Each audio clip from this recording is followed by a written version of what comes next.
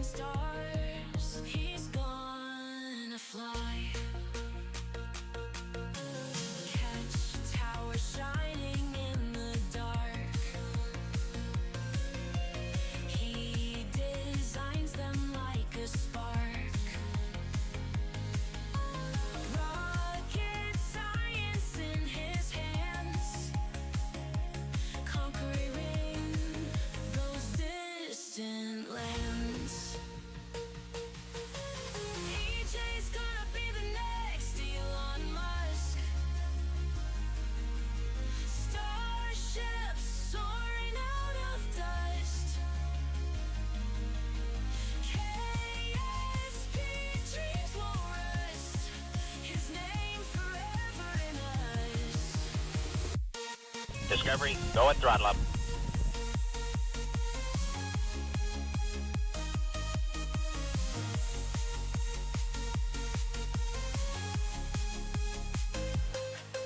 Controller in his steady grip. Virtual stars start to slip. Every launch a fearless trip.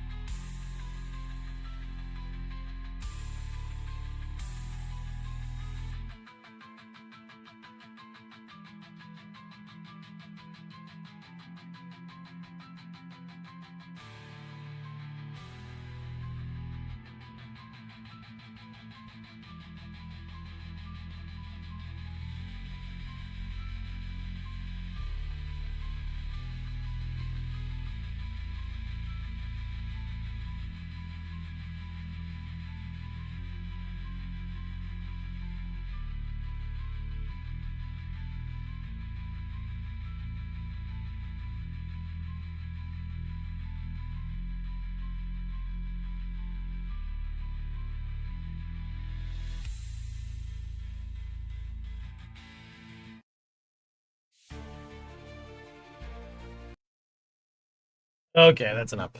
How's everybody doing? How's everybody doing? Everybody doing well? I I'm not doing very good. I'm not doing well. I'm not doing well. That whole standing thing is not doing good. Not doing good. Yep. Take another rest day? No, no, no. I'll just sit here in the chair. Dude, we'll do this thing that we used to do all the time, the playing video games thing. We'll do that. Um, Sounds like an inflamed disc or something. Yeah, pretty much. I have a partially herniated disc in my back. That's what happens. And sometimes the way your muscles move, right? The way my muscles move back there, it'll tweak it. It'll hit the nerve and just, yeah, my back basically locks up. I become about as mobile as a 70-year-old man. Yeah, it's really sucks. It's not fun. But it is what it is. Yeah, it happens. Love to see you play retro games sometimes. Yeah. Kerbal is a retro game at this point. Wiping is the worst thing when that happens. Yeah, yeah, it is. It's really not fun not being able to clean yourself. Heating pad, I've spent all night. I basically stopped the stream and lied down in bed with the heating pad and painkillers for the rest of the night. Does being a big dude make it worse? Yeah, yeah, cryo. Yeah, yeah, yeah. I mean, I think that is the reason why I have back problems. I can't really fit in anything. So I constantly have to like slouch over. Like if I sit up straight in the car, for instance, it doesn't matter if it's the Mustang, doesn't matter what car. The top of the windshield is basically right here, and the roof is like right here. Like if I sit up straight in a car, I can't see out the windshield, even with the seat like all the way down and all the way back. It is what it is. Trucks I fit just fine. Not the 59 though. The 59 I kind of have to do this to look out the windshield. My eye line is at the top of the windshield in the 59. The F250 though, and the F350, yeah, no problem. I can fit into that just fine.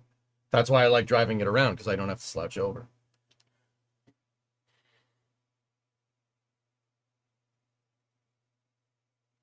How tall are you again? 6'4". Yeah, so like, yeah, world ain't made for tall dudes. But not that I'm complaining. Being tall is awesome. Freaking rules. Disc surgery? Garrett, I don't think there's anything to fix down there, dude. Once you pinch a disc, there's not, I mean, they could fuse them, I suppose. But that'll just screw my mobility even more. Holy crap. ZR1X makes 1250 horsepower and goes 0 to 60 in under 2 seconds. That's pretty good. I'm stretching my back right now. I'm stretching it out.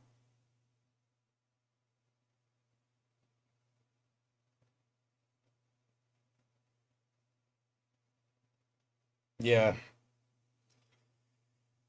They confuse them and then you can't bend at all. Yeah, exactly. I'd rather keep the mobility and take the pain. It really just, like I said, it comes from bad posture. I mean, I heard it a long time ago, but this kind of stuff comes from bad posture and bad lifting. I think I tweaked it. Sometimes you tweak it when you sleep. Usually I wake up probably like 2 to 3 times in the middle of the night. Feel like I'm being stabbed in the back. You get used to it after a while. Just back pain problems. So getting a good night's sleep is not something that usually happens. And you know, if you tweak it, when you sleep, you wake up, there's really not much you can do. Except take like a painkiller or something. In which case, those things make you irritable as hell. I'm sure you've seen that before on here. You ever had a massage? Yes. I think what I need to do is just work on my posture, guys. I think we should just start there. Just sit up straight. Just sit up straight and get into shape will probably be a good. That's your best hedge against it. But yeah, I'll think of something, dudes. For now, I'm pretty much not mobile. Can't really move. It took a while to come out here today, which is not. That's embarrassing. Can't work on the car. Yeah. Sucks. Round is a shape. Yeah. Channel point used for posture check. I'll take care of it, man. Yeah, we need some core strength. I gotta do sit-ups, but I can't do sit-ups right now. Will a belt that powerlifters help? Will a belt that powerlifters use sometimes help? Yeah. Yeah, I have one right here. And actually, you reminded me to put the damn thing on.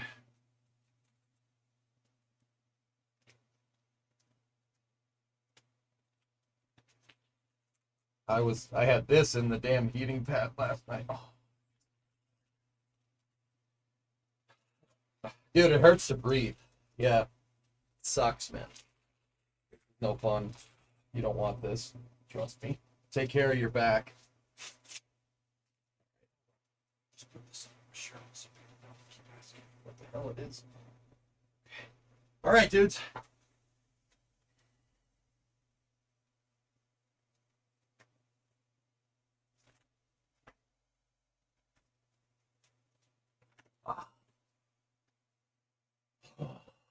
Yeah, it hurts. It hurts to breathe, dude. It sucks.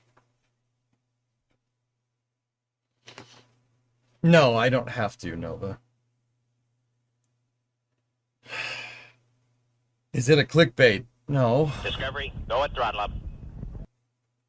No, I wanna there's a couple of mods that people have been telling me about that I want to check out in KSP today. I just want to check in.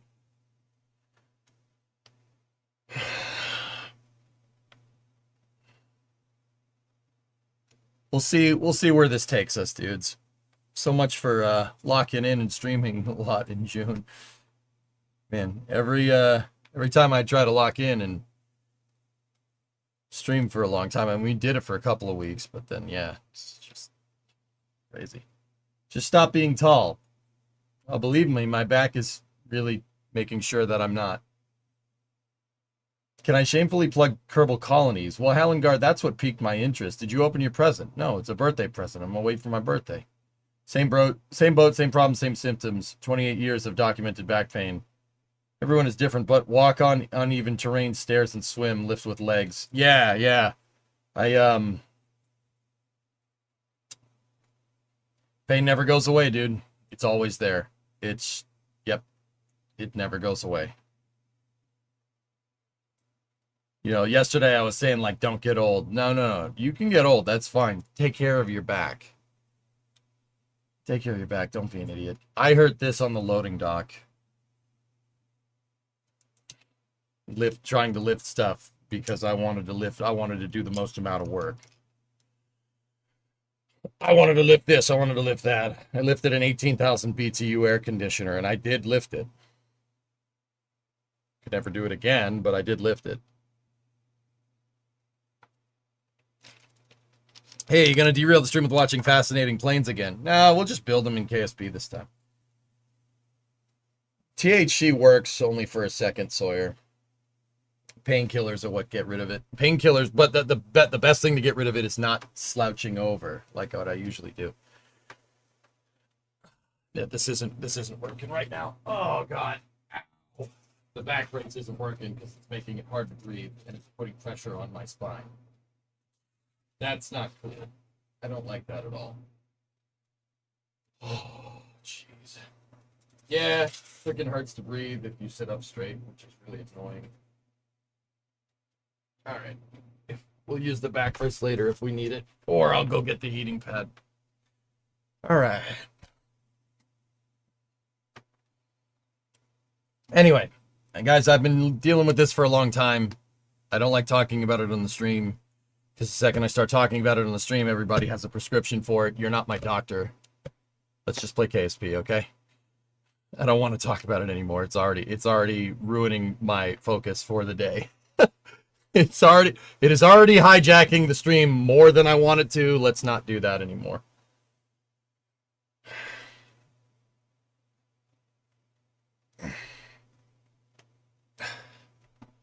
All right. Nah, can't see me. I got it. I know what I need to do. And I've been pretty much doing it for a long time. Anybody that has this, dude, like, you could be just fine, and then, you'll reach wrong and you'll have a muscle spasm, and then that's it. You're done for a couple of days. It sucks. It sucks a lot. Such is life. Such is life. Yeah, dude, I was fine. Like, my back was fine. Saturday, Sunday. I was doing clean lifts on Saturday, or Sunday. At a Father's Day party, and there was a trailer axle, and me and my cousins were like, hey, I bet you can't lift that. I'm like, dude, I'll lift that. And I was doing clean lifts with it. Back felt great. No, I did not hurt it doing that.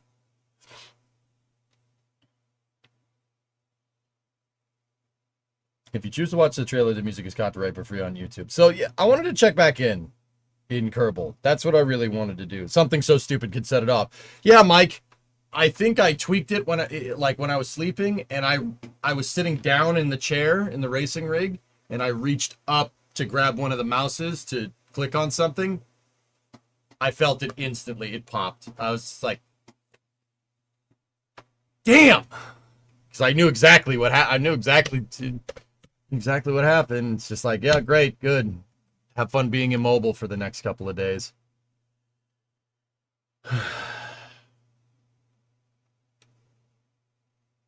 Oh yeah, Hellfish, I'll do that.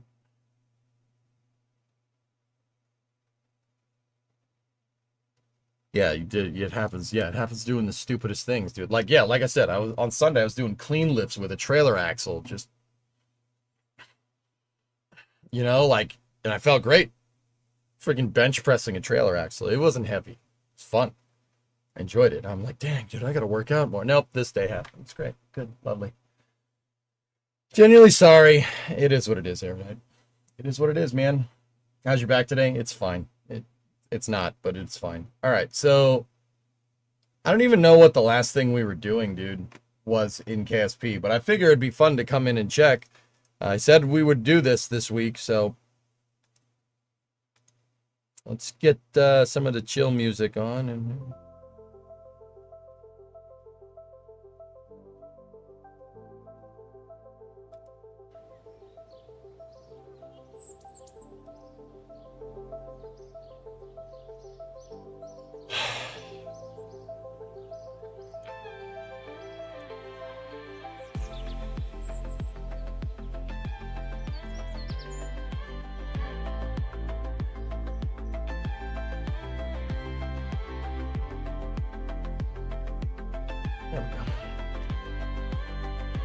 I can't believe Honda did the rocket. Yeah, dude, they did good.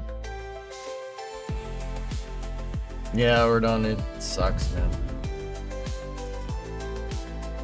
Next, you'll step up to 1-ton axles, right? Yeah. You EJ, who this? What's up, girl? All right, so.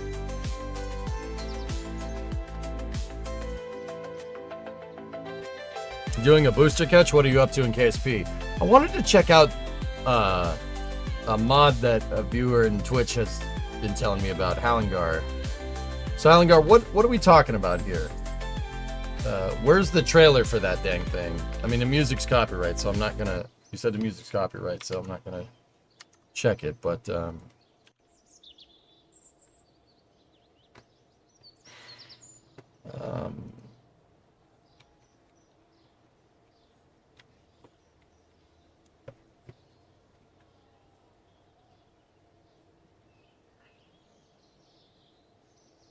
let me just balance the audio.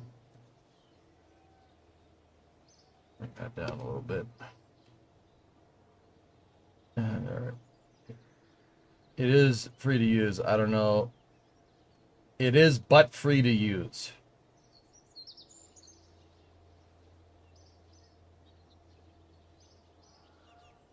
Okay. I don't know how something is but free to use, but is it leg free to use too? Okay. KC team. Here's the trailer for it.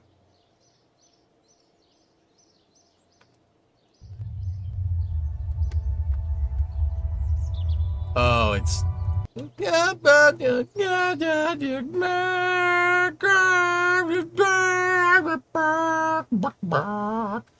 do it with we'll do it with chickens.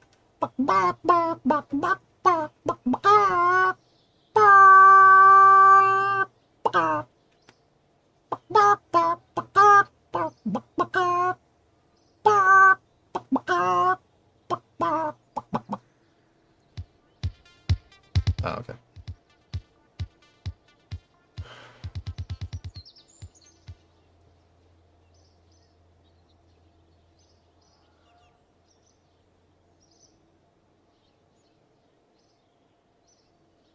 Cool. Parallax got a major upgrade with Parallax continued. Cool. Oh, sick.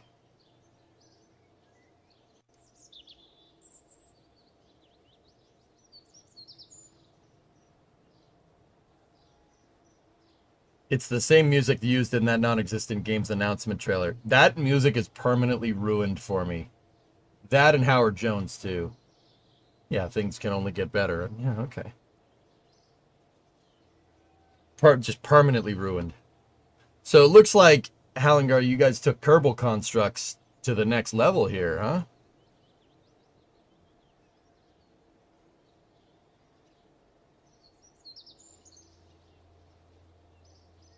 So you could just use Kerbal Constructs anywhere?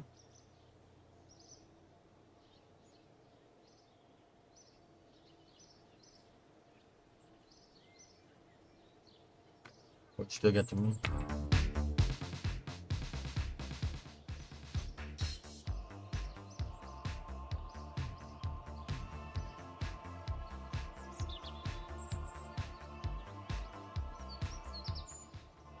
Cool. Oh, there you go, Magellan, yeah.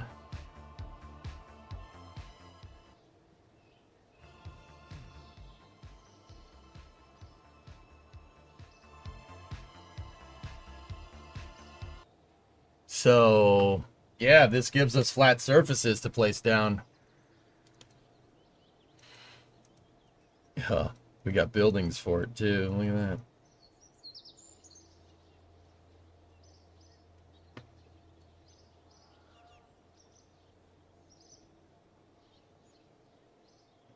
Nice. It's weird seeing a VAB and a HIF on another planet, but all right.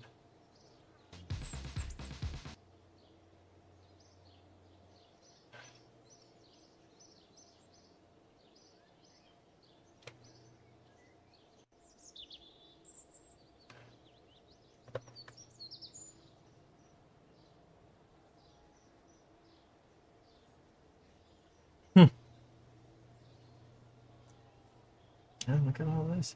So you have to connect everything, Hellengar, huh?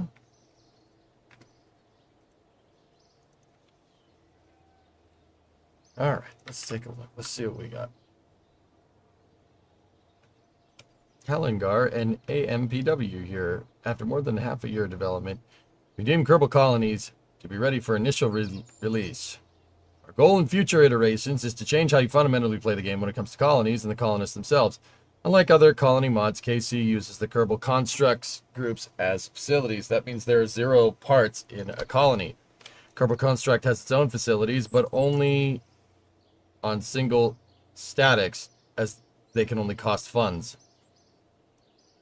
They also don't use real Kerbals overall, so they aren't really a colony. It's abstracted. I got you. I thought you could already do this with Kerbal Constructs.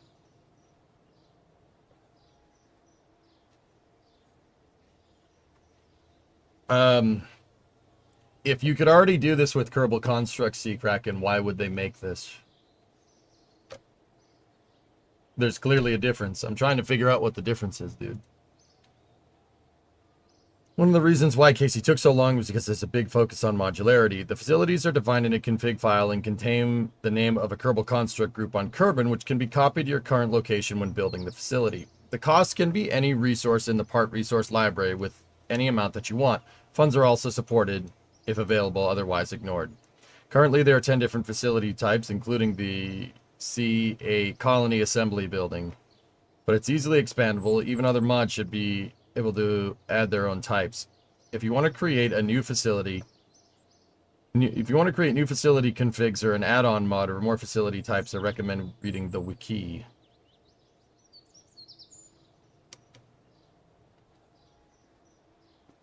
So if you look back in KSP, I have a mod called Kerbal Constructs, and we ended up really never using it too much. What I wanted to do with Kerbal Constructs is basically it allows you to expand your space center and place down more buildings. I totally forget how to use it, to be 100% honest with everybody. I have no idea how to use this thing. But, you know, there's like another hangar. Like if you have a hangar over here, you can click on it and you can store a vehicle in the hangar and stuff, like putting it in the garage.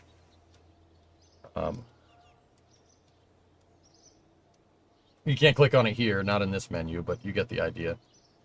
Why are the controls inverted? Yeah, it's inverted. That's great. I never realized that. What I wanted to do was use that to build multiple launch pads for mission modes, for the mission mode save. It's something we ultimately never did. So the idea is that I have multiple launch pads for different rockets that are out of render range with each other, right? They're completely out of render range, and you can have different rocket facilities, which is pretty cool. It's a pretty cool idea. As of right now, we have predefined Kerbal Construct groups that we use as facilities for things like ISRU, extraction, building crafts, and in the future you can update individual Kerbal Construct statics for a cost. I think one day you should try Kerbal Attach and Kerbal Inventory. It's better than the equivalent systems they put in with stock robotics. When you completely wreck your ship and rebuild a new one out of parts in orbit like Flight of the Phoenix and you make it back home, that's the most satisfying experience you can have in the game. Mayor, Kerbal Attachment System has winches in it, does it not? It has wire, like you can make cranes. I might consider it, dude. Here, do we have a telescoping crane? There's one that I never finished. Yeah, winches and all. So you could build like an actual crane and lift stuff up. I might get that just for that, dude. It has winches? No, winches. Difference.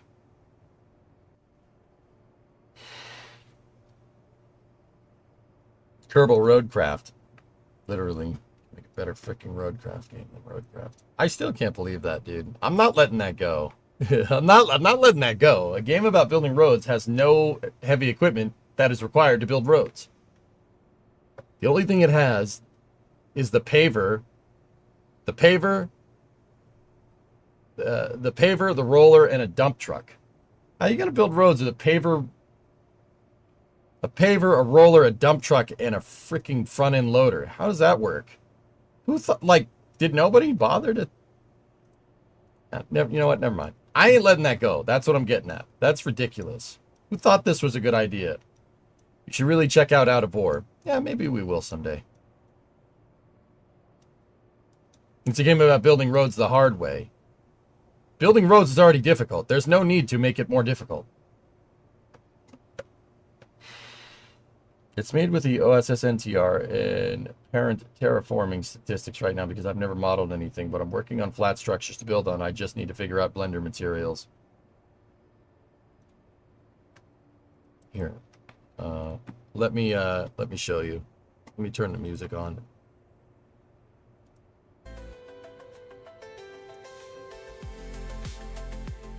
There we go.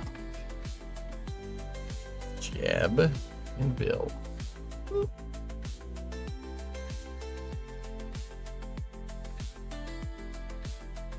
Yeah, out of bore seems cool. We'll try that sometime. But I wanted to mess with KSP today.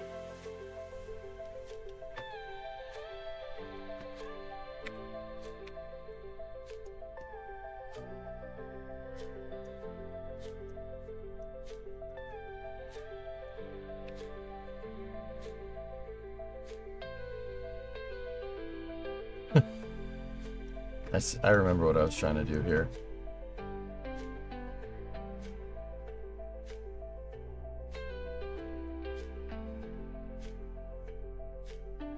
Just trying to make a little crane. Problem is the crane gimbal locks. If you want some crazy fun, add near Taya's Near Futures pack. I'm alright. No, I'm good. I don't want to go too crazy.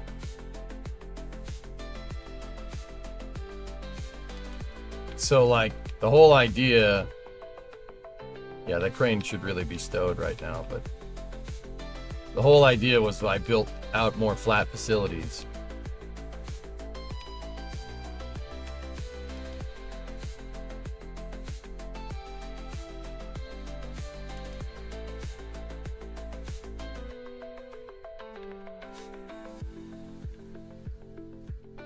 Crane really shouldn't be doing that, but that's okay. See, I added an additional flat area. What does restock do, I think?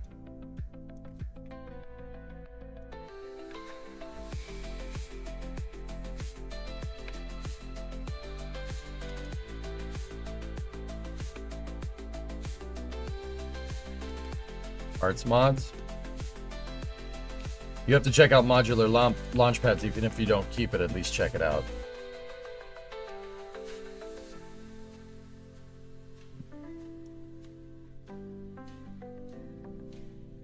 Is it true that the moon rover cars weren't able to operate on Earth because of the gravity?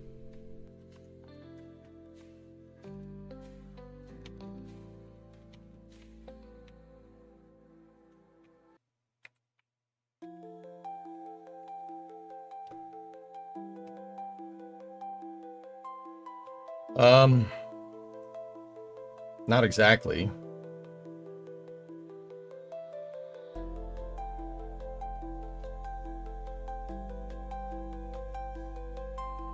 I shook that dude's hand.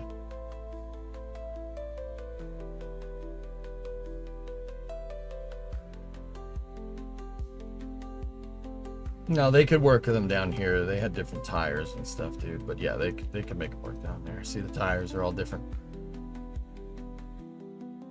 That is a 1G trainer. It's different. How is it different? No, except for the tires. Looks pretty real to me.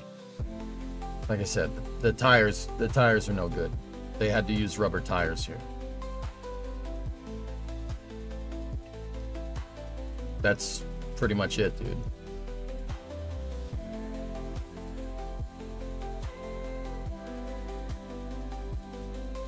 Still cool though, man. How's your back doing? Oh, terrible. Yeah, really bad, LM.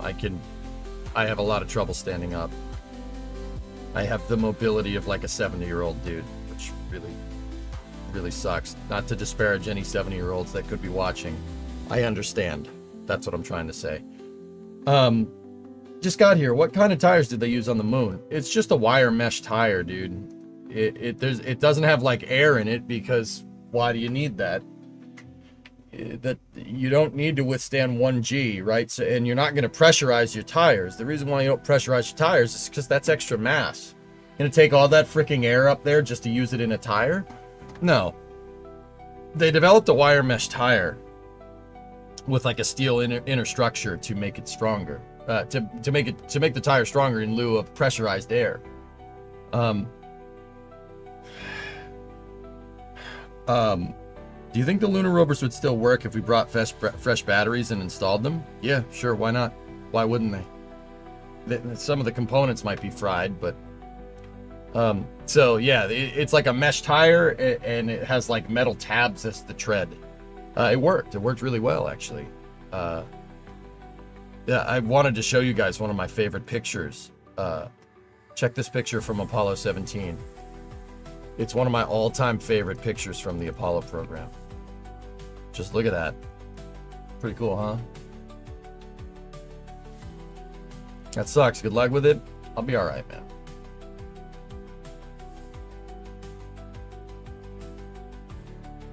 Yeah. Wayne, you love this kind of stuff. Yeah, man.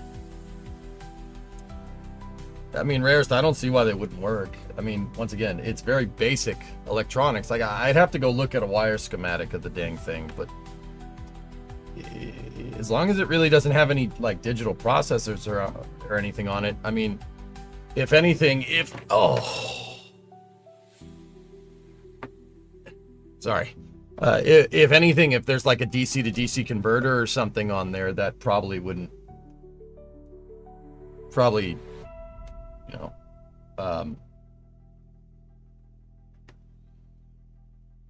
like as long as there's no processors or digital chips on it, it should be fine. I don't see why it wouldn't work. Here, real quick. Let's now you piqued my interest.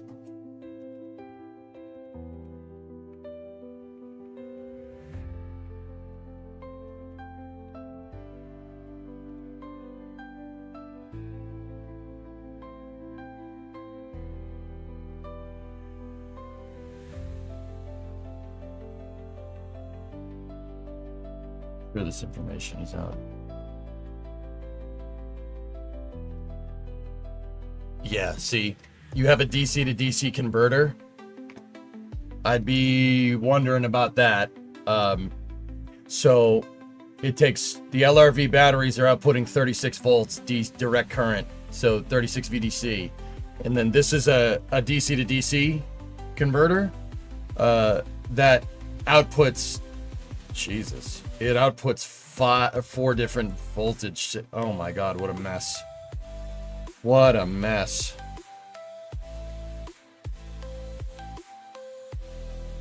Oofda. So the gyros, you have a gyro here. Oh boy, you're outputting 5, 28, 16, and 115 at 400. I wonder what needs the 115. This might work. It's possible. That thing's probably junk. I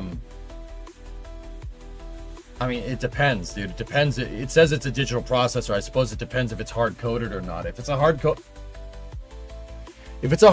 processor, maybe. Like, I don't know the exact right way to say it. EEPROM, I think is what it is. Maybe. If it's hard-coded, it might be fine. Yeah, might be fine.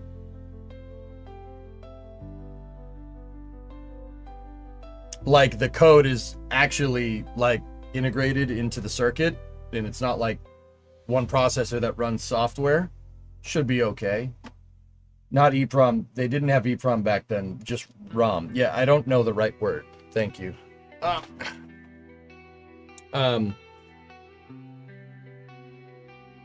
I'm not sure those directional gyros are gonna be happy, but I mean, they stopped spinning, so who knows?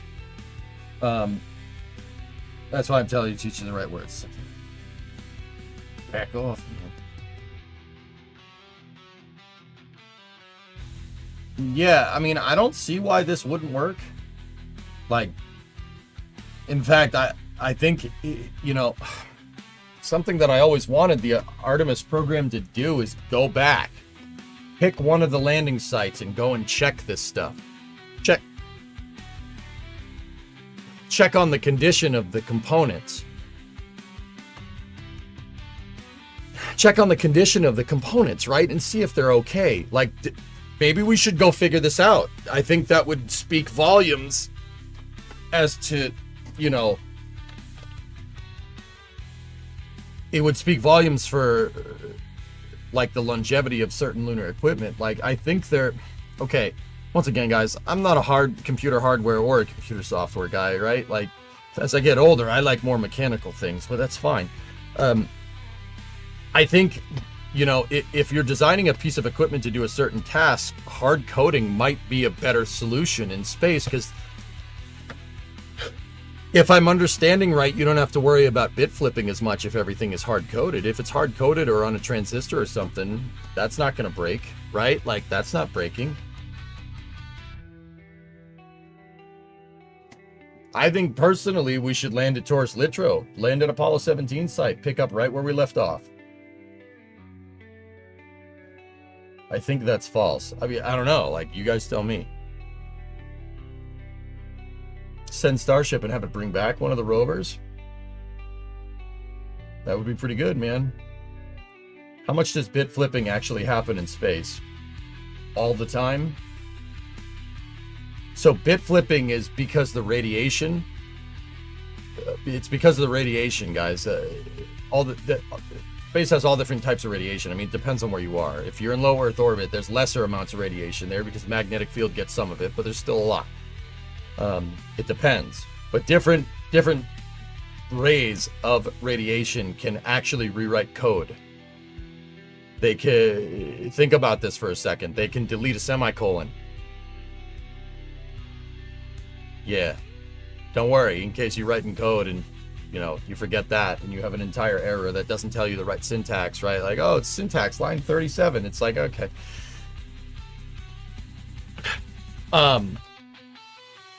Yeah, space just does that from a software perspective. So, like, what they do nowadays, like, I'll give you an example, what, like, Falcon 9 does. Falcon 9 runs processors in RAID that are constantly checking against each other. I believe it's called RAID 0. I don't know for sure. Oh, come on, man. Every breath, dude. Unbelievable.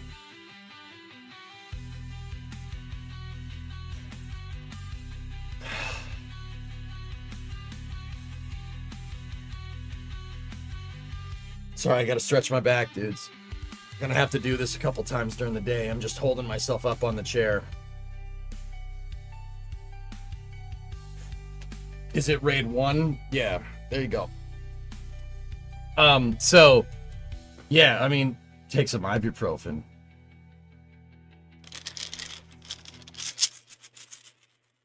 Yeah, I know, man. Next time to do it is at 4. I know it's probably a stupid question, but would standing help? No.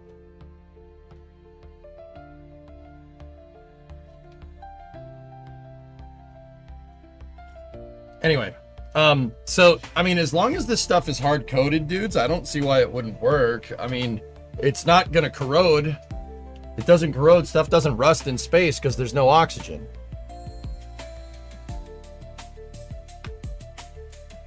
So I don't see why it wouldn't. Like, it should be fine.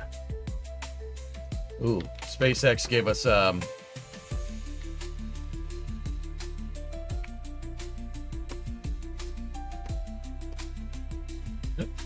we got a single engine static fire yesterday on ship 36. 6-second burn.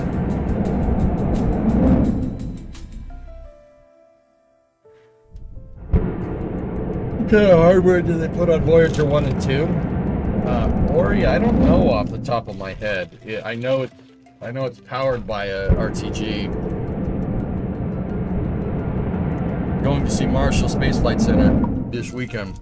Hopefully they have something cool. The NASA facility, there's always something cool. Nice, that motor looks pretty dang healthy, dude.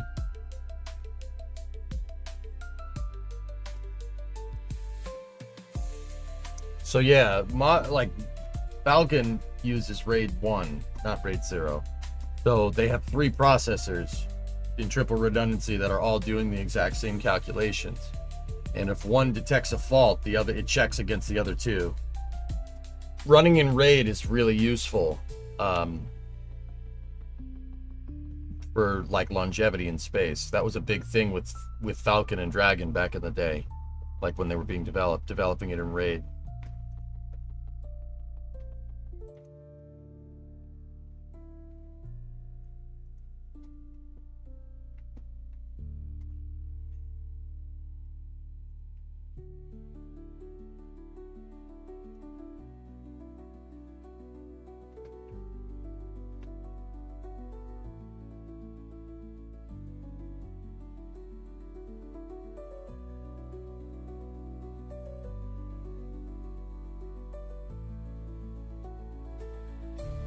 Yeah. Dude, can you believe this? All this stuff is running on 5 different voltage. They had a DC to DC converter in that thing that could output 5 different voltages. That's man, foreshadowing. Modern cars have that, dude. Have something like that. Like nowadays, even gasoline cars, there's so many different things that require so many different types of voltages that cars are full of DC to DC converters nowadays. Oh yeah, like a modern car. Like the radio uses a different voltage than, you know, like the electric power steering or, you know, the gauges or something, or the braking system uses a different voltage. These things are full of these stupid things. Yeah, your power supply does the same thing. Yeah, that's what the 24 pin connector is for that goes to the motherboard, right? Your 24 pin, and then, yeah, you got the Molex connectors. Yep. Yeah, Ray, I'll take care of it, man. I'm managing as best as I can here, dude. Post Sawyer, 400 hertz at 115 is standard avionics power. So that means they have some standard avionics components, Sawyer, which is pretty neat. Thank you, Geek. So something on here is from an airplane. My guess here. Lunar roving vehicle display. I bet you we can find it. I'll bet you it has something to do with these. Your power meters.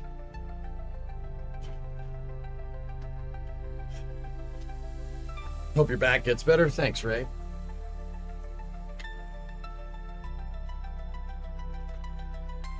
I'm gonna have to do this throughout the stream, dudes. I'm sorry.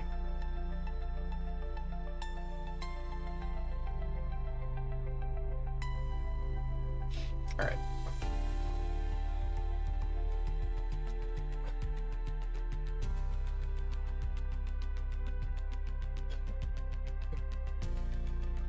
Hurts to breathe. That's really annoying, man. Anyway, cool. Yeah. Good stuff from SpaceX, good stuff from the LRV, good questions. So yeah, I added these Kerbal Construct areas so I could build launch pads out here. I have an inversion table, dude. I was using it. It's not...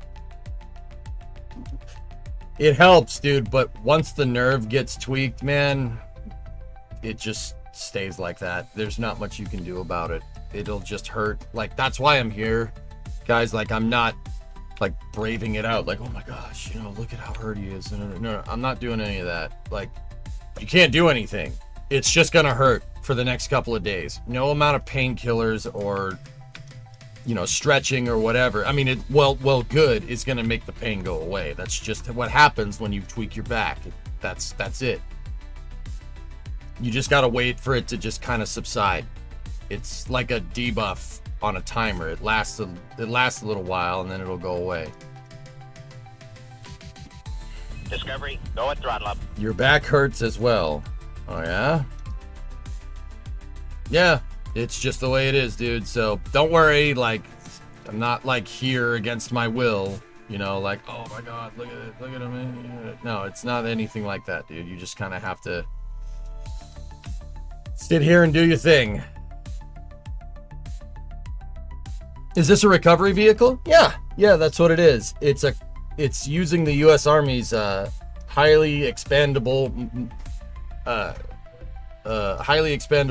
mobile tactical truck. It uses a HEMTT design.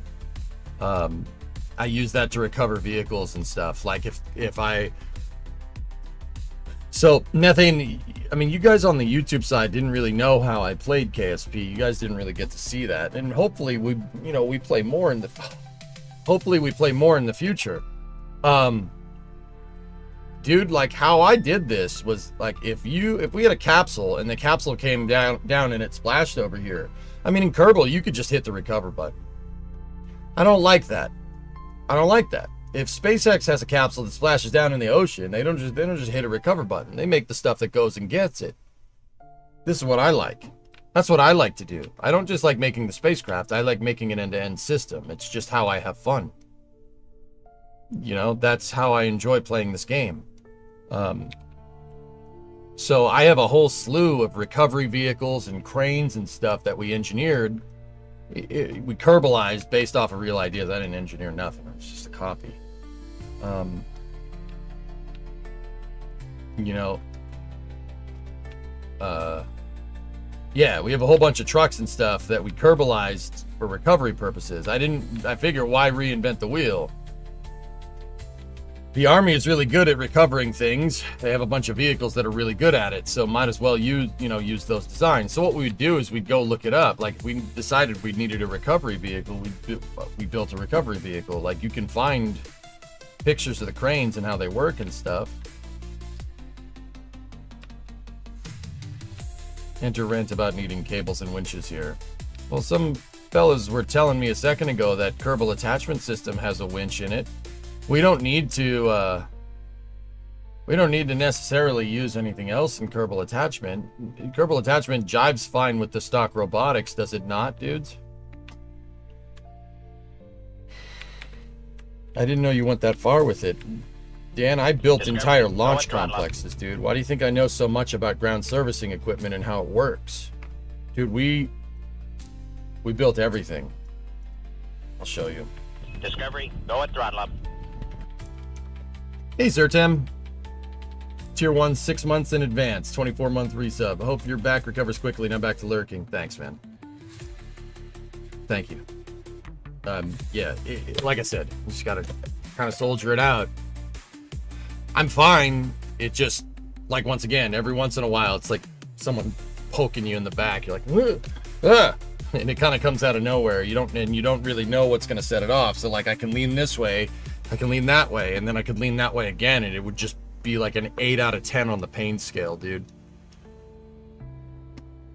That's why, like, every once in a while, I'm like, oh, okay, I'm all right. You know, that's good. I'm fine. I just figured you read a lot of books on the subject. I like your approach of learning through video games. I did it for 10 years, Dan. 10 years before I even went on NSF. Chris G back in the day wanted me to come on NSF in like 2019 or something, and then the pandemic kind of killed that. He, you know, I told, like, yeah, I was talking with him in 2019. He's like, dude, you gotta get in here. You gotta get in here. And I was doing something. I don't know. I was doing something else. And yeah, I just never got back, which sucks, but it is what it is. Oh, that hurts a lot. I mean, you saw me build the catch towers and stuff, but yeah, here, like, I built entire launch complexes. I mean, this one is clean padded right now because I wanted to retool it for my medium launch vehicle, which is my MLV is like a Kerbalized version of Falcon 9.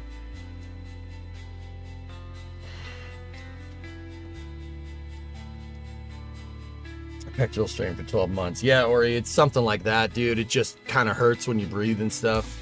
It is what it is, man. I'll be fine. Yeah, we built entire launch complexes, reusable vehicles. Yeah, dude, we were building all kinds of cool stuff. I even built Stokes' test prototype here. Stokes' test prototype. Pretty cool. I forget how it works, but, you know, this thing has an offset center of mass and can still take off and land perfectly, and it has no SAS and no thrust vector control. All the gimbal on these controllers are locked out completely. Watch. We engineered all kinds of cool stuff in this, man. Star Raker. Oh, yeah. Don't worry, dudes. We'll get back to it. We'll get back to it one of these days. Consider this, Whoa.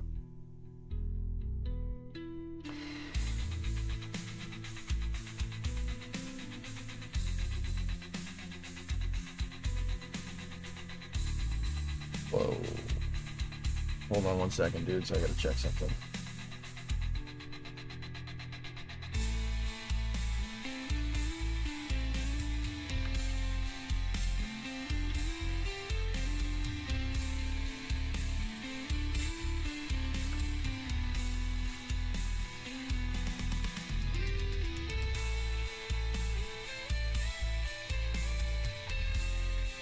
TJ and DIY friends, is it worth it to get a plumber to install a wax seal for a toilet, or is it easy enough to do yourself? It's easy enough to do yourself, Waz.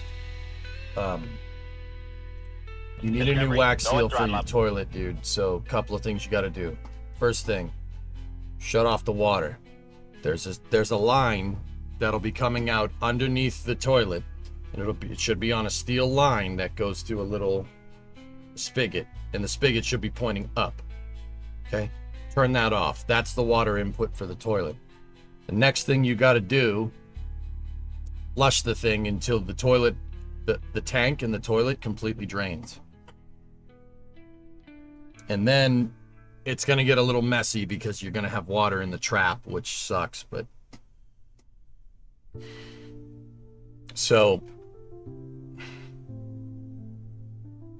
turn off the water, drain the tank, make sure that it doesn't fill back up.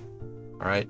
So you can do two things from there. You can take the tank off if you really want to. It's just held in by gravity. Some toilets it's bolted, or you could just remove the whole damn toilet.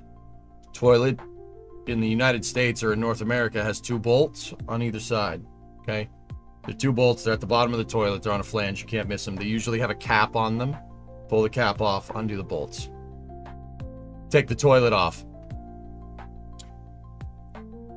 At this point, it's going to smell terrible. Don't worry, that's normal because it's past the trap. The toilet, every toilet, you know, the toilet has water in it, right? And the water stays there. Every toilet, you know, here's your bowl, right? You have a pipe that goes out the bottom of the toilet that turns, right? You see it turn. What you don't see is that it goes up and then over and then down. So it does like an S almost. And what happens is water stays there and it fills up the lower part of the S. The reason why it's called a trap. Faucets have it too, for what it's worth. If you notice a faucet under your sink, it goes up and then down, right? It does like 180, goes up and then goes back down. That's called a trap. What that does is it keeps water there and it prevents the smell from the sewer coming up into your house. The trap is on the toilet. It's not in the piping. So when you pull the toilet off, dude, it's going to smell. And it's going to smell like, well, shit. It's going to smell terrible. That's fine. That's totally normal. Pull the toilet off. If you want to put a new one on, you put the new one on. But the wax seal is there. You got to clean that thing up. You got to clean up the flange of the pipe. So the toilet has the 2 bolts and the wax seal in the center. You got to scrape the old one off. Usually comes off. It's usually a donut. Like you should be able to get a chisel under it and pull it off. Right?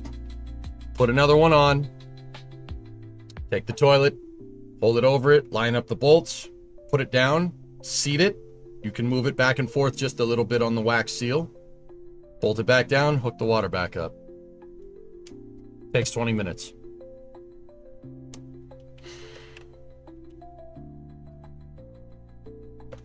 It's not hard. It really is not difficult. It's just, it smells awful. It smells terrible. You have a direct line into the sewer or your septic tank and it's going to smell. Yeah, 30 minutes with beer breaks. It's quite actually turn off the water, drain the water, undo the 2 bolts, undo the wax ring, new wax ring on, put the new toilet on, 2 more bolts, hook the water line back up, and go. So the other thing that you got to do, dude. So I got to get up for a second. I got to go grab it. 1 second. Hang on. For 1 moment. Putting the door hurt my back. That's not bad.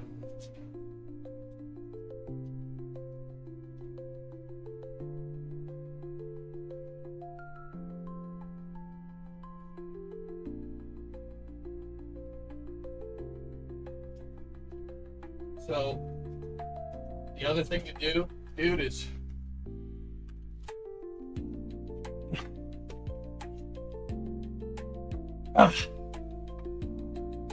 the other thing to do is go down to the hardware store and get PTFE. Okay, get some PTFE tape. Get this. This is so this is Teflon tape or PTFE. I forget what PTFE stands for. Poly Teflon something stupid, polyethylene. Jesse, we have to cook. Go at throttle up. when you hook the water line back up, dude, clean the threads off of the spigot, right? Take a little bit of the PTFE, put it on the threads of the spigot, tighten it back over the threads. This basically, give me one sec.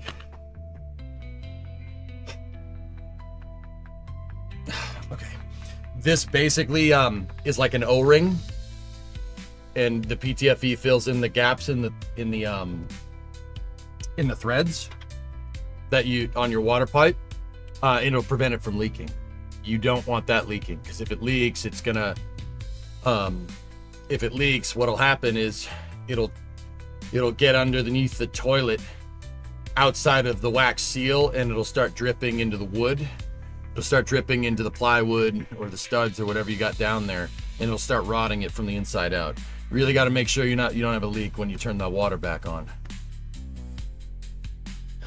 Polytetrafluoroethylene is the sciencey way to say Teflon, PTFE. Yeah, there you go. So that's how you do it. Thanks for checking a look at the mod. Since release, we've had like 9 updates, and we are now a team of 4. We have lots of cool stuff planned for to do in GitHub. It looks cool, Halingar. Yeah. Polytetrafluoroethylene. Yeah, there you go. It's Teflon. So that's important. Make sure you do that. If you really want to do the job right, get a pipe wrench.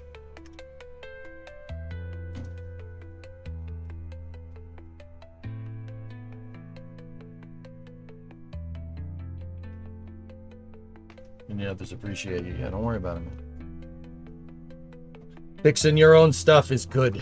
It's nice to do it yourself, because if you had a plumber, if you had a licensed plumber come in and do it, right? Yeah, the job would get done right, most likely, but you'd also be out like $500 or whatever. It'd be out a lot more money than just a wax ring, that's for sure. But like, I know I said it's like a 20-minute job, but just go slow and take your time. Just make sure you're doing it right. That's all.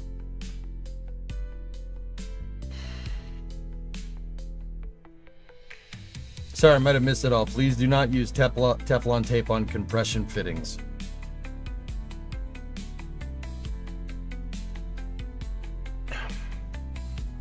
I don't know. It depends, dude. My toilets don't have compression fittings. At least I don't think they do. But even if they did, I Teflon taped them and they're fine. Mine don't leak.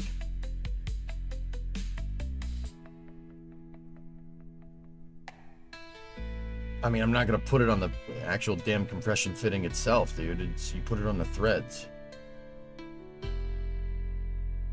Most supply lines for O-rings. Yeah, I mean, okay. Yeah, you obviously don't want to get that in the compression fitting, dude, but yeah.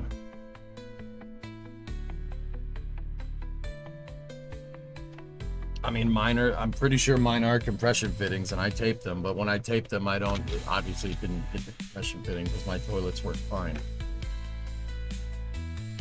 Sorry, I might have missed it. Shut-off valve is likely a compression fitting. Tape should not be used on those threads. Well, what are you going to do about it? Can't see me if mine are all covered in PTFE and they have compression fittings anyway, huh? What are you going to do about it? Stein? Huh? Gonna look real funny eating corn on the cob with no frickin' teeth.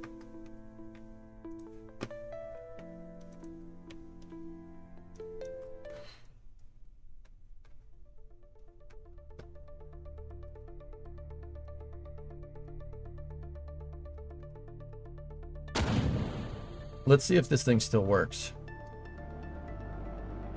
Oh, it does. Oh, look at that. It still works. So guys, I want you to, I mean, you're looking at this thing, right? And you're saying like, okay, it's loading. That's cool. You know, it has differential thrust, right? Look, differential thrust. The front motor is not making the same amount as the back motor. And yet it's hovering just fine. And even if we shut off the RCS, we still have vector well, we did have vector control. It used to. I don't know if it does anymore.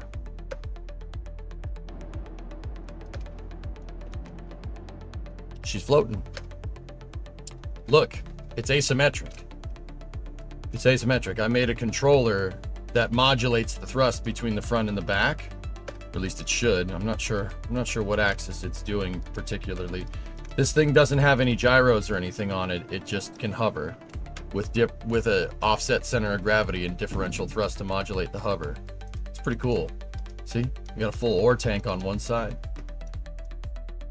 You made control logic for a hover with Cal controllers. Yeah, see, I don't think they're bound anymore, dude. I know I don't have any gyroscopes and reaction control torque in this thing. I made it a thing to not have it.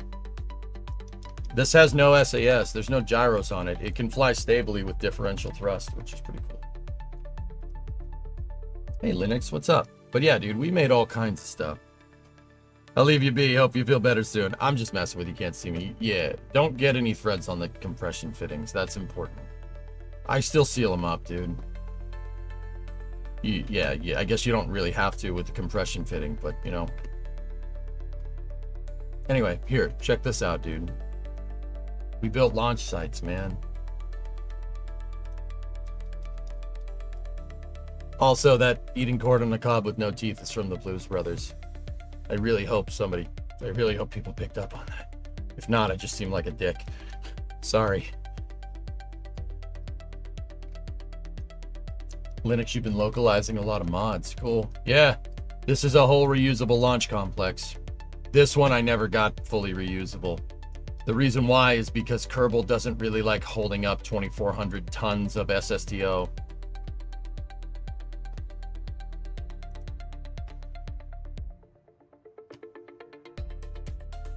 Take a look at that. Oh, that's neat.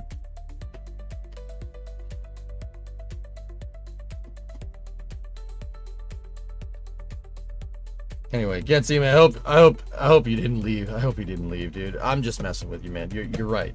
You're right. I'm just being a jerk. Sorry, it's northeastern banter. I apologize if my delivery is all screwed up. Yeah, that launch complex launched this thing. Yeah, we have both kinds of music. We got country and western.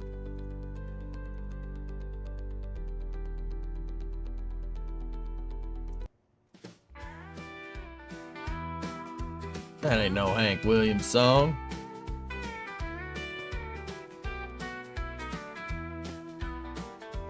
When you're Kerbal stuck in space, so you're trying to get to the MSC race. One man has all the clues to help you solve your blues.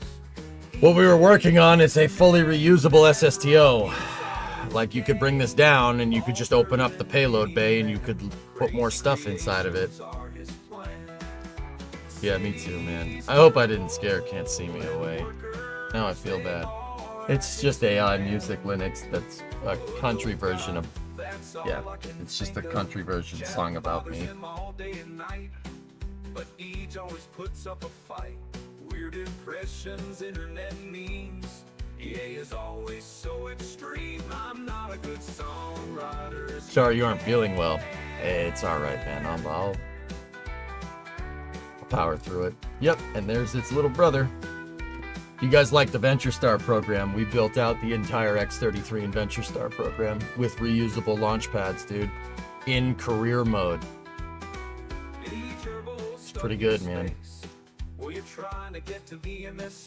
These things are hard to make, dude. But yeah, if you guys are wondering, like on the YouTube side, where I learned about GSE and why I know how GSE works and integration and cranes and all this other stuff, it's I taught end-to-end integration in Kerbal. I taught myself end-to-end integration, like for a rocket.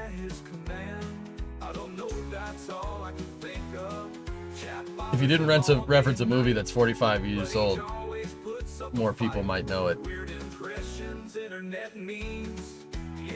And what if I tailor each response depending on who I'm talking to? What the hell did I do here? Oh, I know what that's for. Don't worry. You don't call me a synth for no reason, Graham. When I played Kerbal, everybody called me a synth because I could just, yeah, recall whatever off the top of my head.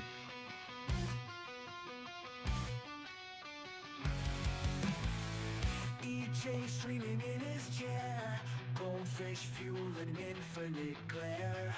Build a land or let it burn. Galakadakistan at every turn. A series of tubes. Every stream, workers to the dream machine. Money flows like molten steel. Chase the goldfish, surreal. Yeah, dude. Yeah, this freaking thing. Synth is an old nickname, dude. Because back in the day, so Tough Jaw is like, back in the day, it was kind of like Alex is over at NSF. I could answer any question. I mean, I still can, but like, you know, I just let Alex do it if he's doing his, if we're on like Flame Trench or something. I know the answers to some questions. We just let him answer it. Because his answers are good, man. They're long, but they're good. They're really, really packed with information. XB70? No. Star Raker.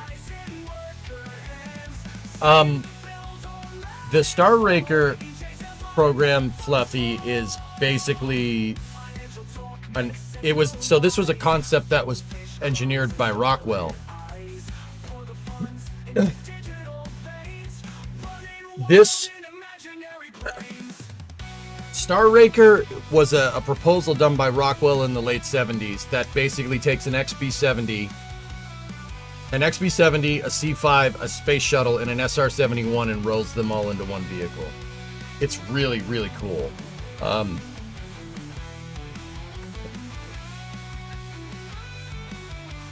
Does it originate from playing Fallout? I played Fallout when it came out, Dan. Yeah, on stream. Those VODs are long gone, though.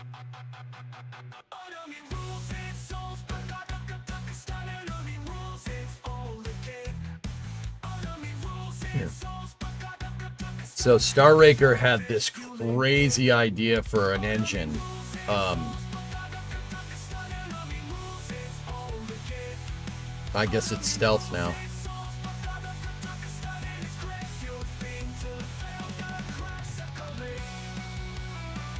It has not populated it. I have not opened this in a long time, I guess.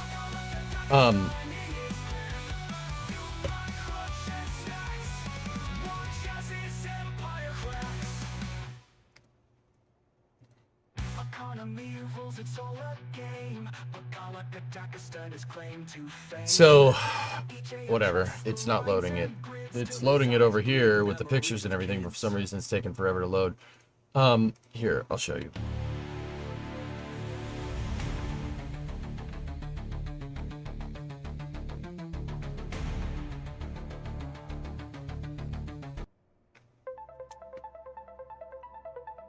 So, Star Raker had this crazy idea, which is actually not that stupid when you think about it, but the idea with Star Raker was to have an engine that's kind of a hybrid motor. A hybrid. It is a turbo ramjet, to be sure, like the SR-71. And there were supposed to be 5 of them on either side, but this thing could. It was a high bypass turbofan ramjet. So what it basically did was use the CJ805. CJ805-23. So the CJ805-23 is a high bypass turbofan, but it was retrofitted with turbofan technology. A CJ805 is quite actually a GE J79, so it's an F4 Phantom engine, but it's the CJ805 was the civilian version of it. The difference between the civilian version and the J79, so the 805 and the J79, the difference is, well, it doesn't have an afterburner. But that makes the 805 very unique in this regard, in that it has a provision on the back for attachment. You could see these bolted flange on the back, these bolted up flanges on the back right there, as opposed to just an integrated stringer. You could basically attach stuff onto it. So like, once again, with the J79, if you look, there's a huge pipe on the back and attached to that same exact flange. That pipe on the back here is the afterburner for the J79. Once again, that's the difference between a CJ805 and a J79. The point that I'm trying to get at, dudes, is that you can attach stuff to the back of it. General Electric actually made a bypass turbofan version of this by putting an N2 shaft behind the engine. So you have your turbojet doing turbojet things, right? And then it's creating thrust, and they attached another turbine, and that turbine is turning a compressor.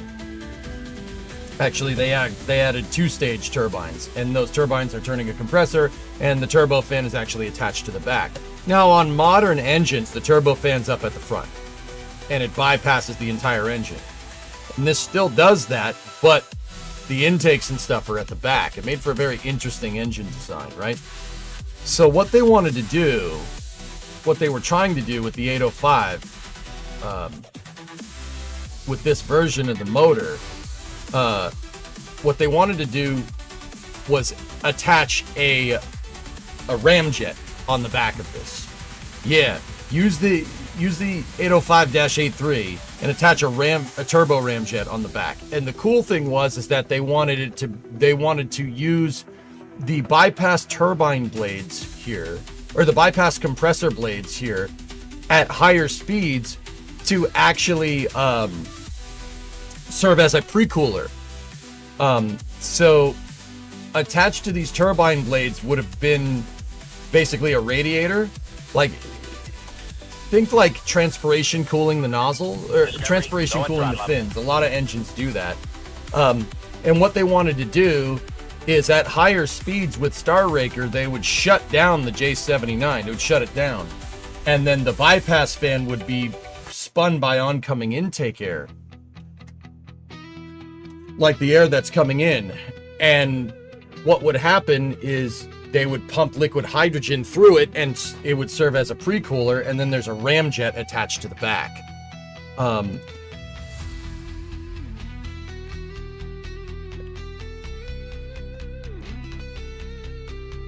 Like that.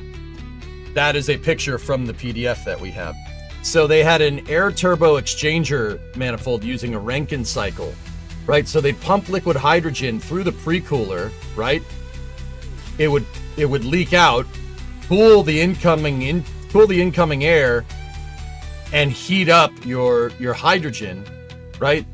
And then they would hit that with a ramjet injector behind it, and you have a throttleable ramjet here. They had an annular nozzle plug that was able to be retracted and pushed forward, similar to like how an SR71 intake can move back and forth, but this is inside of the motor. And that could basically make a throttleable ramjet. That's what they wanted to do. This is not that far-fetched, to be honest. There's nothing here that's completely like ridiculous, like that'll never happen. You could do this, sure. You could do this really good with modern technology, like modern tech. You could, with modern material science and manufacturing, you could make that. Hey, Phoenix, 90-month resub. Thank you. You got the quote from the Blues Buds. All right, excellent. Good to know.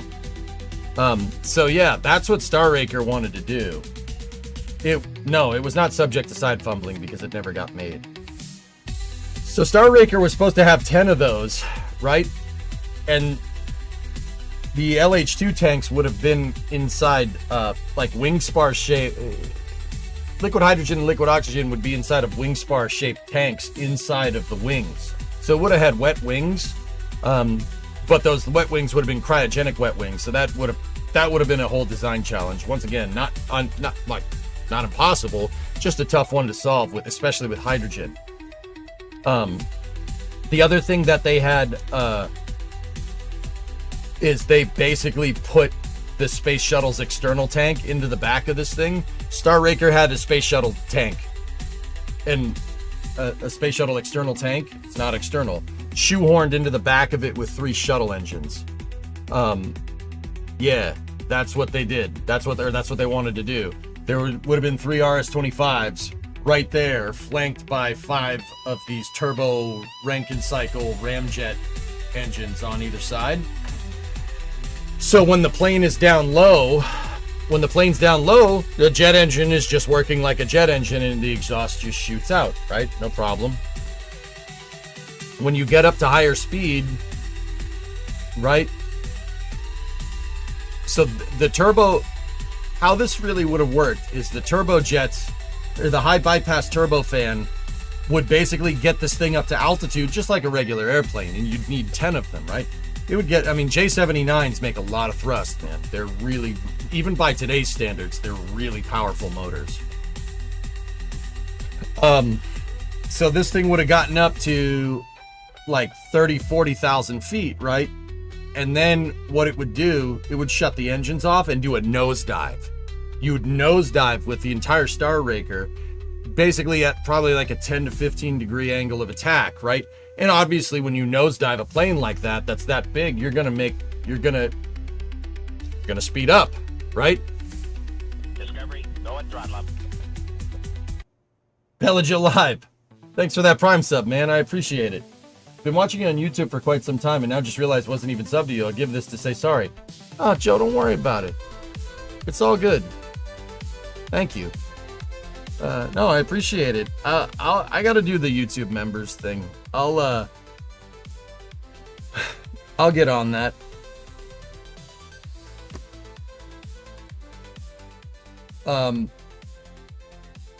So this thing would have done a nosedive.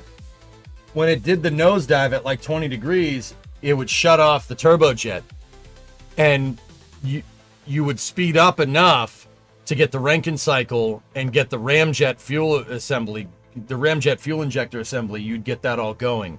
Like it would pick up enough speed to flip the ramjets on, because a ramjet needs a very, very high intake velocity, or intake air velocity.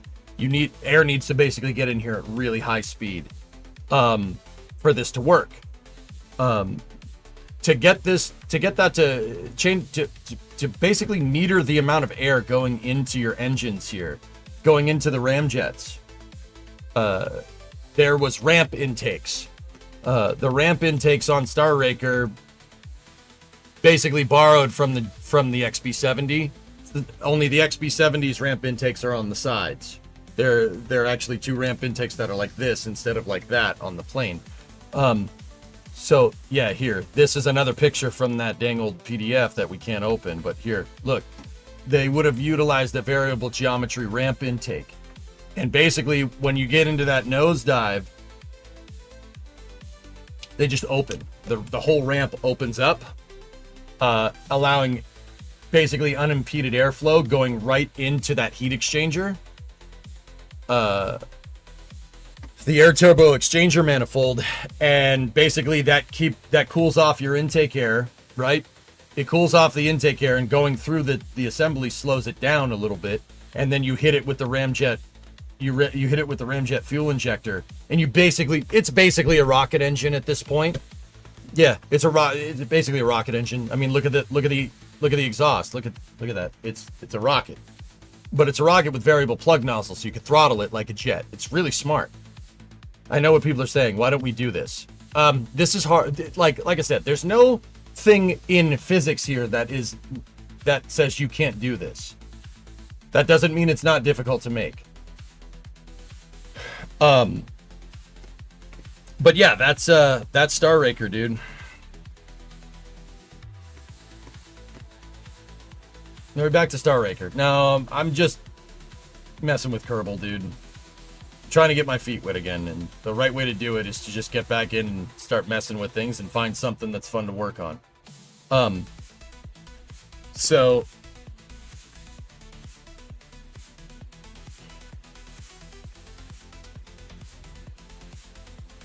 I would imagine maintenance on this thing would be something else. Wouldn't be any harder than any other CJ805, like. But yeah, you'd have to pull the engine out of its housing. The whole thing is basically the whole jet engine and the Rankine turbo exchanger manifold, air turbo exchanger manifold, is inside of a combustion chamber. But it's not a combustion chamber, but it is. But it's not.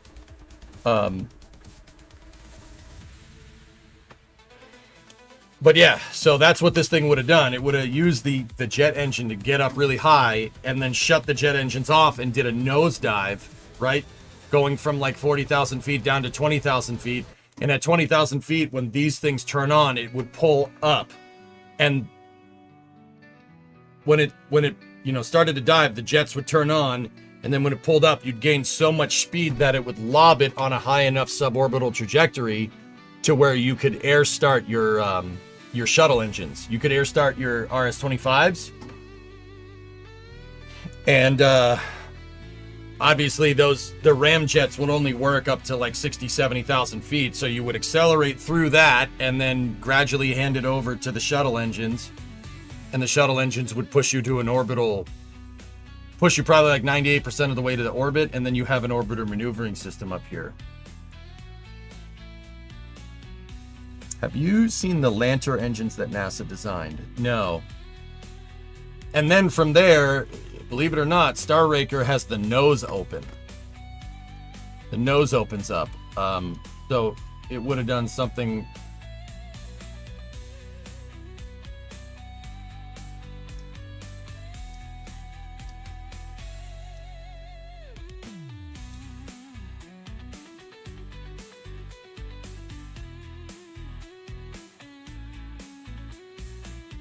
It would do something like this.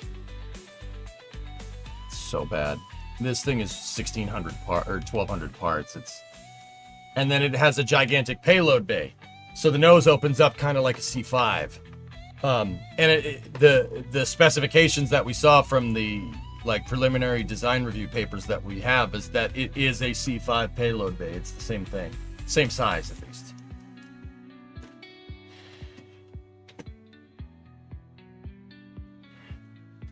But yeah, that was the idea. So we made it. I made a pre-cooled engine that's inside of a fairing so it didn't make a lot of drag with a bypass fan. We took the Goliath engine, a bypass, and then took the Whiplash turbo ramjet, right? And we put it all together inside of a fairing housing and then attach these in a way so the fairing housings would actually stay nice and cool with an air pre-cooler at the front. And then a shock intake. So the design principle is exactly the same, but you don't have aerodynamics. There's not fluid aerodynamics in Kerbal. So it's kind of fudged a little bit, but the idea is the same. You have a bypass engine that can work by itself, right? No pre-cooler, no ramjet. Right? You get up there on bypass engines, you shut them off, you turn the ramjets on, you do the nosedive, and then you shut the bypasses off because they'll blow up. Is it ready to fly? Not this thing, Pelly Joe. No, this thing sucks. It takes 45 minutes just to get it up to altitude to do the nosedive. It's not. I've gotten it into space once, and then I built Star Raker just to say that I could, just to see if I could. Like, I just built it as a, I want to see if I could do this. I did it to keep my design skills sharp and then promptly stopped playing Kerbal for a long time after that. They were LOX augmented nuclear engines that produce way more thrust for less specific impulse. Now that I'm thinking, what if they put those on Star Raker instead of these engines? Not enough thrust. You need a better CPU? No, I need a better version of Kerbal that's not from 2012, Jens. But let's be real, that ship sailed a long time ago. But on a real note, would you ever consider trying out RP1? It would be a bit to learn and get used to, but I think it would tickle the brand of Tism. I don't know, maybe, dude.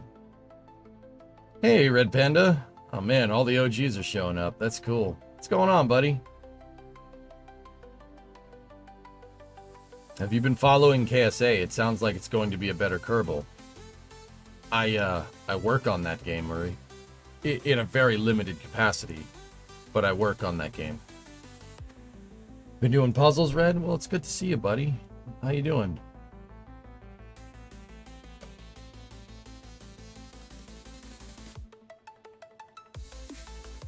But yeah, that's what your boy did in KSB. For a long time. For a long time, dudes. I built out, I didn't just build rockets, I built out entire space programs. That was the plan. You see, this is a early career mode airplane that's designed for moving people around and getting science and stuff. Basically, just kind of like my idea of a Gulf Stream. What are your thoughts on Juno? Juno is a good game, Denny. It's pretty good from what I can tell, but when I went and played it, dude, like, it just felt like playing a spreadsheet. That, like, it felt like playing Microsoft Excel Rocket Edition. And that's not to disparage Juno at all. It's a good game. You can do a lot of stuff with it. It just, something about it just doesn't have the, I don't know what it is, man. I can't put my finger on it. Something about it's just different than KSP in a way that I don't like.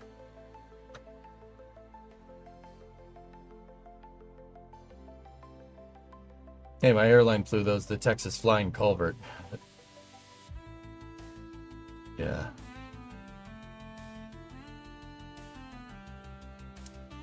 And then, you know, I have the oldies but the goodies in here too. How many years ago did you play? I really hung up KSP 1 in about 2023. Basically when KSP 2 came out. I was playing it into early 2023. And then I played KSP 2 pretty much all through the early spring and into the summer of 2023. And I got sick of it in the middle of the summer. And then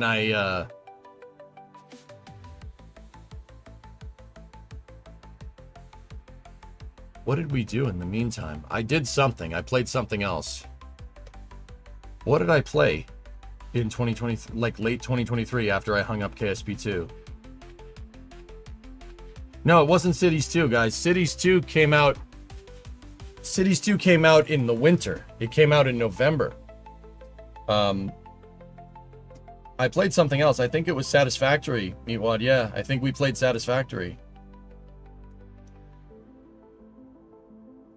Yeah, that's what we were doing. Have you seen Redux for KSP2? Yuri, don't take this the wrong way. I know you like KSP2. I'm never touching that game ever again. Ever. Ever. Ever. Ever. I'm never doing... no, absolutely not. No. I know you like it. I'm not saying don't play it. I'm never touching it again.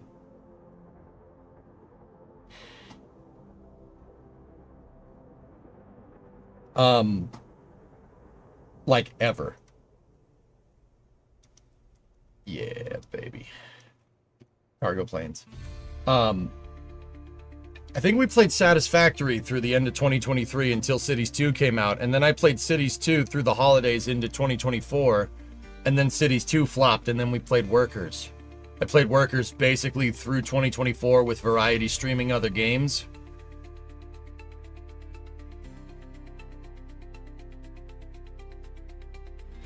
Yeah. Jeez. Yeah, we played that's what we did. We played Starfield. I played Starfield through the end of 2023. Yeah, we played Starfield. I beat the game. And we got to that, whatever that horrible excuse for extended gameplay was called. The mode or whatever. Hey, Tal. What's going on? New Game Plus. Oh, yeah, NG Plus. I got to NG Plus 1 and said, this is dumb. I'm not playing this anymore.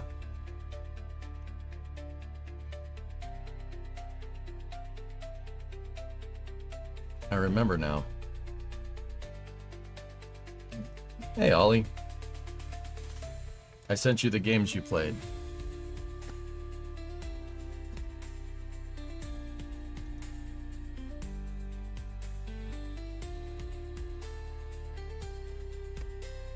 I want to see the 2024 one. Let me take a look, Butter.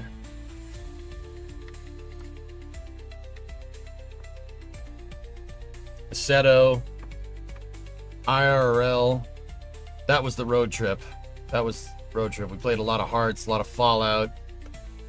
I did play some Kerbal in 2024. Just a little bit, though. Played, yeah, Satisfactory and a ton of Workers, and then a ton of Space News. Yeah, and then this is just all a bunch of other games. How are mods for KSP these days? If anything, Tal, mods have seen a little bit of a resurgence, to be honest with you. Yeah, they've seen a little bit of resurgence since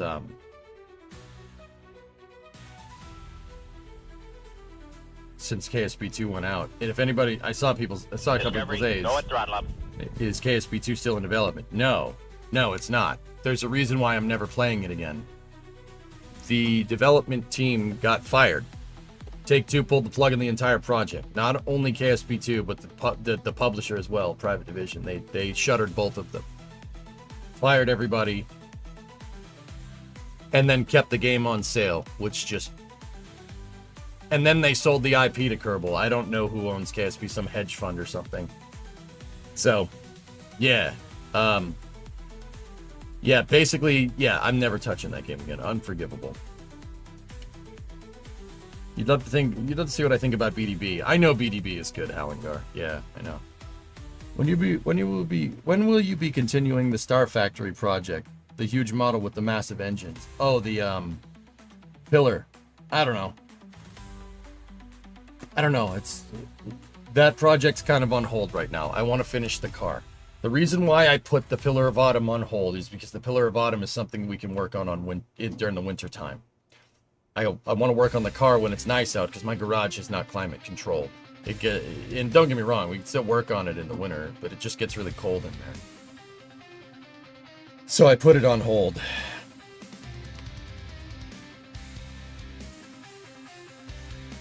I played RimWorld in like 2021 or 2022. Anyway, hey, look at this. Now I'm good. So yeah, I built all kinds of stuff. I built cargo planes, transport planes, recovery planes. I built all kinds of cool things that you could, like this thing, you could drive a truck up inside of it, right? You drive a truck up inside of this thing, and as long as you attached it to the docking port, latched the thing down with Kerbal Construction, like strutted the thing, basically strutting it like the Kerbal equivalent of ratchet strapping something, you could fly this around. The cool thing about this cargo plane is that whatever's inside of that fairing gets occluded. So, you know, like with other Kerbal cargo planes, if you just make a ring of wings, right, and you put a nose cone on it, you put something back here, Kerbal doesn't understand that that's being occluded. But we found a way to make open-ended fairings, right? Open-ended hollow fairings, so you could drive stuff in here. And whatever you attach inside of this thing, you can... whatever you attach in here, you can fly around. As long as you can get it centered over the center of gravity, this plane will fly it.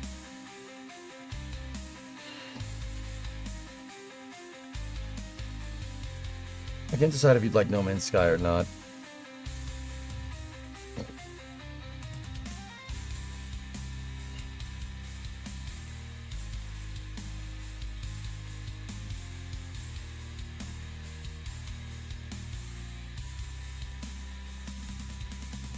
Yeah, Trey, that'd be kind of nice. How about some 1 hour build challenges? Like 1 hour to build a lunar lander return mission. Tessa, I'm not interested in playing Starfield. That's cool, though. Any updates on KSA that you can share? Denny, honestly, no. It is not my place to share updates with you. Talk to Dean.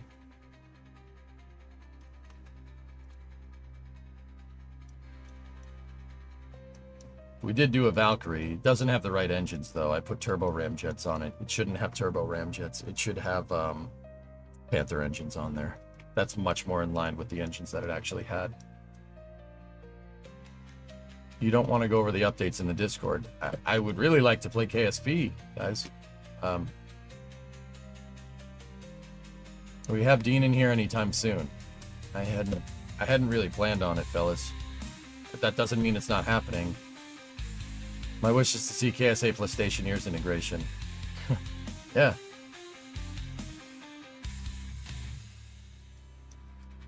See, I built like all different types of small planes to move people around between the desert and here. Like I had a whole nother space center at the desert, right? And If you needed to move like a payload or a rocket over there, yes, rocket. We moved it by a cargo plane and we flew it over there. This is supposed to be a Convair 990. They're about as Convair 990 as you can get in KSP. I just showed him the cargo jet. Says it is for another Kerbal playthrough. I don't know if we'll do career, Jens, to be honest. I don't... Discovery. Hey, go RT, and throttle up. 91 months. Good old times. Yeah. What I would like to do is... I don't know, dudes. Maybe we should start off with just... Guys, I don't think I'm good enough or sharp enough to play like Mission Mode 2. What I'm kind of hoping by playing this right now is to just mess with it. Like, basically go where I pick up where I left off, like where I started playing KSP. When I played KSP for the longest time, I was just a sandbox player. And we just built cool stuff. That really was it. I just built all kinds of neat stuff.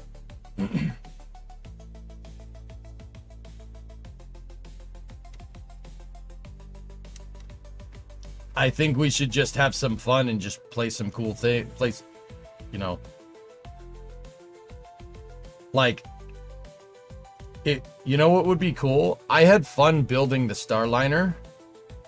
Believe it or not, I don't know if that should be in here. I had fun building the Jebliner. Yeah, there it is. Building the Starliner capsule, that was good. It's a pretty good Starliner. It handles just like the real one. At least in space. I don't know how I don't know about launching it. We didn't really Ow. I didn't really get the arrow right. There's no more operational F-14s. I don't want to talk about that, Meatwad, but yeah, it's a sad day. Hey, Diabetic, what's going on?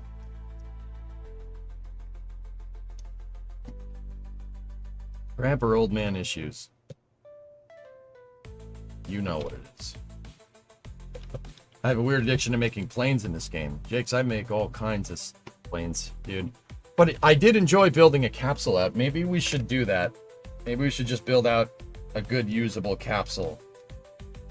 Or I still haven't finished the updated version of Dart, which I still think we could really have some good times with if I could just dial the stupid thing in. I couldn't get the wing tessellation to work right on this small of a scale. But yeah. Make your own Artemis program. There is a Kerbal Colonies mod, Talrea, yeah.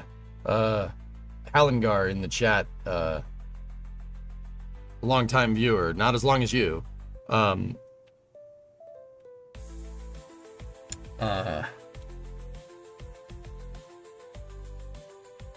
Words, dude. Sorry, this pain's getting me. Yeah, Halengar made a colonies mod, like where you can place down buildings on other planets and stuff. Call me old? No. Okay, maybe a little. You are a tenured viewer.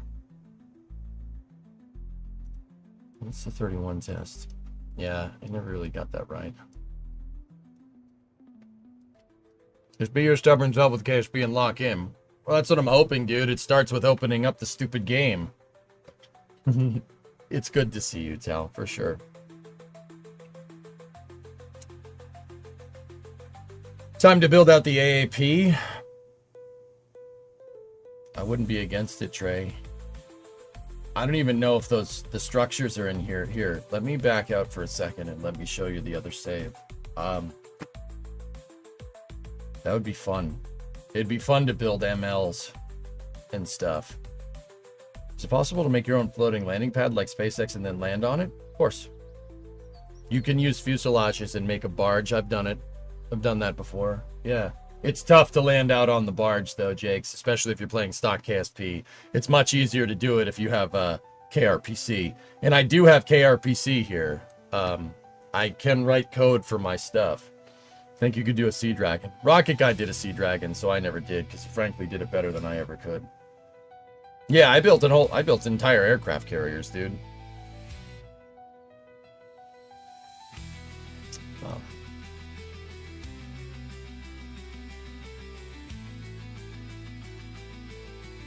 Yeah, guys, for the uninitiated, guys, I have probably like 15, 20,000 hours in KSP.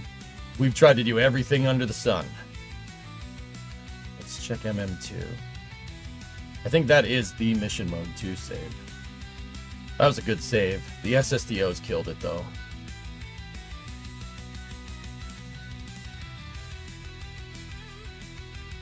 I remember those were full of lag back then. They're still full of lag. Cal. Okay, build the shape of a Ford-class deck and land Starship on it. Nah, I'm good. Yep. Maybe also build out the lunar architecture like Constellation or Artemis.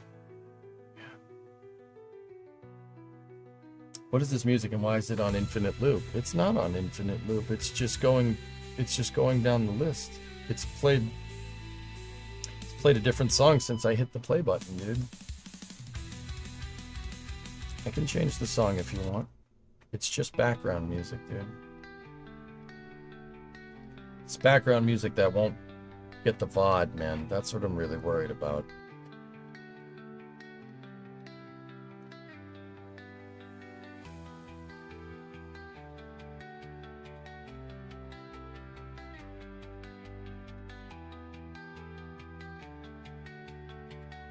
Give it a second.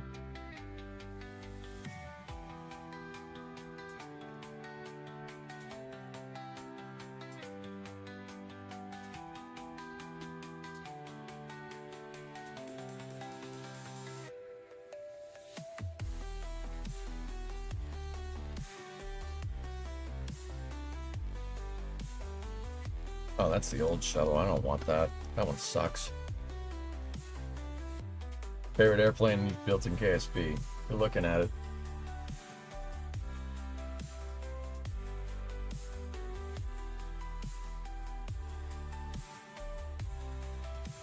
Sawyer, with all due respect, that's going to be a lot harder than you might think, dude. You don't know what went on behind the scenes, man. And I'm not talking about it either. Let's just say it's harder to lock into this than it should be. That's why I've been kind of coming in here and looking at all my old stuff to try and kind of get back into the groove here. Launch vehicle 2-1. What is that? Oh, yeah. Okay. Yeah, good little launch vehicle. You still have the Island Museum of Retired Aircraft in an older save on this computer, dude. Sure.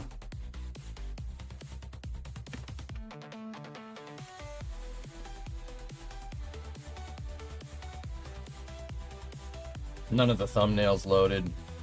So check this out, dudes. We built cranes. I built whole horizontal integration facilities, dudes. We built hips, and inside of the hips, I got a gantry crane that can move back and forth, and we could integrate payloads and pull stuff out, pull dispensers out, put new dispensers in.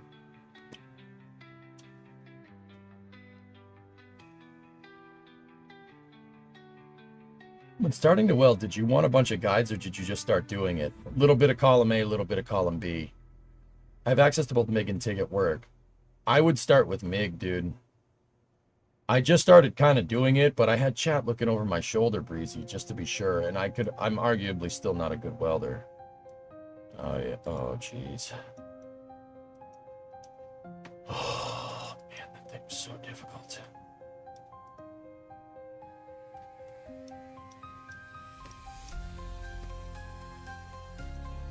Does the scrapyard you had in Mission Mode 2 still exist?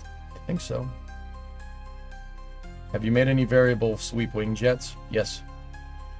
A flechette round? No, that was something that I was working on with the SSTO. I made Venture Star, guys. Venture Star was a shuttle stack sized SSTO. Yep. Museum's still over here, dudes. Look.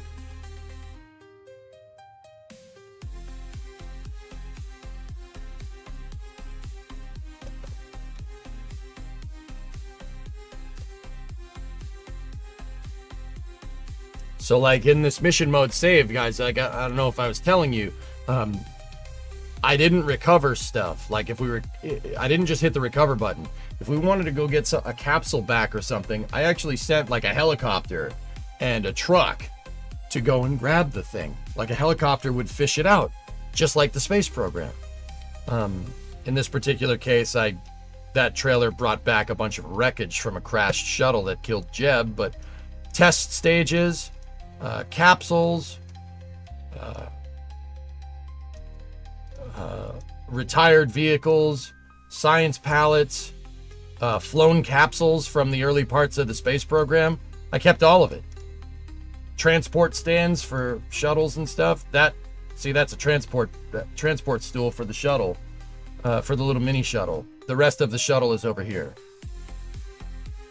I went and got all the pieces and I brought them back on a trailer.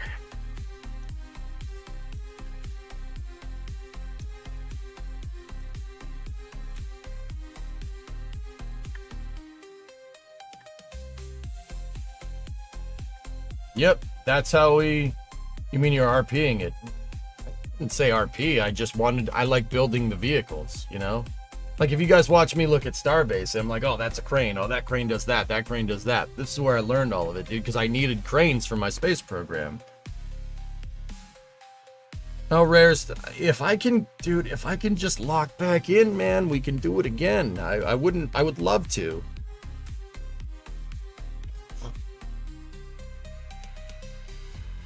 Atlas V is rolling back to the VIF according to Spaceflight Now. Lock in with RP1.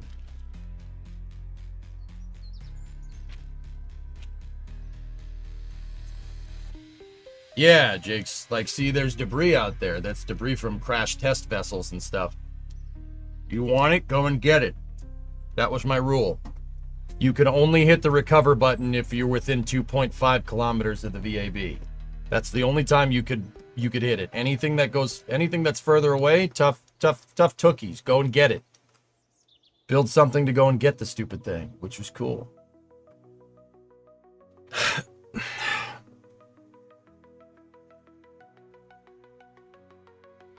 Harrison, you may have just found some work through networking. Cool. Was thinking about someone suggesting the Apollo Artemis play. I was wondering what you think of the Saturn shuttle on a Saturn V if you already have one. I don't think I have one in this save erudite, but we've built Saturn shuttle before. I built it a long time ago. It works. It's a lot of parts, but it works. I'm gonna be a bit real here. It seems more like reminiscing more than trying to lock into playing again. It isn't bad, but if you want to play, then play. It just seems like you're struggling with it a little bit. I don't know what tipped you off when like 5 minutes ago when I said I'm struggling with it, or... Oh man, your intuition's great.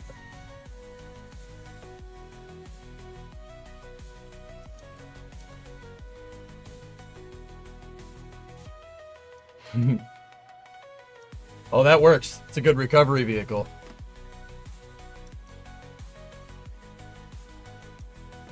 Just smile and wave. No, I get it, dude. It's like...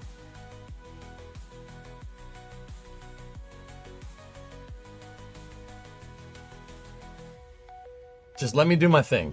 Hey.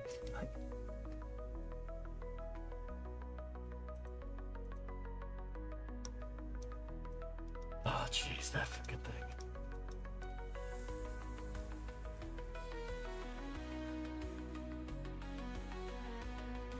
It's a launch pad. It's a launch facility, Grim. Well, it's based off of Electron. So you roll the vehicle in. The pad grabs it, and then it turns it upright. It works. Oh yeah, it's a good launch facility. The capsules that I just showed you that were sitting out in the field, I launched them on this, reusing the pad. Cool thing is that if you wanted to reuse it, you had to refill it, so you had to drive a fuel truck in, and the fuel truck used the same umbilical as the rocket, the same docking port in this game, so you could lock the fuel truck in, fill up the pad, fuel truck drives out, bring the rocket in with payload, lock it into the pad, turn the thing upright, and go. And then over here, I built a little flip down thing, right? A flip down thing with a hydraulic and an extension on it, right? And what that does is this is where the crew access tower would be for putting crew on, right? You basically could drive the thing in, you use landing gear to go over this, and then you set it down and you attach it, and the hydraulic could push my crew access tower back and forth. The reason why it's on a flip up thing like this is because I did play mission mode. Mission mode 2 is a career mode save. And because it's a career mode save, I was limited by VAB size at the time. Add time. Okay, roll D20. You retrieved add time.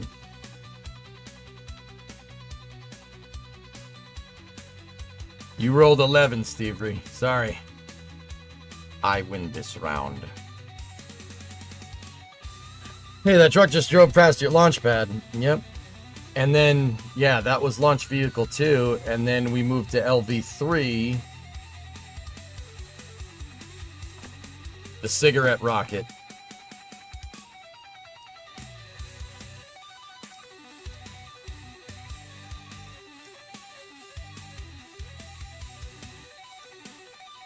Thoughts on a Roton? You could make Roton in this if you really wanted to. Oleava. Satana.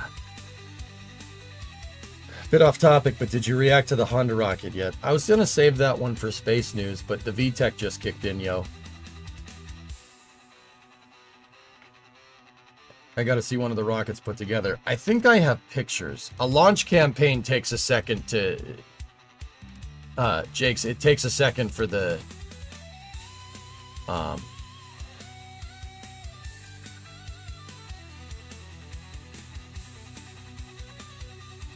It takes a long period of time to get, what's the word? To put out the tower and everything and put one together. It's a lot of work. That's a flyback booster prototype, guys, that utilized,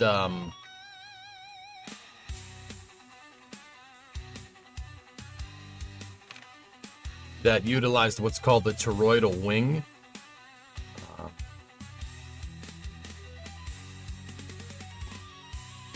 It was, so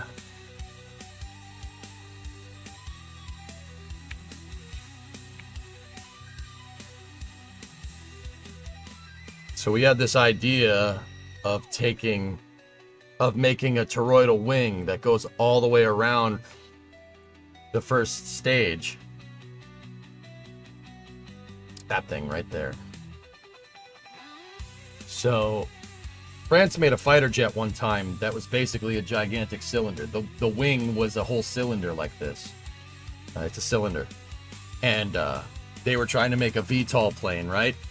So they put the cockpit up there with some intakes and stuff, and, you know, you could fly the thing around. I forget what the name of the damn thing is. It's a cylinder. Oh, yeah, the Snecma Cleopatra. That's it, right there. So I was thinking, like, you could do this with a rocket. You could put a cylindric wing around a rocket core. So instead of something like New Glenn that has wings on the side, if you put those wings out, right, and then you put a cylindric wing around it, provided you'd have to make it the right shape. But if you did make it the right shape and the right airfoil, you could basically make a booster that flies back. You don't need to worry about putting wings off on the sides, right? Like the early Saturn shuttle concepts. The early Saturn shuttle concepts had just delta wings on the S1C with an external tank on top. Like that. That's from a Haze Gray Art video, which Auto Evolution seems to have not credited. Lovely. So instead of doing something like that, dude, you just wrap the wing around. You just make the wing go, wrap it all the way around. And you'd have to make it the right kind of shape, but Kerbal doesn't understand wing shape too well. So we just made a cylindric wing. And yeah, the thing basically comes back and lands. It has tricycle landing gear. and control surfaces up at the top. And it lands like an airplane, flying engines first. Oh, it works. It works great, actually. This was one of the cooler things that we did that was just completely unorthodox and out of left field. The reason why I did it is because I wanted to save money in my career mode, in the mission mode save. I wanted to save money. It is playing the same couple of songs over and over again. Why? Stop it.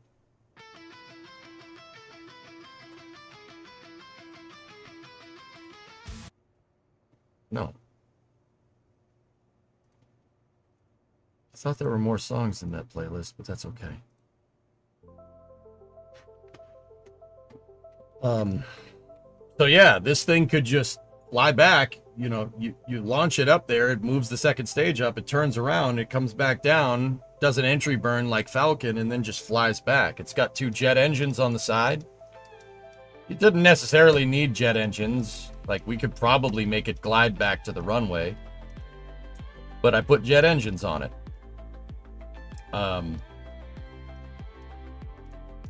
And yeah, it flew back and landed, and we reused one of these stages like 4 or 5 times at least.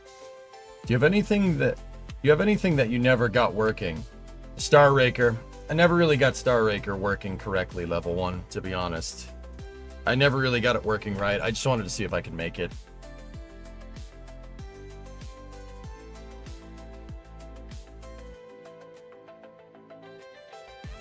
Have you ever thought about having Grok or ChatGPT be the administrator and give you missions? No. What I have thought about Got Nukes is to make up for the fact that I'm a terrible coder, have Grok make the guidance system, which probably is not something that should be a thing. This was a concept vehicle that we were going to do for mission mode. And how mission mode works is Chat, at the time I had Chat funding the space program. So I would go with proposals and then they would fund the thing.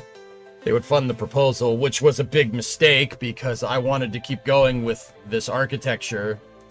And then Chat decided we make SSTOs.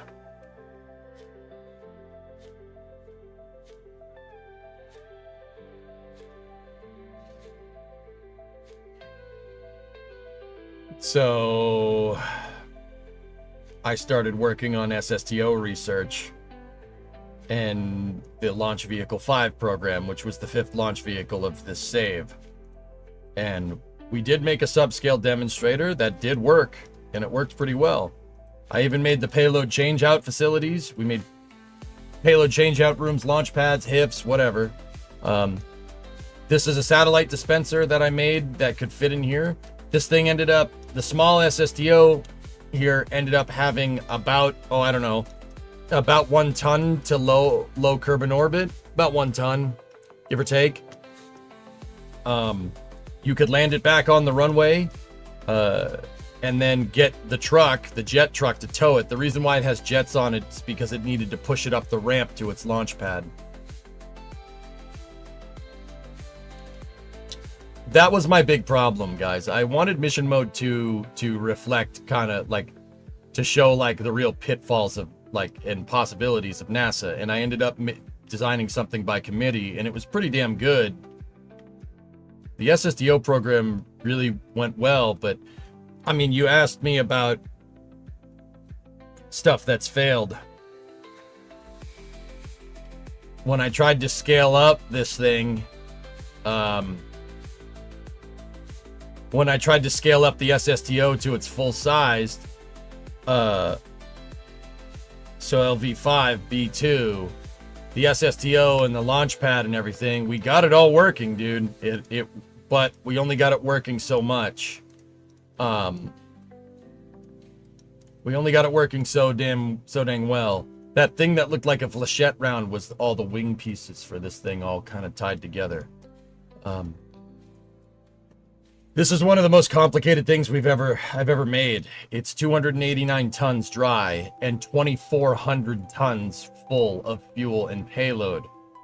My problem is that I really didn't do good trade studies into the weight limitations of certain parts in KSP.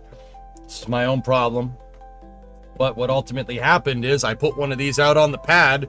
We got the pad to work correctly.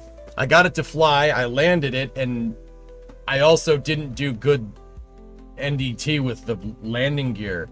And the landing gear liked to collapse when we tried to land and blow up the entire vehicle. So I ended up losing 2 or 3 of these orbiters, which they are expensive because it's an entire launch vehicle, 500 to the tune of 500 grand.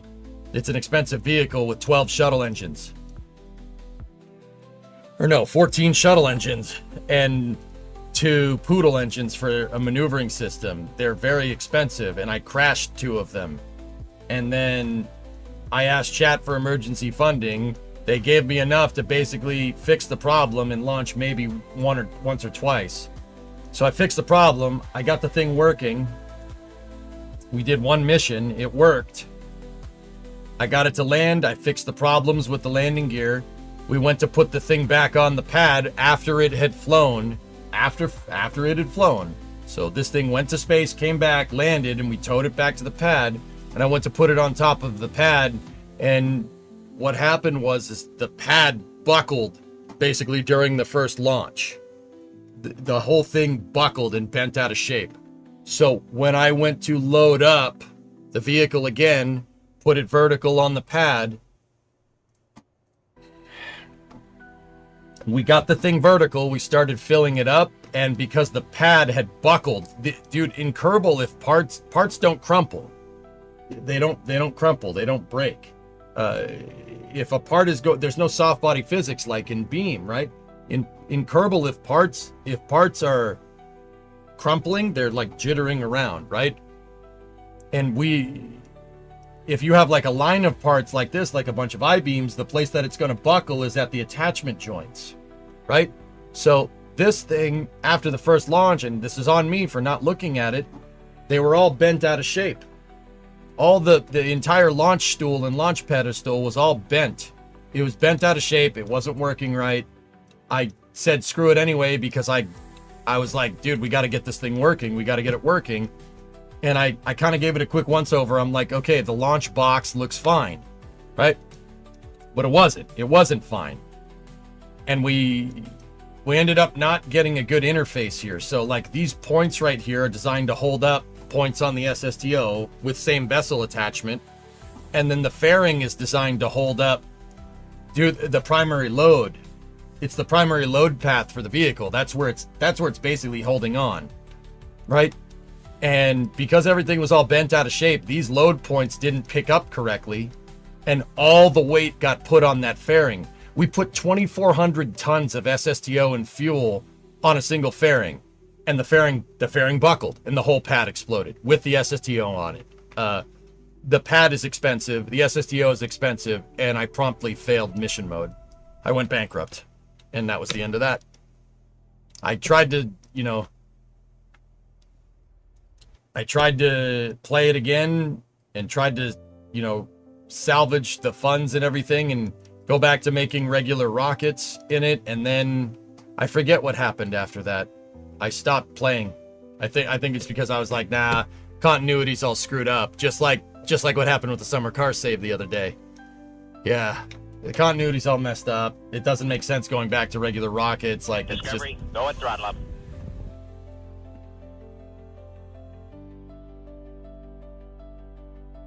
Oh, that's cool, Yuri. Good job.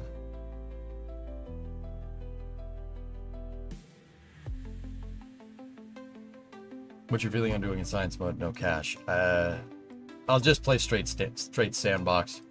Yeah, I got pissed. I got really angry after this thing blew up in my face. Dude, there was a lot of people watching that stream. There was like 1,000 people watching. My whole thing just exploded in everybody's face, and I got so mad.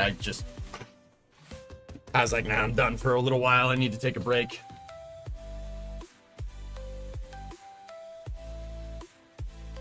Yeah. So if we ever play by my mission mode rules again, which is an ultra difficult rule set to play by, no chat votes on the architecture. You vote on the funding. You do not vote on the architecture. No, you don't even vote on the funding. That's not how I set that up. If I change the rules to mission mode in the future, I am... Yeah, if I change the mission mode rules in the future, chat funds the goal. You fund the goal, like go to the moon or set up a moon base. I handle the architecture.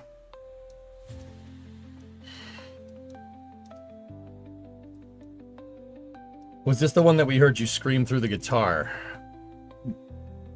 I think that was when the dart recovery failed, Cyborg. Yeah. How did chat funding work? Well, I gave a couple of mission proposals. I showed how much the parts cost, and I showed I had to plan out an entire testing regime, Diabetic Kid, and I said, chat, do you think this is going to cost 500 grand, 600 grand, 700 grand, 800 grand? And then on my website, ejsa.space, you voted on it. You could vote which one it is. And dude, we even had like it whitelisted, so people like with Twitch chat, so people couldn't vote twice, etc., etc. So nobody could like screw with the vote. Yep. What was this meant to launch? Oh, hip. This was VentureStar, the VentureStar launchpad, dude. I was telling people about how it exploded in my face, and I got really angry and stopped playing Kerbal for like 3 months. One time, dude, I spent like 8 hours recovering a downed spacecraft on the other side of Kerbin. Yeah, 95 has the clip. I'm not showing it. It's cringe. You guys can click on it if you want. I got so pissed at it, I muted the mic and said, I just screamed as loud as I freaking could. I was like, I hate everything. And my guitar and the amplifier were on, and they were piped into my microphone controller at the time. Dude, I put so much noise into those guitar strings, I got them to vibrate, and it picked up on the guitar. I was so mad, dude. Yeah. Try screaming loud and don't. You'll blow your voice box out. Try screaming loud enough to get a guitar to freaking pick it up. I hit a resonant on those freaking strings on that guitar right there, and it picked it up, and it played a chord. It was like meow. Your color balance is so bad back then. The camera's blue. Yeah, I know. There is a clip. 95 just linked it. Yeah, dude, that's what I was doing. Basically from like 2020 to 2023. The most hardcore rule set for KSP that I could figure out, man. I really wanted to test myself. You sent a message to the radio towers, dude. I love those missions, but you were so stressed. You know what, Space Surfer? If we end up doing mission mode again, I know I'll eat my words in this regard, but I know a lot more about this stuff than I did back then.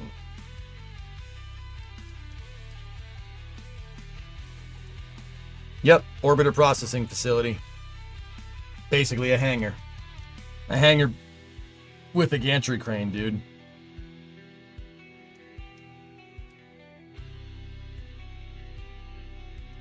But, dude, like, I know... Like, dude, you remember, like, going to school, right? And then, you know, there's a concept that you don't really get right off the bat. And then you let it stew for a little while, and then it clicks. Yeah, dude, I know all of the mistakes that I was making. I made one was designed by committee. That was dumb. That was really stupid of me to do that. I don't know what I thought would... I don't know why I thought that would be a good idea. But, yeah. Oh, that's a super old one. Oh, I hate it. I hate it so much. Get rid of it. How many FPS did you get with this? Not a lot, Pierto.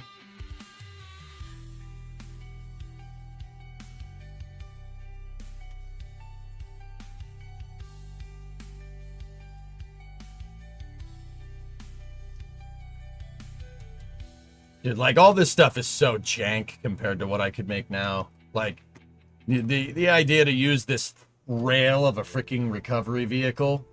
Like, no wonder I had so many damn problems. There's Dart. That thing was pretty cool for what it was. It just doesn't fly very well. Turns out when you make a shuttle that's shaped like a nuclear warhead, it flies about as good as one, even if you put wings on it. The missions must commence again. The Kraken calls. Do not ignore him. Yeah, that's kind of... Dude, I know I could do this better nowadays. It would take time. It would take time to be sure. It would take a lot of testing and prototyping in the SPH for a new mission mode, but I know we could do it. Yep, reusable descent module, the RDM. That was from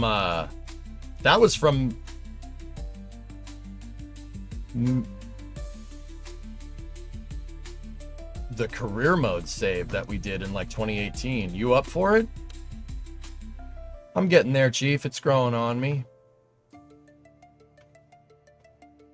Problem with Dart was the landing gear. They sketched out and got Jeb killed. There's a lot more than the landing gear, Banta. Once again, Dart is a compounding list of errors. Because you couldn't control the ship and the hypersonic regime correctly, I could never give it the best odds of success of landing on a flat surface. I.e., you had to land... The thing was... You couldn't fly it. It handles terribly. So, you're basically... It was not designed to land on unprepared surfaces. I never tested it for that. I never tested it to land on uneven terrain or on the grass or anything. So we did get the landing gear dialed in. We got it to land good on the runway. Problem is, I didn't get it to be able to fly to the freaking runway. It was kind of basically a luck of the draw with re-entry, right? You know, just kind of get it close and hope it makes it, right?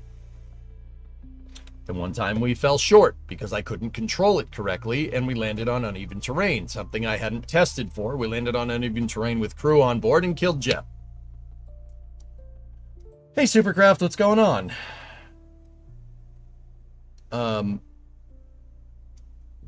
Yeah, that was it, man. I didn't test for it because I wasn't expecting to do it, but I also put myself in a scenario where you're putting yourself into a failure mode. There's a really good lesson there on deviant engineering and make sure to test everything correctly. You know, like even Dragon, which is designed to land on water, could land on land, theoretically, if it needed to. Starliner, which is designed to land on land, could land in water, if it needed to. Soyuz is designed to do either one. Soyuz can land on water, it's no problem. It can do it. It'd be a little bit difficult to recover it, but you could do it. You know, I should have thought of that, especially granted how Dart just really doesn't... It didn't fly very well. It flew like trash. Like, going through re-entry was a luck of the draw. I had to rely on my reaction control thrusters just to get the vehicle to pitch correctly, which is terrible. That is a terrible thing to do. That's like using your control surfaces on an airplane to get it to fly straight. If you're using your control surfaces to get the thing to fly straight, what happens when you need to turn? You're screwed. And that's exactly what happened. Like I said, there's a case lesson here.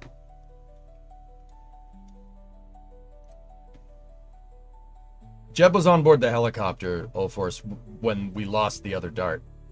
Which is, you saw parts of that thing on that trailer when I just showed it a second ago.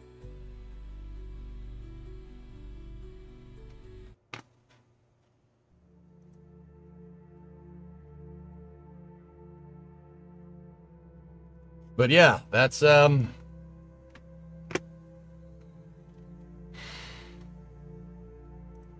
wonder what test cell 3 was for. Oh, there's my VAB, or horizontal integration facility. Yep. The Dart is still on orbit. So what, Chief? I sent you several pictures in Discord. Yeah, I saw them. Your SSTO evolution. That's cool. Does Soyuz have room for inflatable balloons to keep it upright in the sea? No, it doesn't, Supercraft. It's not really supposed to land in water, but it can. The point is that they took that into account in case something goes wrong. I didn't. That was a fundamental design mistake on my part, and I paid for it by killing Jeb. If you guys wonder, and this is more for the YouTube people, not so much for the Twitch people, because you guys were here for this. Like, if you wonder why I understand risk mitigation so well, is because I failed many times with the space program and got Kerbals killed because I didn't understand. I didn't understand what risk aversion is, and retiring, the right ways to retire risk and not retire risk in a project. I have plenty of management experience in this regard.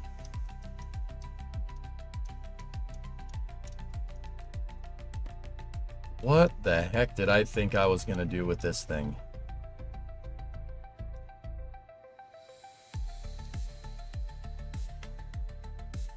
You still have your first build from KSB? Yeah, it's somewhere around. What is this thing?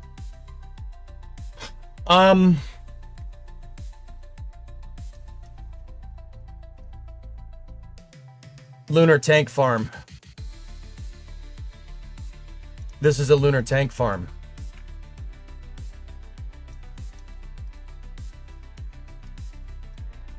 Or just a tank farm. I see, usually I put descriptions here.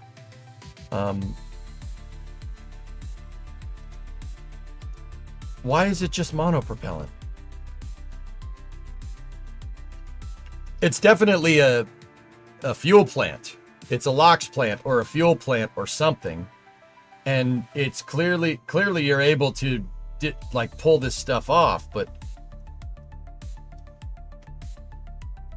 like something is clearly able to drive in here and detach this thing and lift it up and move it like SBMT style. With a new mod, you could just spawn it on the moon. I don't know if this thing was supposed to go to the moon, dude. I really don't. I have no idea. It's called Project Mint, which I remember is a throwback to the Mint chip project from our 2018 mission mode save, where I built an entire refinery on Minmus and made Minmus basically my oil field, so to speak, for my entire space program. We built a gigantic base that was pretty large.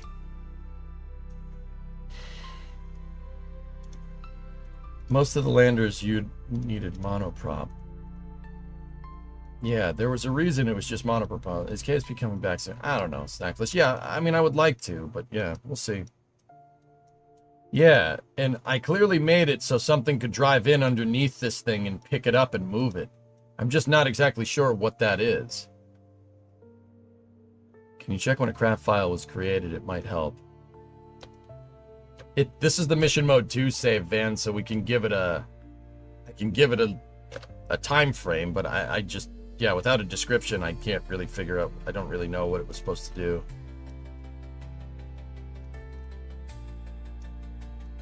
Yes, that is what you think it is. Yes, it works. Yes, I use it for recovering Kerbals. Yes, it has jet engines on the back instead of outboard motors.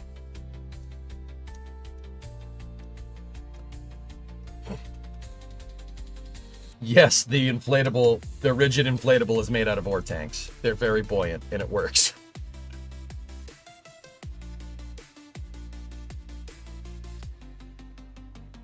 See, like this, I could make this so much better. I know so much more about boats and stuff and how they work. Like, I know so much more about everything. Like, why would I put the engines up the top? I remember this thing doesn't like it doesn't skip over the water. It wants to dig in. Maybe if you put your engines below the center of mass, or where your thrust is coming from, like an outboard engine, if you put it down here, you know, where the propellers are in most boats, it'll lift the front out of the water instead of digging it in. See, like, this is such a jank thing. Because it didn't handle very well, my solution here was to put reaction wheels on the sides to get the thing to spin around like a gyro. So it ended up handling like a jet ski.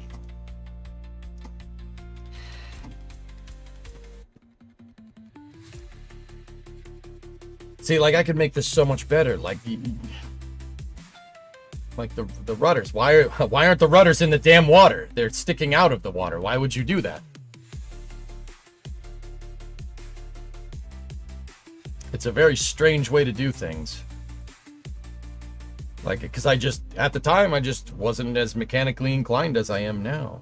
This is what I mean, dude. We could do this much better. That was a project that didn't get anywhere. angle them a bit. This is the mission mode 2 save. I don't want to screw the Discovery, continuity go of and it up throttle too up. much.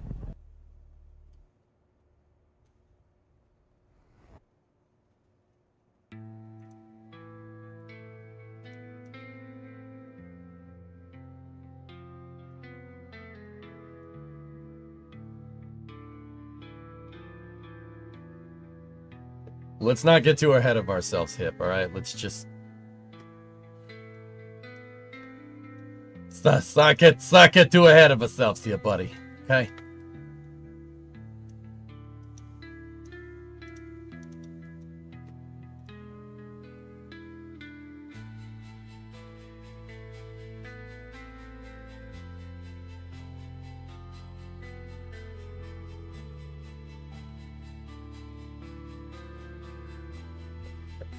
Like, even this is never gonna work. This was never gonna work, right?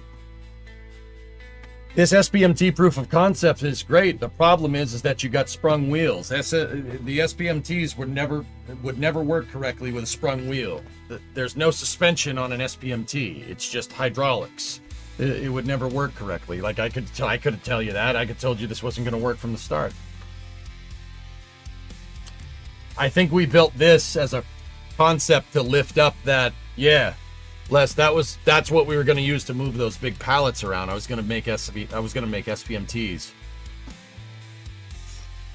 See, what I don't get is what was this for? What program was this supporting, and why is this in my mission mode 2 save? This doesn't, that whole Project Mint doesn't jive with any other architecture here. It doesn't jive with anything. Like, whoa, what, why? What? Like, you know, we can click on this station prototype. I know exactly what program this goes with. This goes with the LV3 Freedom. This goes with the Freedom 7 rocket. I know exactly what this is supposed to go to.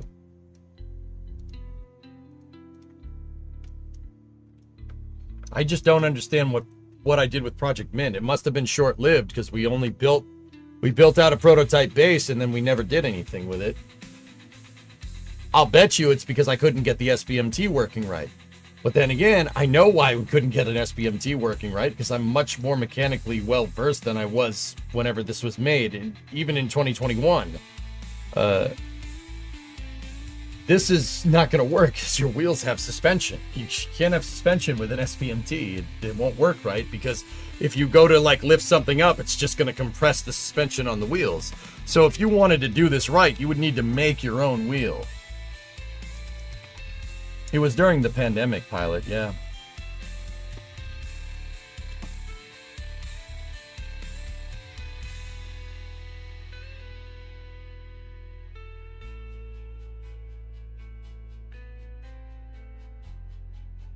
You set the wheels to have zero suspension. Oh, of course you can, Animal. Zero suspension and zero damper makes crack and drive, though. Got a little bit of a problem there. That, would end poorly.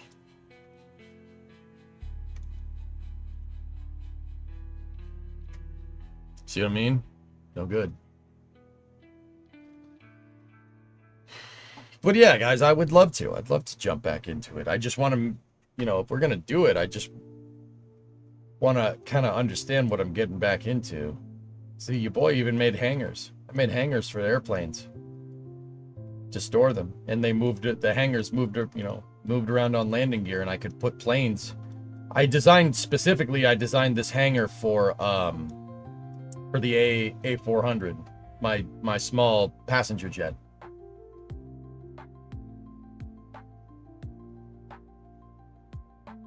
Like, maybe we could start with re-engineering the rib.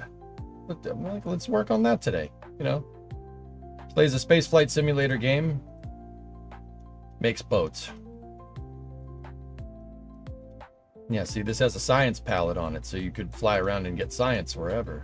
This is a good plane design, dude.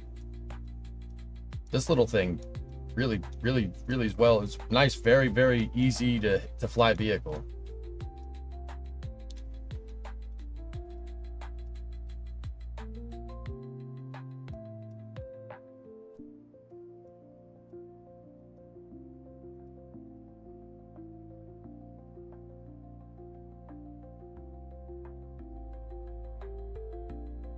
Let's fix that. Let's fix that boat.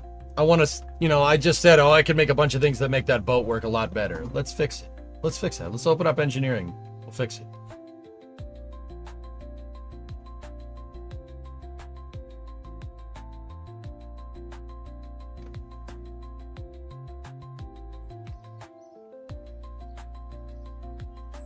Oh, I do have the pad out. Look. Here, I'll show you. Some of you guys said, oh, we want to see what the pad complex looks like. Take a look. Is there some math behind the wingspan of the plane? Or just try stuff will work out? In real life, there is, Major Who. Yeah, in real life, the size of the, so your wing surface area, the airfoil design that you're using, that makes a big difference depending on your application. In Kerbal, do it until it works right.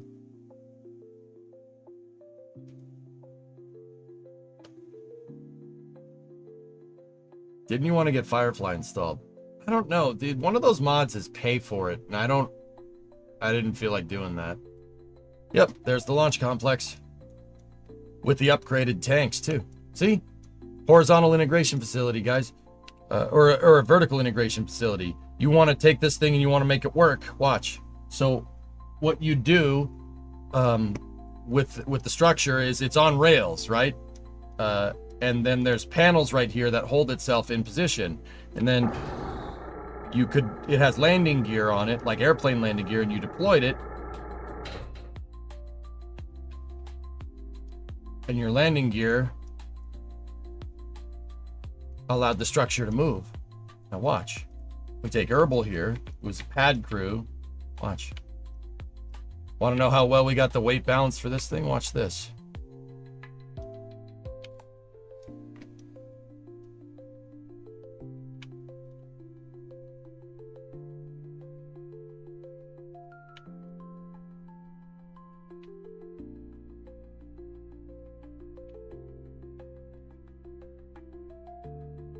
Those stations right there are for trucks to line up with the fuel refueling umbilicals.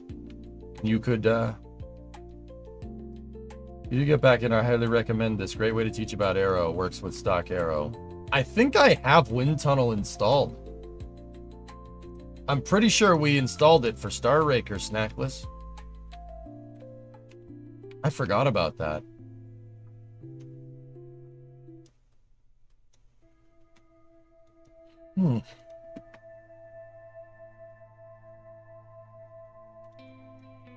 So we gotta just give her a little bit more oomph.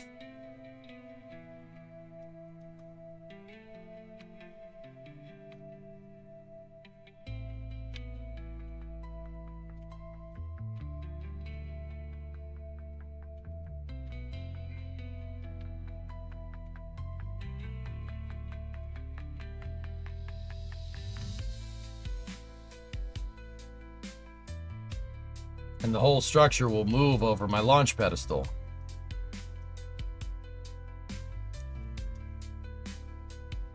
And then there's a bridge crane at the top that uses hydraulics. And the tracks for the bridge crane are a structural fuselage that goes around a fairing. Those two fairings right there are my rails for my gantry crane, and you can push it back and forth.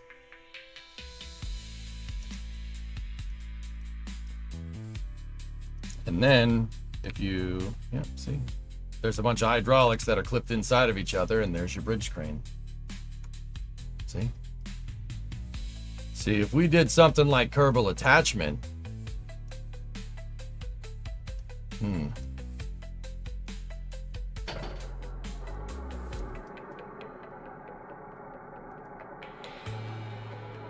we did something, if we put like KAS in here, I could just make it a cable instead of the hydraulics that go up and down, and we could just pick stuff up.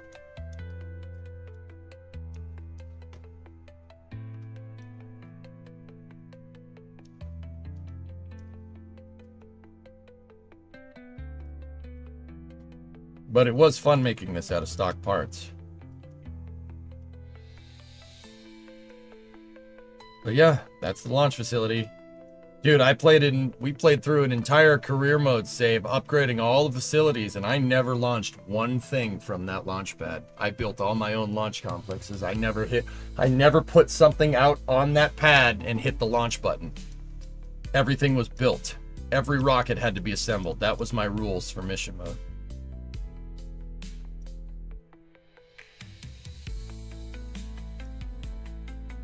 Yeah, it was much easier to get a truck to push this thing back and forth. You could hitch a truck to it and move it. Did I move it from the SPH? So, Cunny, what I would do is inside of the VAB, I would move it in the editor off to the side. We would move the stuff off to the side and then hit the launch button, and it would place the pad out and place the horizontal integration facility out. And then what the bonus from that is that because these were over here, I could spawn stuff right here on the pad. So it could, bring out a first stage, bring out a second stage, bring out a payload, stage everything right here, take the first stage, pick it up, stack it, right? Once the first stage is stacked, you roll, take the truck, roll it away. Second stage truck with payload pulls in, you pick that up, you stack that, and move the HIF out of the way, fuel the vehicle up, and send it. I also have rails on this side over here, and the rails on that side were for a crew access tower and a crew access tower and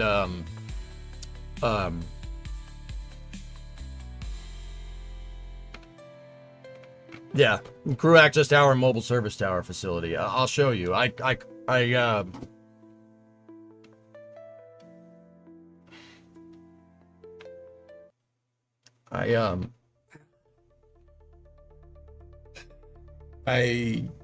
modeled it after the original Slick 2, Space Launch Complex 2. It's the Space Launch Complex 2 mobile service tower. Wind tunnel saved this project.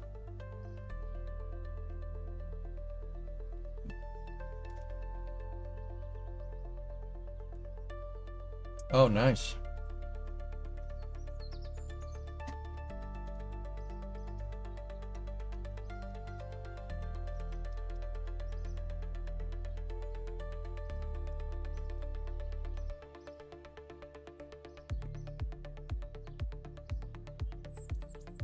I wonder if I still have the crew access tower.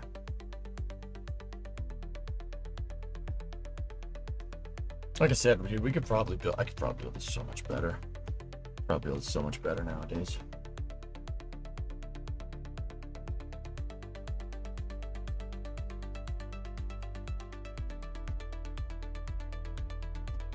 There was a bunch of debris out there. Each of you saw it all out there in the water. That's all junk boosters and crashed stages and whatever.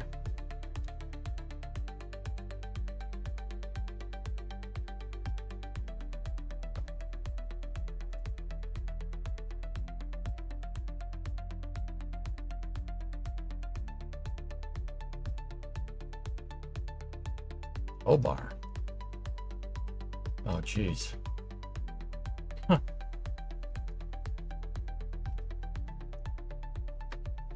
I don't think I ever built I don't think in this save, Ichi, I'm pretty sure I never built a heavy recovery vehicle, like a heavy recovery ship. I don't think I ever built one for the save, so that debris kind of stayed out there.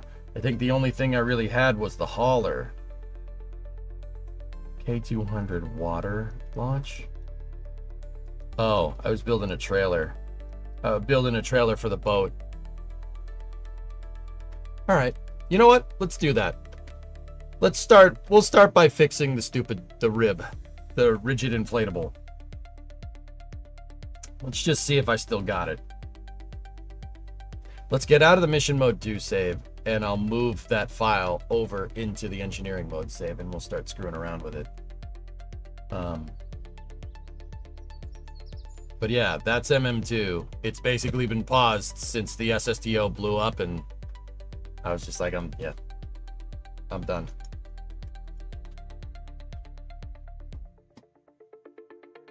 Yeah, it was not great. That was not a fun thing to do.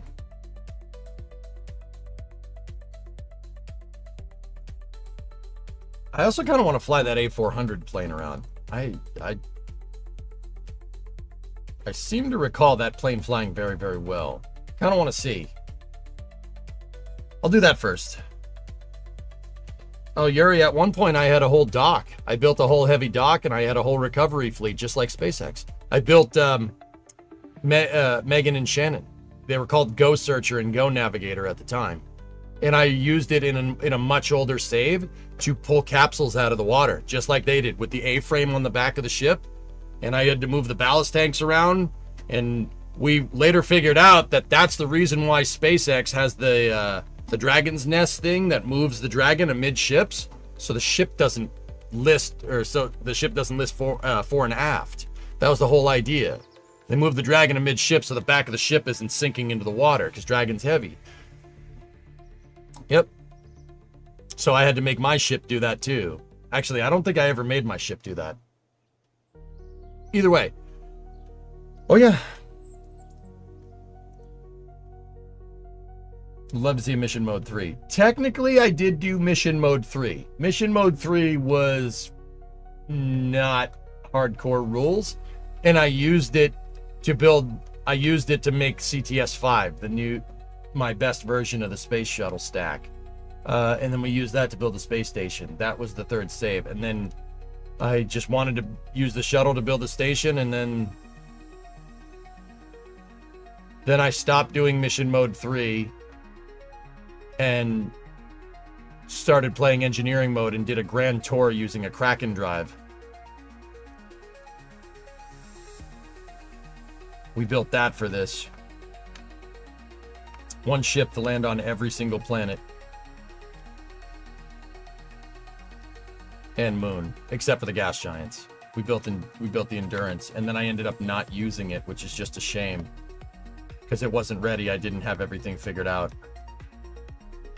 The Endurance is a monster. It's based off of the Donager from The Expanse. It has Kraken drives in it. It has regular propulsion, but it also has a Kraken drive in it, which basically allows you to accelerate for infinite speed for a very long time. Yeah. Freaking engine room right there. Yeah.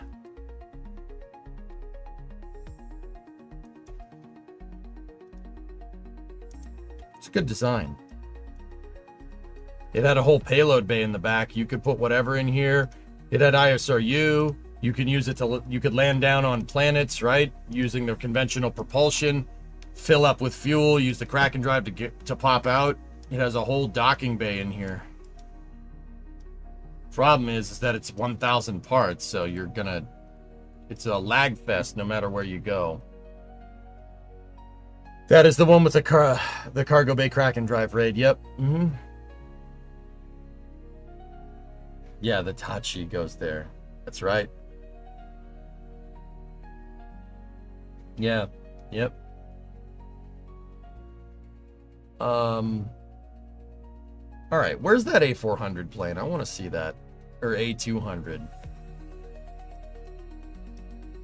I guess, if I'm remembering right, like, where do we wind tunnel this thing? How do we... Oh. Look at this.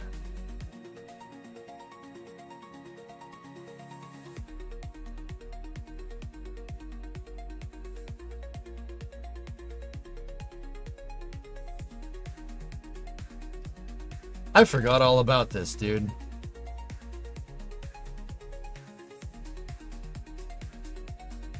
Freaking wind tunnel.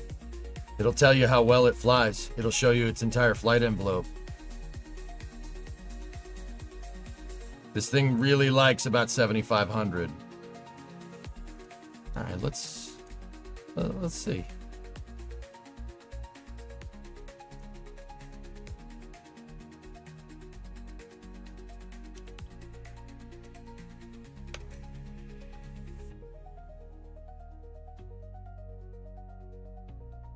Solar thermal propulsion supernova by Portal Space Systems has plenty of former Blue and SpaceX talent. Critical design review is due soon. Worth a glance sometime. Yeah, maybe. Yeah, we'll talk we could check that out during Space News, May.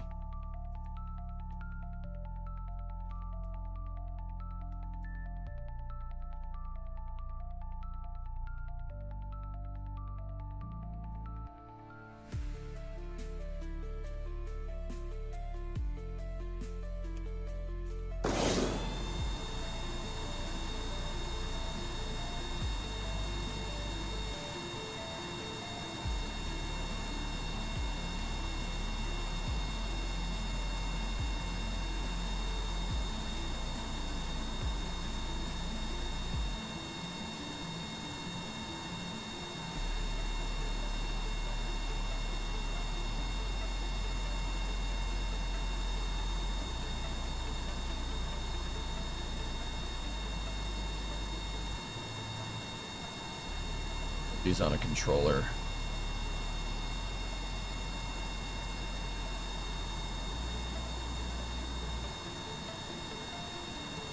Okay, flaps are down. Aileron control.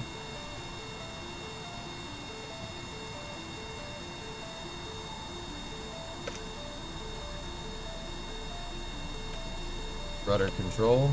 Okay.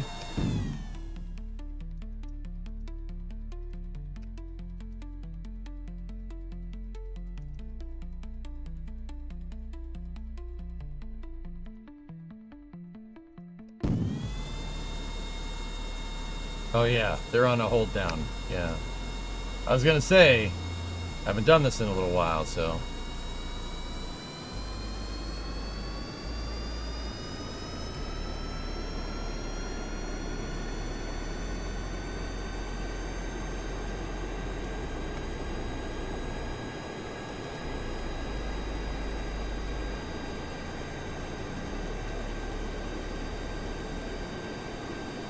Positive right, gear up.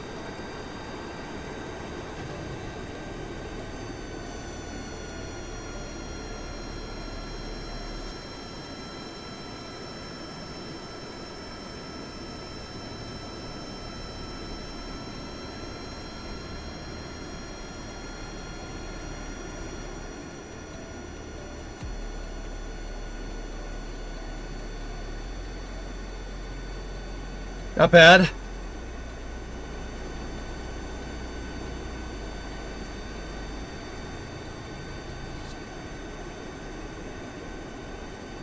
Yeah, it flies pretty good, man.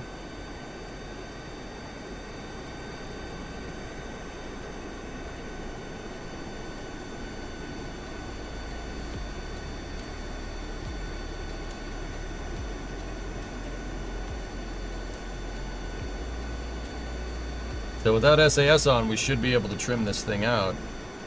Yep. Yep, that's what I meant this thing to do.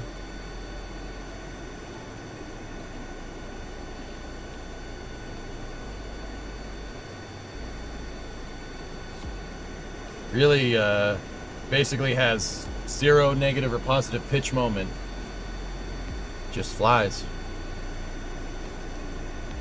So, what that means is positive or negative pitch moment is basically if you let go of the air, if you let go of the controls, does the plane want to nose down or does it want to go up? There's no negative or positive control moment. It just basically sits there. So with the controls, basically at 0, 0, and 0, it has no pitch moment, nothing, which means it'll just keep going up. It'll just keep slightly going up for a long time. Yeah, the throttle also has something to do with it, but the throttle should. So having the engines mounted up here puts my center of thrust above my center of mass. The center of gravity of the plane's down here somewhere. But my angle of incidence on the wings, particularly my horizontal stabilizers, is tilted down. My horizontal stabs, right, are actually angled down just a little bit. It's just a tiny bit. And what those are designed to do, when you throttle the engines, right, it's going to want to make the plane nose down. But as you speed up, those things just being pointed slightly down basically counteract that negative pitch moment with positive pitch moment, and the plane basically flies straight. I did that on purpose. It makes it very easy to fly. It's very simple. That's good plane design, dude. You don't want your control surfaces to be doing something. You don't want your control surfaces to be basically to. You don't want to move your control surfaces into a position, or you don't want to have your control surfaces being used to get the plane to fly straight. Control surfaces are just that. They're used to control.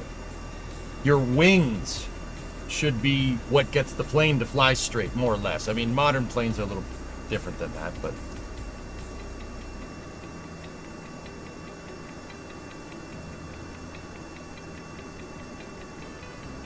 Hey, outdoorsman. This plane taking inspiration from an early Learjet. It's supposed to just look like a small business jet, yeah.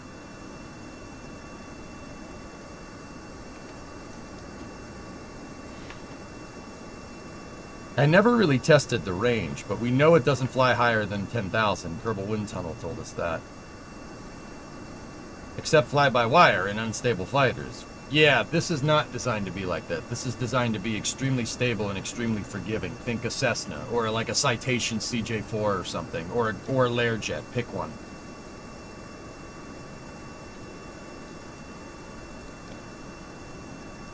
See, if you throttle up, plane will just want to fly straight. That's a Jetstar. Something like that.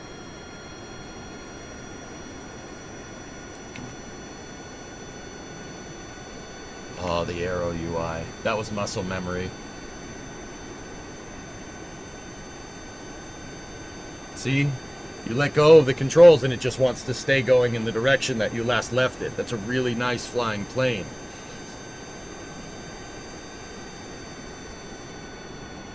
And the other thing is that because of this, because the wings are what makes the thing fly straight and not necessarily the control surfaces or the engines can be used to focus more. The engines can be used to focus on making you go forward. The thrust isn't, you're not using the thrust of the motors to keep you up in the air. It'll just stay up in the air. That's why I put 4 of them on there. The original, I remember, the original had 2, and I was like, I don't like this. So we jet started and put 4 on the thing. Possible to get some more fast in the speed? Alpha, we're going 200 knots. That's pretty good. 200 knots at 5,000, well, not 5,000 feet. We're kind of, well, what's above sea level? Yeah. We're going 200 knots at 5,000 feet. That's pretty good. It's pretty fast.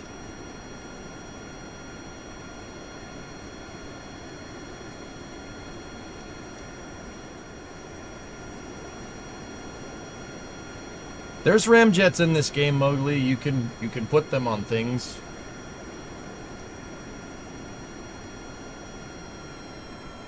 Oh yeah, it's 1.1 snackless. Yeah, meter. I'm thinking miles an hour. It's meters a second, so it's 3 times that speed. Yeah. Yes. I mean, even better. 450 miles an hour at 5,000 feet is pretty quick. That's fast. Yeah, for some reason, I haven't played Kerbal in a long time. My brain registered that as miles an hour. I don't know why. Miles an hour to knots is 1.1. It's very close. But that's meters a second. So you have to convert meters a second to miles an hour. So times that by 3 and then times that by 1.1 to get the right unit conversion. I'm sure there's a way to go directly from meters a second to knots, but I do not know what that is off the top of my head. I just said something that's close enough.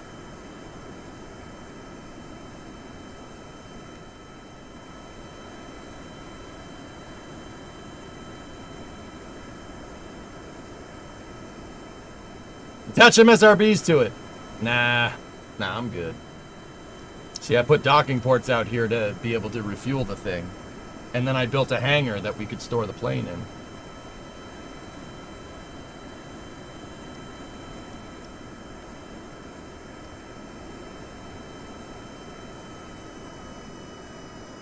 Alright, let's take her in for a landing.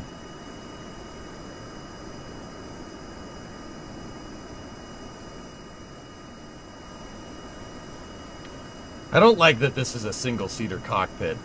I think if I was going to get a part mod, I would want a 1.8 I'd want a 1.8 meter cockpit with 2 seats so we could make a 1.8 meter jetliner. I hate that that's a single seat. There's no single seat jetliner like this, as far as I know. I mean, there probably is, but...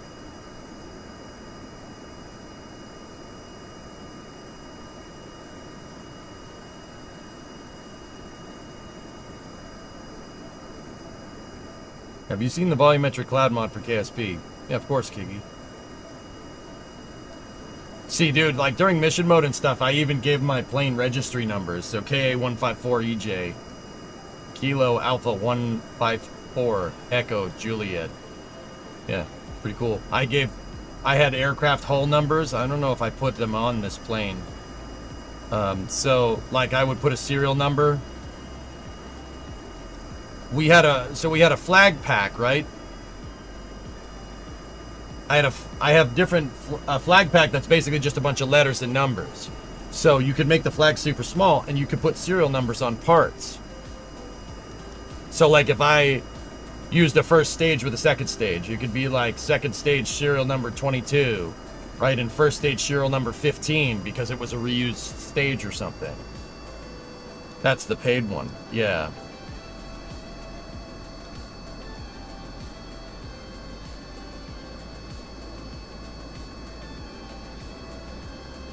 There's a 2-seater 1.25 and 1.8 in Airplane Plus. I'll have a look at it, Snackless. Dude, it got to a point where in craft files and stuff, I was serializing tanks and whatnot. Like, a lot of my... we got it to a point where I engineered a lot of stuff to be swappable. Like, we could swap out engine sections or something if we really wanted to. Like engine sections of an entire rocket, and I had my engine sections and thrust structures serialized, and I just took a flag and put a number on it. Like, the flag is a physics-less part, so it doesn't matter. Like, it's not going to screw your performance.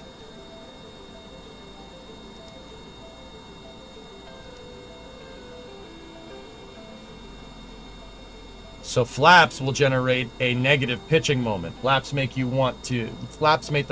plane want to nose down. You got to tilt the nose up, and you got to have thrust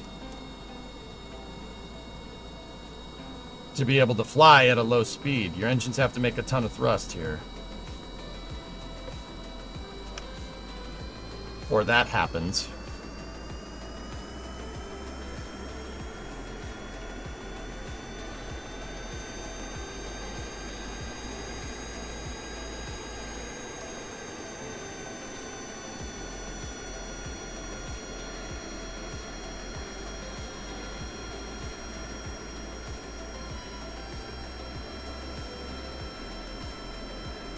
Kilo Alpha 154 Echo Juliet requesting permission to land runway 27. Actually, I should say Kerbal Tower.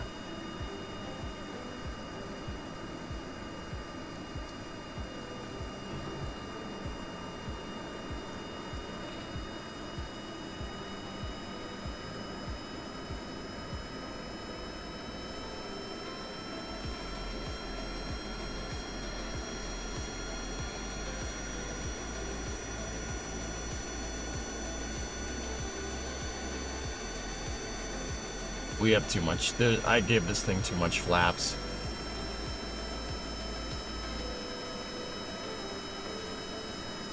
Don't crash? I'm not crashing. I'm trying to figure out how the plane flies. We're too high.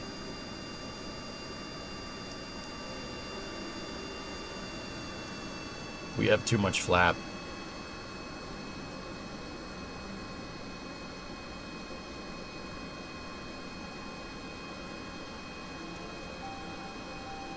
Yeah, this landing's definitely not coming down in the hash marks, but...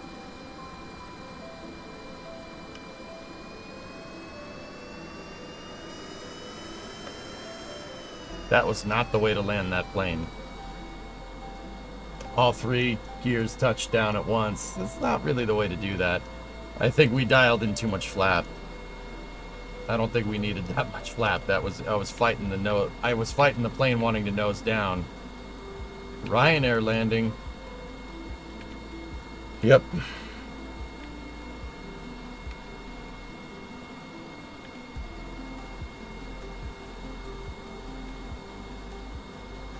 But yeah. Turn left next taxiway. Yeah. I'll get right on that. Anyway, let's find that boat. See if we can fix the stupid thing. What's the part on top of the vertical stabilizer? My horizontal stabilizers. Those are my horizontal stabilizers and my elevators. I don't have a wing up here. I'm using the control surface as my wing and my control surface. So it deflects. It's kind of like a fighter plane, but there's no wing that you could put up here that mimics this shape that gives you the right lifting characteristics that I was really happy with.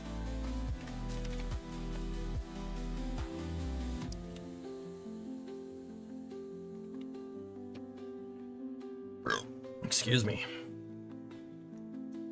Hey, Richards. Yeah, long time, dude. Absolutely. Yeah, it's been a bit. I'm amazed at how many OGs came back just because they see Kerbal. Well, I appreciate that, fellas, for sure.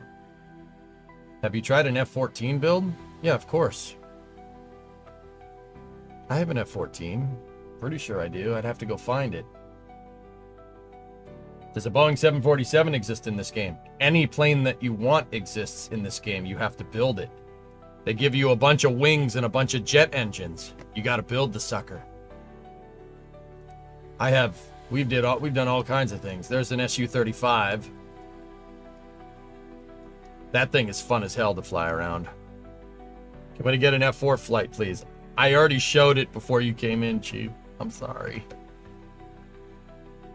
Your scroll bar is like a pixel. Yeah, Guru, we build a lot of planes, man.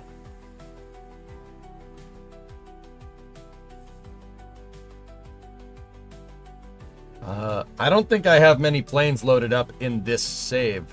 Oh, I have that. If you know what that is, good for you. Sorry, man. It's all good, brother. Don't worry about it. I might just fly it again because I love Phantoms. Did you build any big turbo props? Nah, I don't really like the way that Kerbal does propellers, dude. They don't... Kerbal 1 never really did turbo props correctly. When Star Clipper? Oh, boy. The Snowspeeder flies terribly. You know, once a year to visit old times, then back to wrenching. Man, you guys really make me not want to do this. So, please, spare me.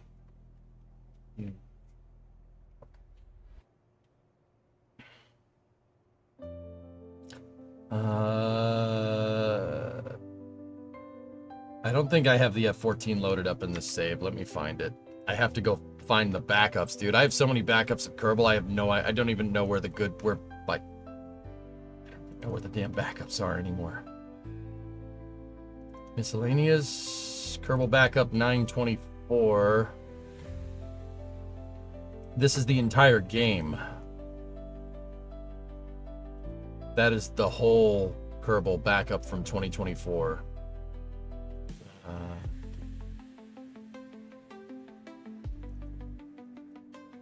That's the entirety of Mission Mode 2 at some point of progression. I have no idea how far we were in that one.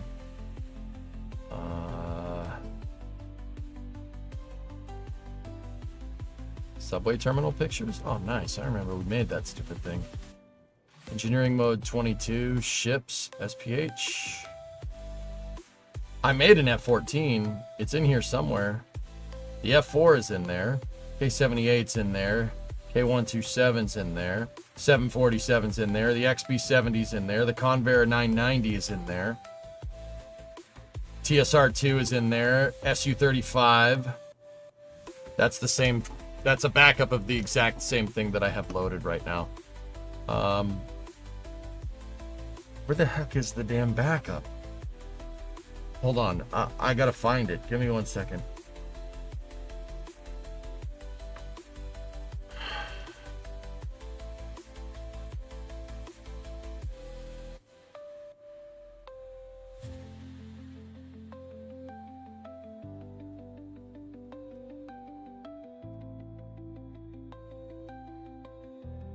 I know the backups are here. I know it's on this computer.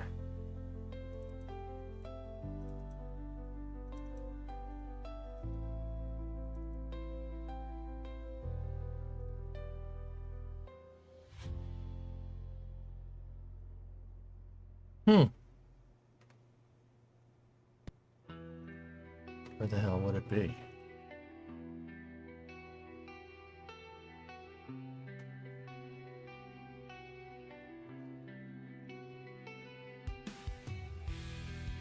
I found it. I found the original save. Dude, I got it. I found it. This is the E_J_Space Administration. That is the mission mode save from 2018 to when we started mission mode 2. That's the mint chip save. If we go in here, I'll bet you all the parts are there. Oh. Condor 9, Griffin Station, Neptune, CTS-NG, Duna payloads, Enterprise, functional cargo, not functional cargo block, foreign celestial body lander, the modular landing system that we made. There's the K-14. Dude, that craft file's 10 years old.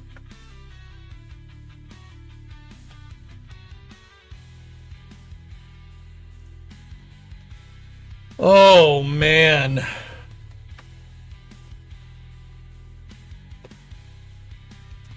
Yeah, make the legs retract, dude. Oh, no.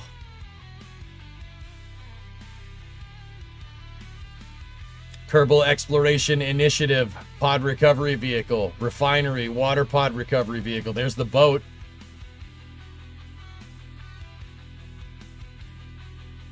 The Eurofighter Typhoon. That's an old one. That one's no good. Let's go into this saves 922 backup.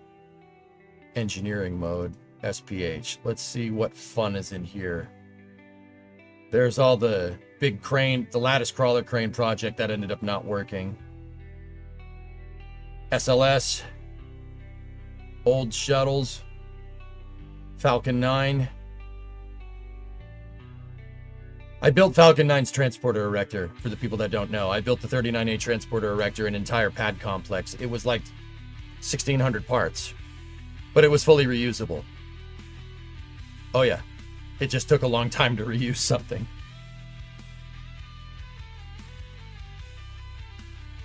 Transport Deconstruction Recovery Vehicle, the TDRV is in there.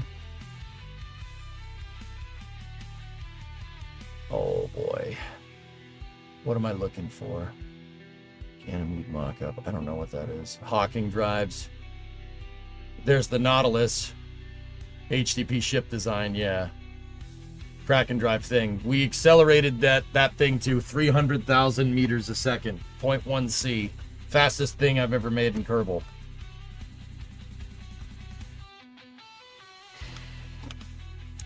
I can't even make a simple SSDO without devolving into the vehicle every time. The tuk-tuk is in here, dude. Yeah.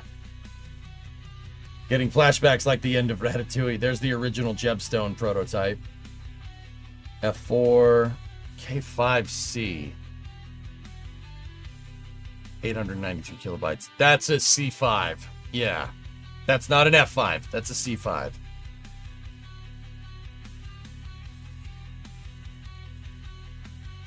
There's the F14. I think... Well, that one's from 2022, so let's take that one and we'll put it in our current save.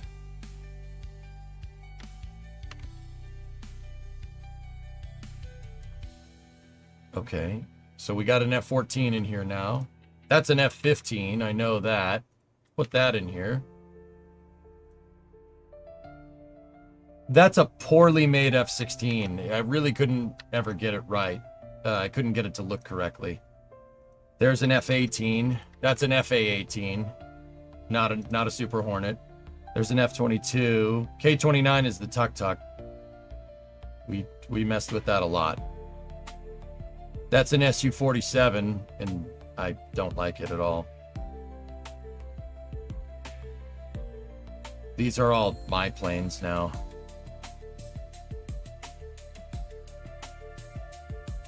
Damn.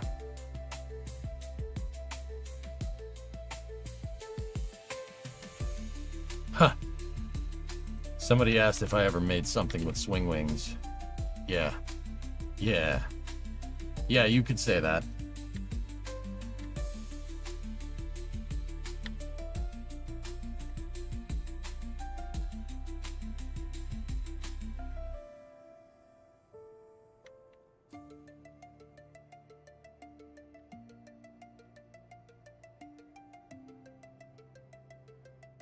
Oh, there's all kinds of good stuff in here. There's all kinds of good stuff in here.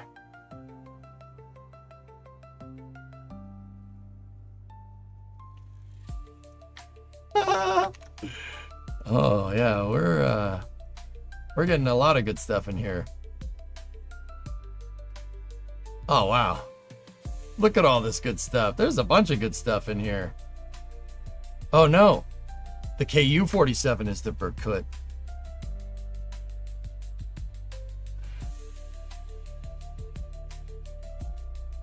There's so much stuff in here. Oh god, no. Alright, I'll put it in there just because we're here.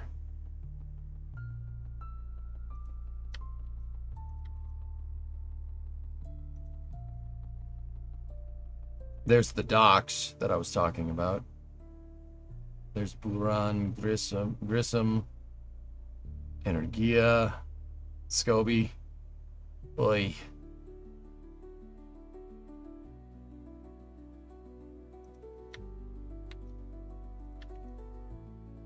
Alright. That's enough to have some fun.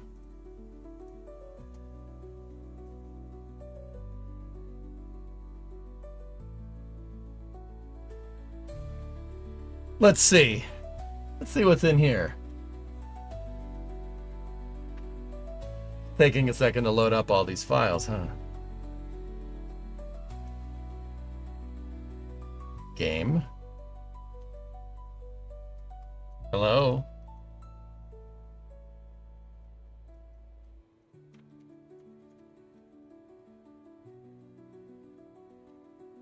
Have you made an F-35B? Yeah. I did at some point, dude.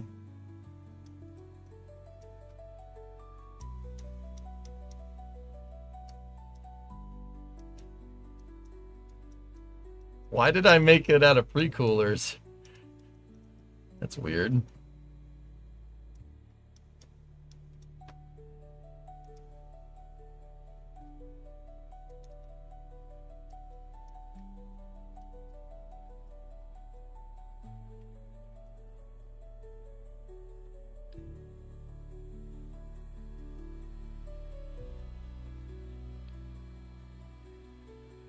An XB70, we've made it pop, but it doesn't do the compression lift thing. Kerbal's aerodynamics just aren't that good.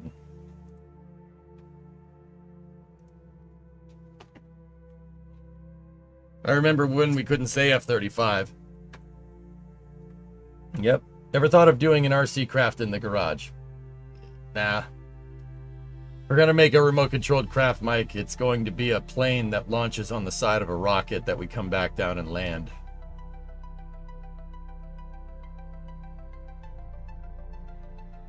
Yeah, you heard that right.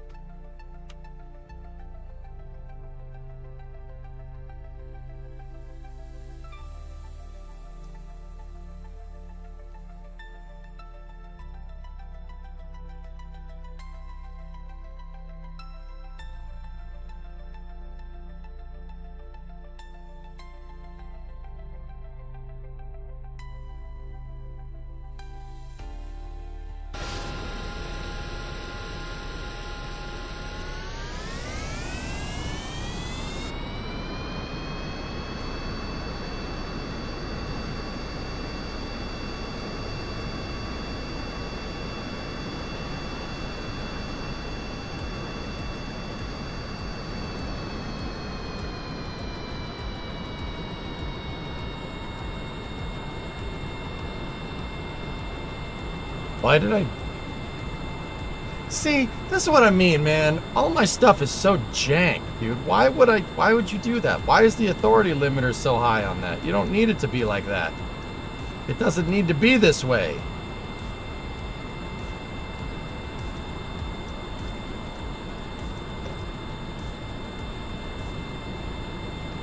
These have wheel authority on them. This is all, bah. Bah.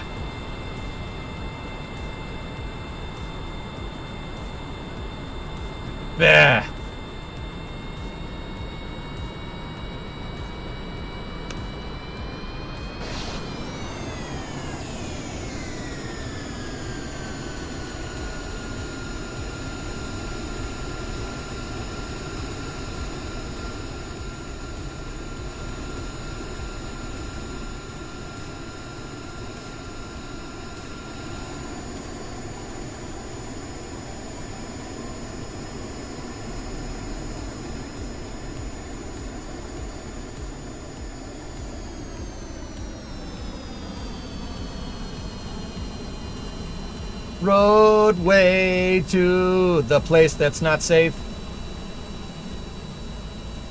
We don't want to, copyright. Roadway to the place that's not safe. We're gonna take you to that place that is not safe.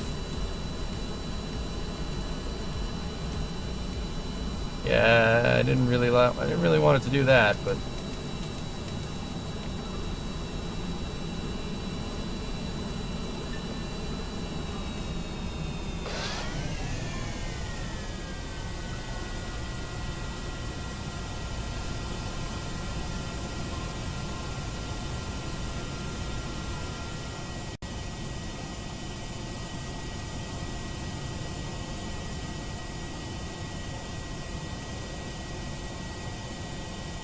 No danger?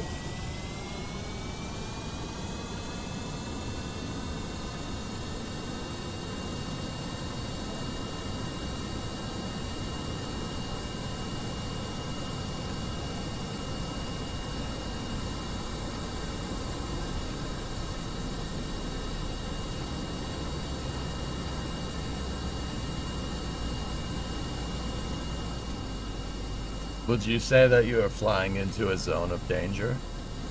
See, I never really dialed this thing in perfectly. Look at how much control authority we're using just to get the plane to fly straight. This has insane negative pitch authority. If you just let go of the controls, it just wants to nose down. Not good. You really don't want your planes to do that.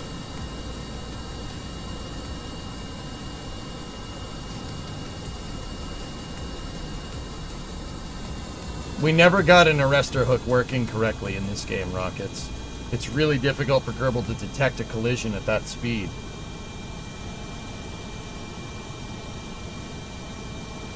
Well, I wanted it to do both, Lala. The problem is that I could make something look like it, but getting it to perform like it was really difficult to do.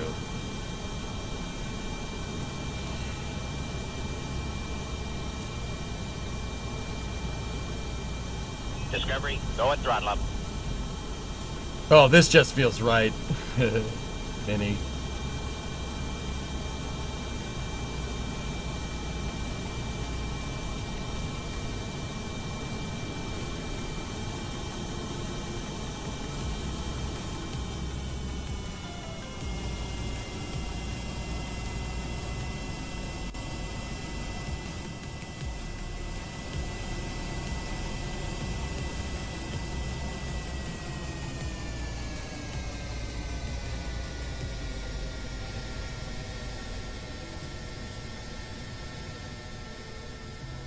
It looks, dude, what a cool plane.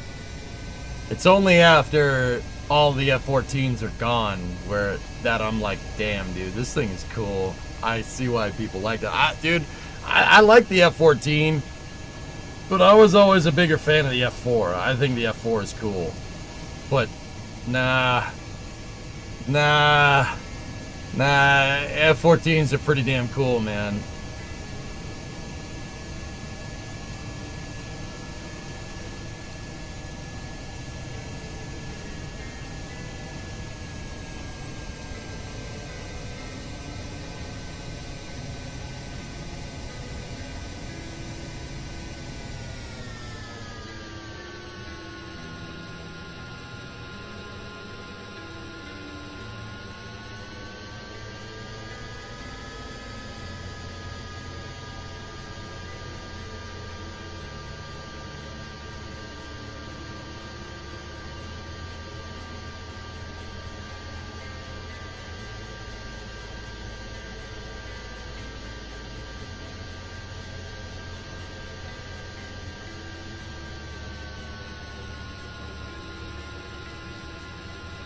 Damn, the brakes in this game are good. Brakes on planes don't do that. If we tried to slam full brakes there, we'd break the landing gear would snap off. Well, maybe not on an F-14, but you get the idea.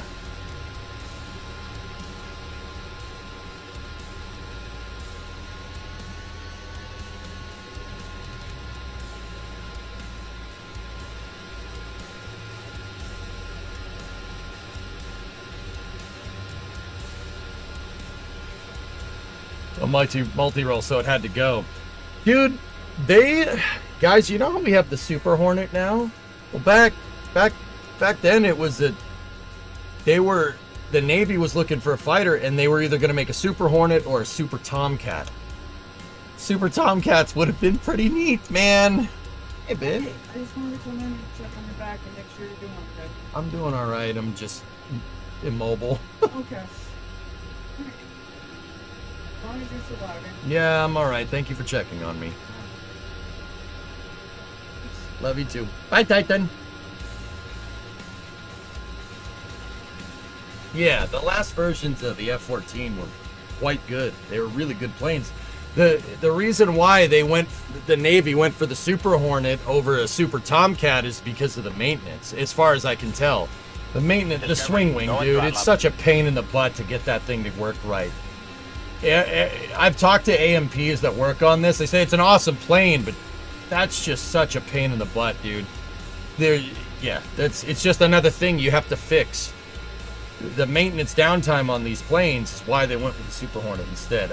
As much as I hate admitting it, that was probably the right move. Plus some other Rule 8 stuff with Iran. I mean, that was a little bit later. The crappy part is because Iran had F-14s, albeit F-14As, which are a completely different plane, to be honest with you. The government found out that people were buying F-14 parts on the black market. So they dealt with the people that were doing that, and then they scrapped the entire F-14 fleet. There's still a bunch of them around, guys, but they're shells. They destroyed everything, all the accoutrement for this plane. The F-14s that are around, the shells that are there are just that. They're just shells. It's the carcass of an F-14. Which is why everybody's bumming out nowadays, because the last operational F-14s just got blown up the other day. You want to figure that one out? Go Google it. I'm not explaining that one.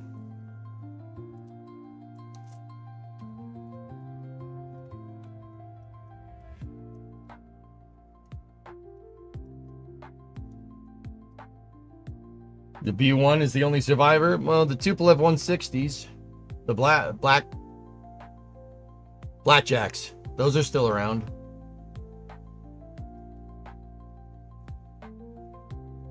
Which is a shame. There's never, I'm not sure there's even enough parts or tooling to make an airworthy F-14 out of what you have. So that kind of blows, but it is what it is, dude. I wonder what this thing's about. Ah. Nice. That's a 747-100 that I put 4 G90s on. So it's a 747 with 4 777 engines. I'm pretty sure if you did this in real life, it wouldn't end well. Pretty sure if you did this in real life, the wing would rip off from the amount of thrust. It's almost a meganewton of thrust coming from each wing. Actually, it's more than a meganewton of thrust coming from each wing. That's it's a lot of thrust.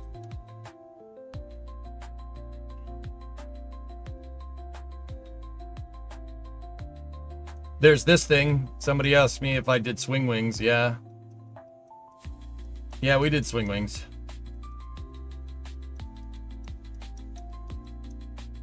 No, I'm not flying it.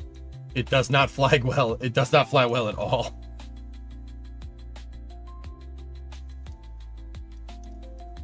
Yeah, I used that 747 to make a shuttle carrier, Nova. Yep.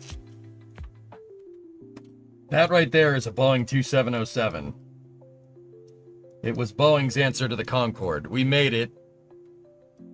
Badly, but we made it. What do you think a 747-10 would look like? I don't know. Dig the shirt. Thank you, reindeer. I mean, that we got that thing to fly. It's just poo-poo. I'm wondering if anybody recognizes this.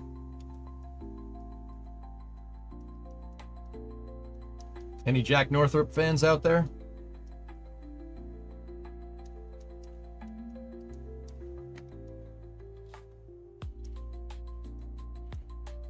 This is a Northrop YB49. Add props to it. No. Yep. YB49. I built it in one stream. I don't know why I chose to do the swept wing all the way through. We could have very easily just made that not out of swept wings and used wing tessellation to fill that up. But I never finished the bottom of it. Yeah, it's probably because it flies right. Yep, YB49.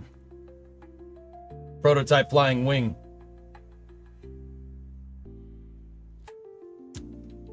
YB, more like YB made it all. Hey, Maddie, what's going on? Yeah, it had two cockpits. One up here and one in the back. I don't know why they put one in the back. I think it was a tail gunner or something. Because this, remember, this it's World War II era. Jack Northrop made the YB-35. So check this out. The YB-35 was a propeller-driven flying wing. That was Northrop's bid for World War II. They wanted to, there was the B-24, B-17. Northrop was like, dude, we can make these, and you can make that bombers, and they didn't go for it.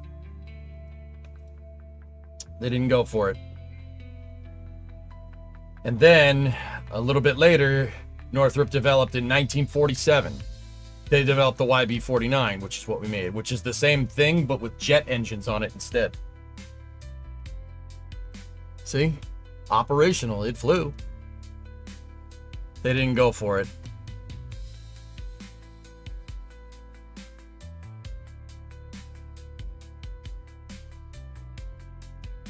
Don't worry, Northrop had the last laugh there. Well, Northrop Grumman, I should say. Don't worry, Northrop finally made their flying wings work in the 70s and the 80s. And then actually, that thing, you know what the interesting thing is? The B-21 program, guys. Under budget, ahead of schedule. Yeah, not a lot of people know that. In a plethora of government contracts where everything is behind schedule and everything is over budget, B-21 program, actually under budget and ahead of schedule. Yeah. Think about that next time. What's the advantage of flying wings? Well, the flying wings in this application, so Jonas, for the YB-35 and the YB-49, it was it's simple. It's easier to make. It's not nearly as much manufactured. Basically, you're essentially assembling a wing spar, and that's about it. Simple, very, very simple to make. It's a freaking wing. The Horton brothers in Germany during World War II had the same idea. A very, very, very similar idea. It's easy. It's easy to make it, right? You don't have to manufacture a fuselage and all these wings and all this other stuff. No, you're just making one wing. It's not hard to make, right? The problem is that the YB-35 was behind schedule. Like, Northrop tried to get it ready during World War II, and turns out that when you have an analog flying wing, it's a little bit difficult to get it to work. So it was behind schedule. And that's why they said, screw it, we don't need propellers, let's put jet engines on it. In the late 40s, they proposed it. They proposed it as the next generation bomber, and it lost. The YB-49 lost to the B-47. If I'm remembering that right, I'd have to go look. But yeah, the B-20, in the applications of the B-2 and the B-21, This wing shape is better for stealth. The signature, the radar signature from this type of shape is very small. That and the radar absorbent material. Yeah, Nova, right? Pretty cool, huh? Jack Northrop loved flying wings. Yeah. Yeah.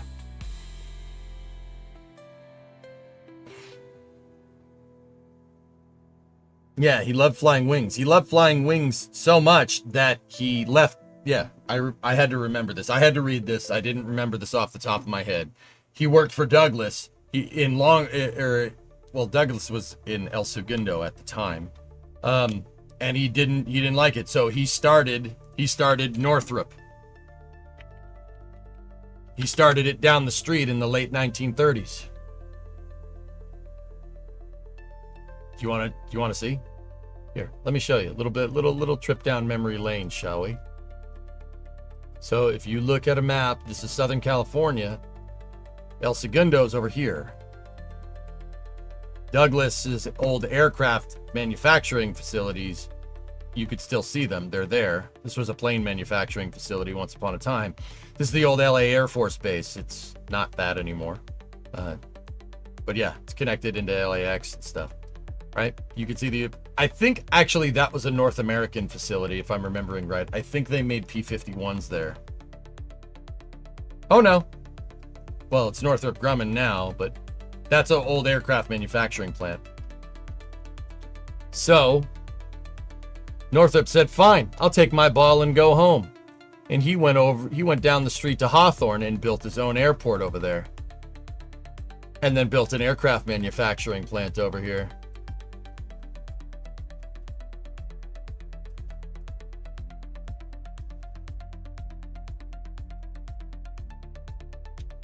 That's Hawthorne, man. Yep. Hawthorne is all the ex-Northrop facilities that were here. Yep. SpaceX. Yep. Pretty cool, huh? Yeah, so he built another airport over here. And there's a reason why this road right here is called Jack Northrop Avenue. Jack Northrop and Crenshaw. SpaceX headquarters. I've seen that booster in person. Yeah, me too, man. I saw it land in person. That's 1019, 1019. I saw that sucker land. I was there. I saw it fly and I saw it land. And then I stood up close to it. Now, Victory, did they let you inside of the fence? Because they let me inside of the fence. I have a picture of me standing right where my mouse cursor is next to that thing.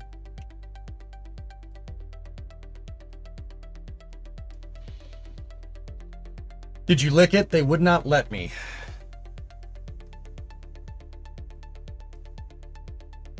But yep, there you go. SpaceX owns a good bit of this manufacturing space. If you're wondering where they make Raptors and stuff, it's pretty much all this sucker nowadays. Fun fact, for the longest time, SpaceX actually, see that parking lot right there? They rented that parking lot, or at least I think it was that parking lot. Here, if we go back and look at this at like 2016. Oh no, it was this one right here. They use this parking lot for storage. Recognize anything sitting around in this thing?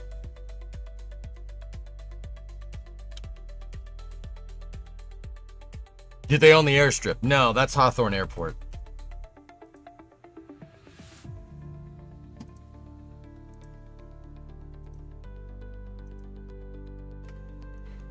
How about that Falcon 1 first stage that's just sitting there?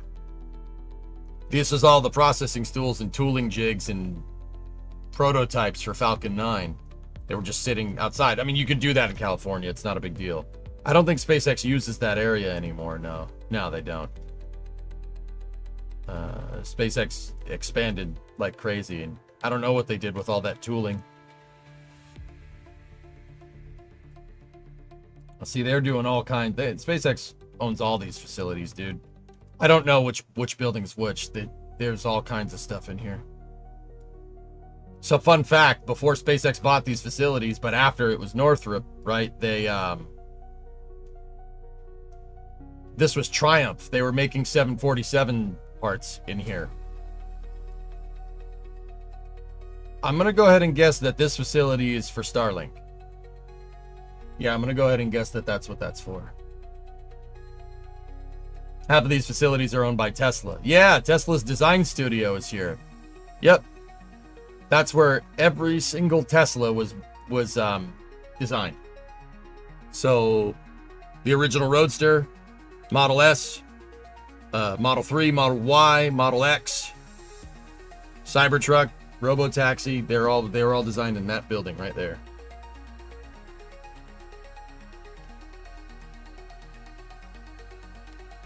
And depending on the time of this, you can usually see, if Elon was here, you used to be able to see his Dassault Falcon.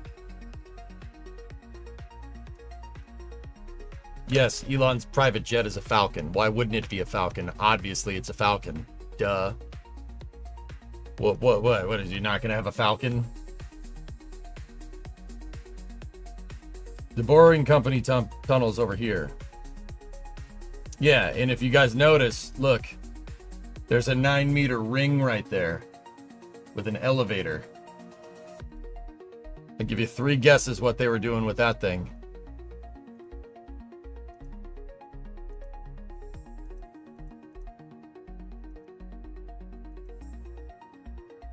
That's Starship's elevator. See? They were testing it there.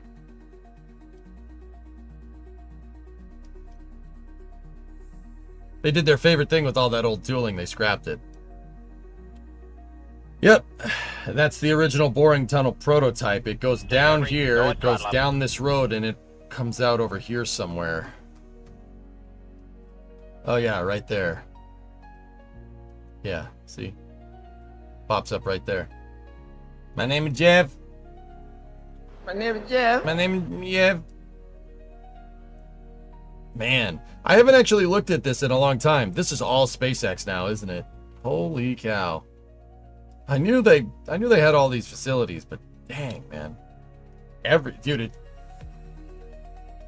all SpaceX. Always has been. Look at all this stuff, man. Damn.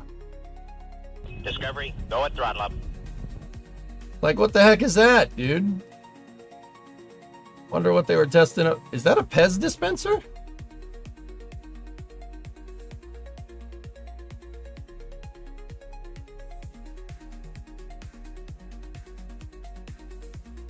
I don't know, Dean.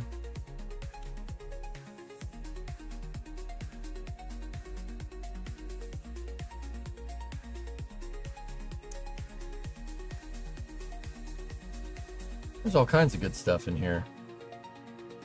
Pneumatics, cryo testing, substation. Dude, I can't believe that. I remember when it was like, you know, I remember when SpaceX was just this facility right here, and I was like, man, that's a huge rocket factory. That's so cool. No, it's pretty much all this now. That's wild, man.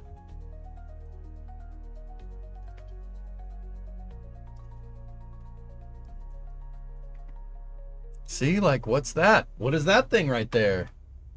Load testing? It looks like a load test article or load testing jig. There's a bunch of stuff back here. I haven't, dude, what?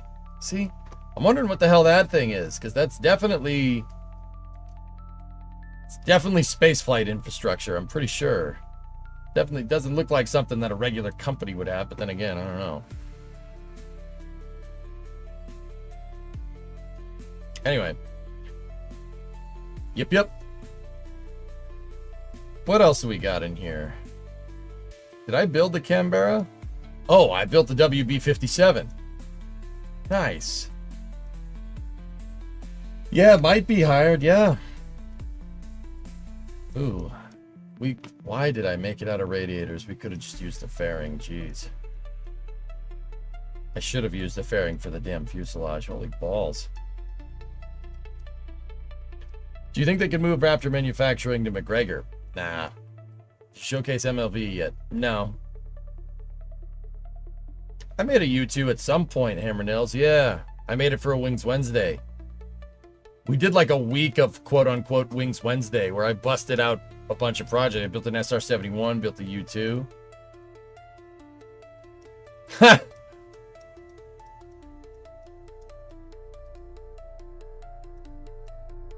Yuri, you still here, buddy? Over in the YouTube chat? Look at this thing.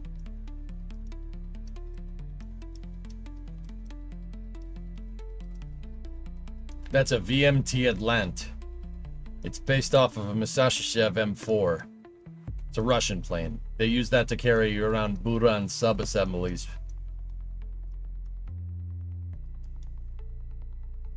It's a Russian plane. Yeah, I think Yuri's out. It's a cool plane. Cool plane design. How many times did that crash? None. I don't think it ever crashed. I think it's still around. Ah. Who here likes going fast?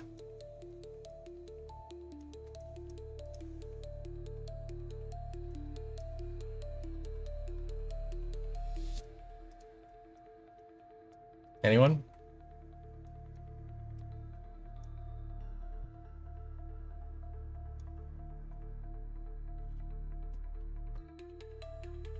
We built an electric lightning, dude. Oh, it goes fast. Don't you worry. It just doesn't go fast for very long. We run out of fuel. You try to go for a long distance, but that's the whole point. Do you have the Akrenoplan? No, never built one of those. There's no ground effect in KSP, so never made one.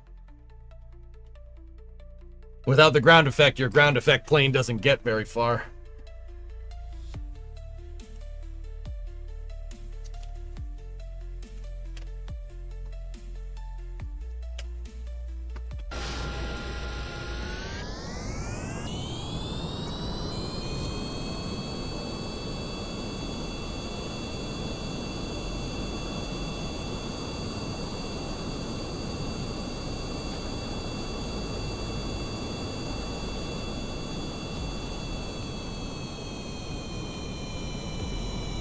You can make hydrofoils, dude, sure.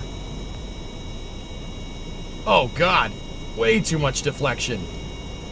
I don't think a lightning could do that in real life. Oh, that would have ended. That would have killed us. Whoa.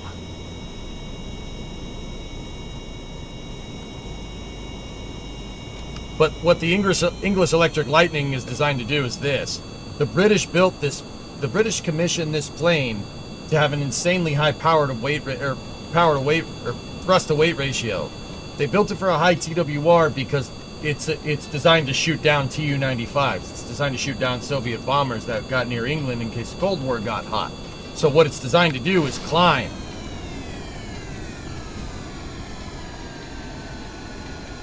So the Electric Lightning could do this. It could do this in real life.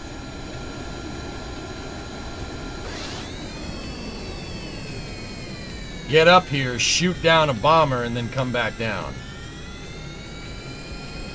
And it had an over-under engine design, not two engines side by side. It was over-under, like a shotgun. A U2 can do that as well. That's no. I don't think so. I don't think U2 is a reconnaissance plane, is it not? I do have a lot of fuel. Where did all that fuel come from? A U2 cannot climb like that.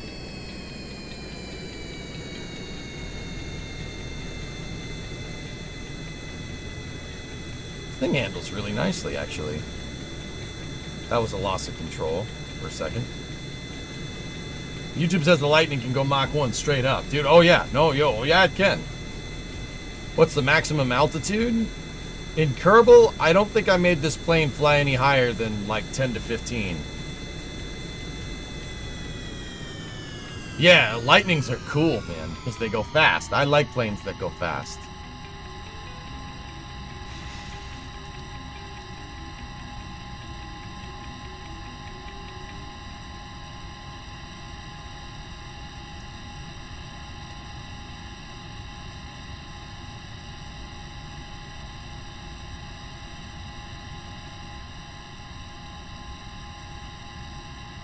Yeah, Lightning is cool, man. It's a cool plane.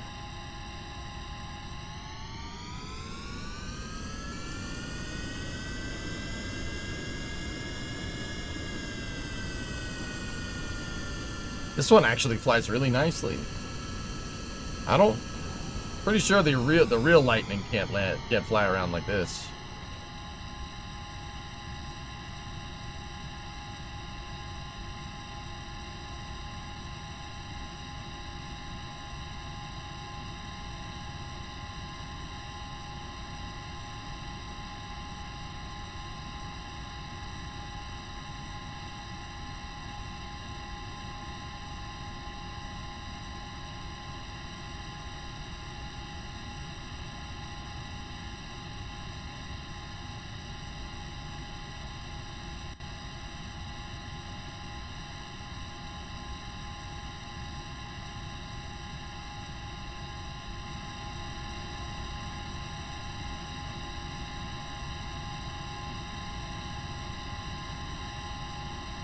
Yep. That's the lightning, dude. That wasn't my best landing, but it is pretty good.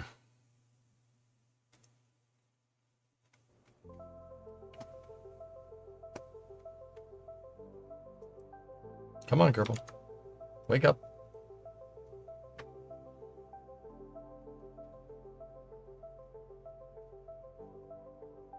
Let's see what else we got. It's gonna take a second to load up. We loaded up like 40 crap miles into this engineering mode save.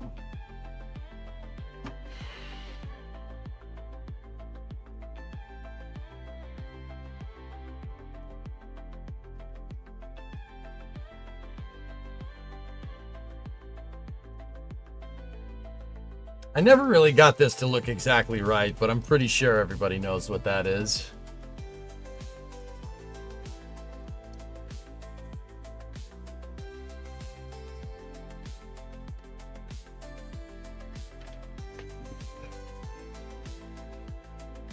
I'm pretty sure you guys know what that thing's supposed to be.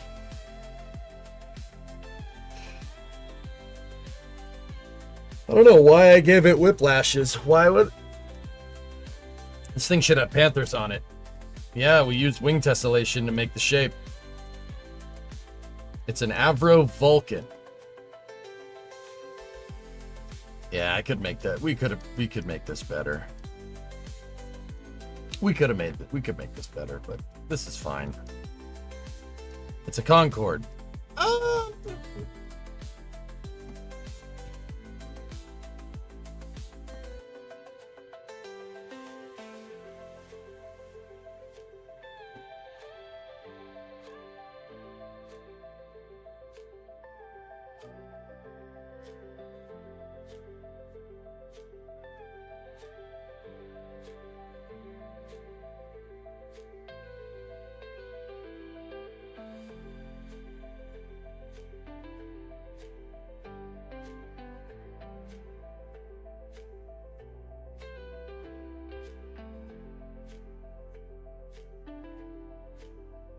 Lightning can go up to 65,000 feet, and Zoom climb to 36. Yeah, dude, the Lightning's a monster. It's a really cool plane. Hey, cats.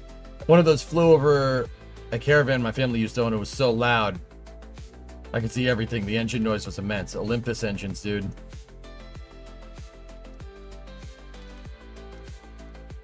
Here's another, another extremely quick airplane. Anyone know what that one is?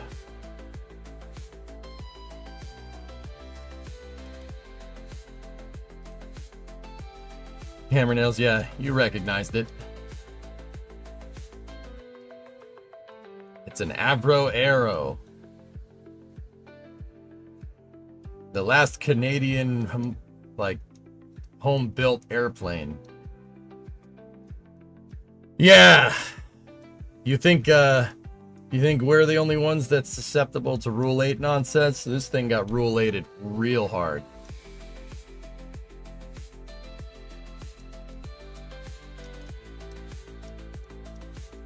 It is a cool plane. Very fast. Very quick.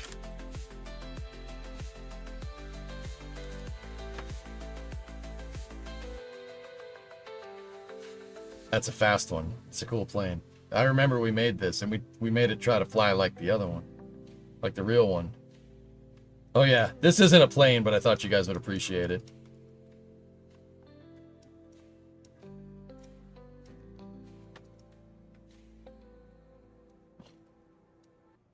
Oh yeah, you guys got screwed. You guys got screwed hard.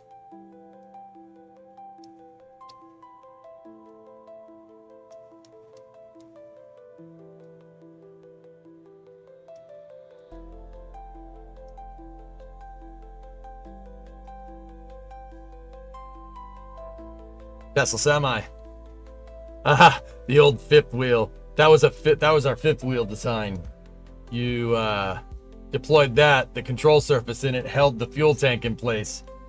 And that was our pin. Dude, we could make a crack attack version of that so much better. Nowadays we just use a docking port and a robotic hinge. But yeah, that's how we used to hitch trailers. There's the trailer landing gear. It's freaking air brakes.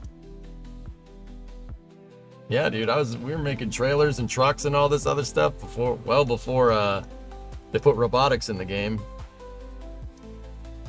They have pod racing on Malastare, very fast, very dangerous.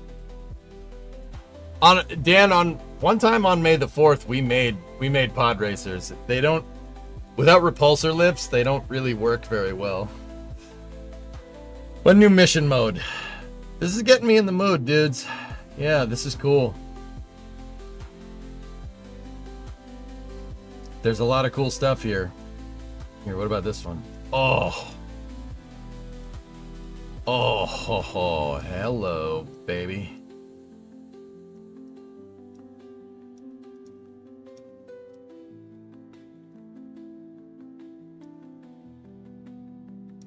Nice.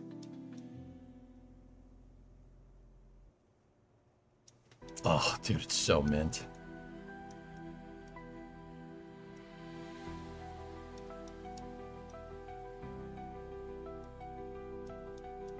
No canards up front? Get out. Get out. Now. What's with the suspenders? That's what I use to make the intake geometry.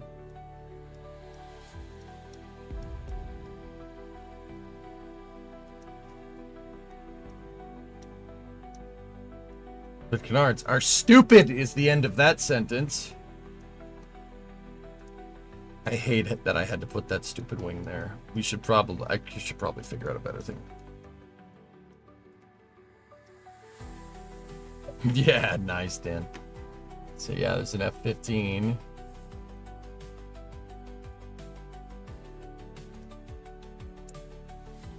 I mean, I made all these fighter planes, dude, but there's really no need for them in like a space program. Like unless you're doing altitude testing.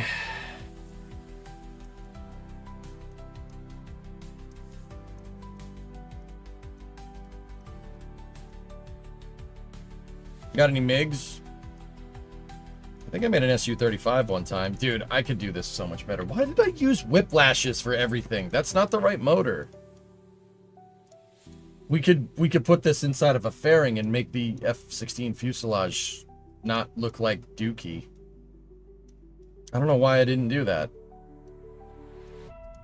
I don't mean the plane's just got a lot of good rockets from mission modes. Yeah, for sure, for sure.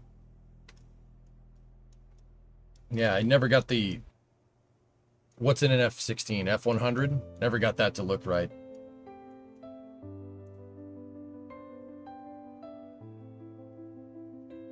We could fix that. I could make that look a lot nicer. Did you make an A-10? No.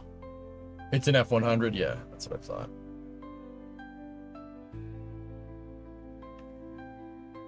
Here's a plane that we did end up having a lot of fun with.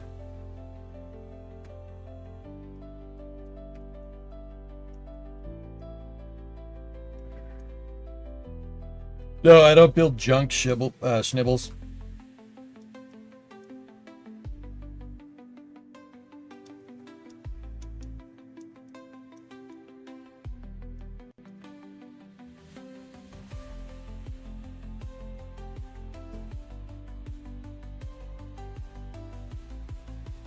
How's your back? Oh, it's terrible, dude. Yeah, it's terrible. It hurts a lot. I mean, all I could do is pretty much just sit here. I had to have Brimo come and help me move the racing rig from playing Bean yesterday out.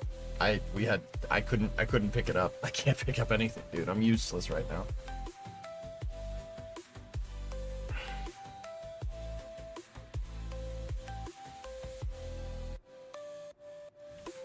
And then there's this.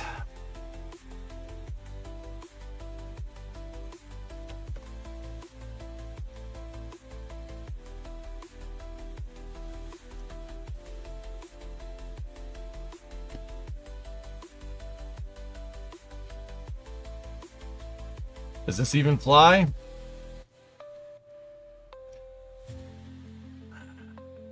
Is that a vertibird? Kind of. Kind of. Not exactly.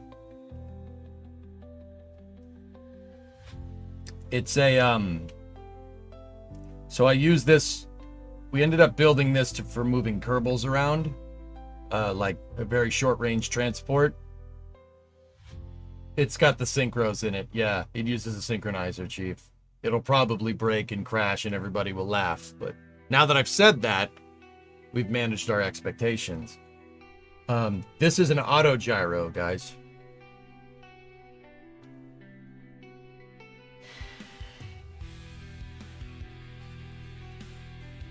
Yeah, I don't care, Baron.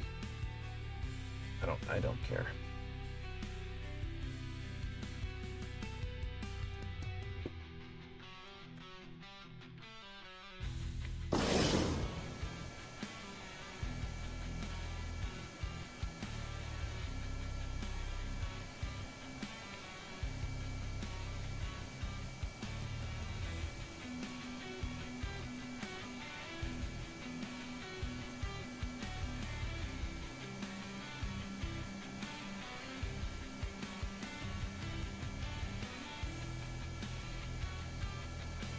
See, this is one of my later designs, guys. This has no SAS.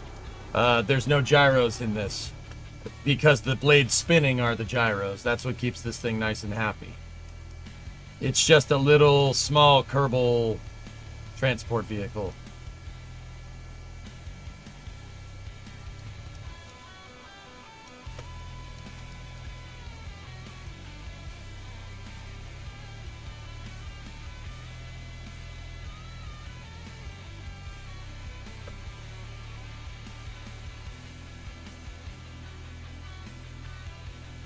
Discovery, go at throttle up. It uses the contra-rotating blades for stabilization, like a Chinook.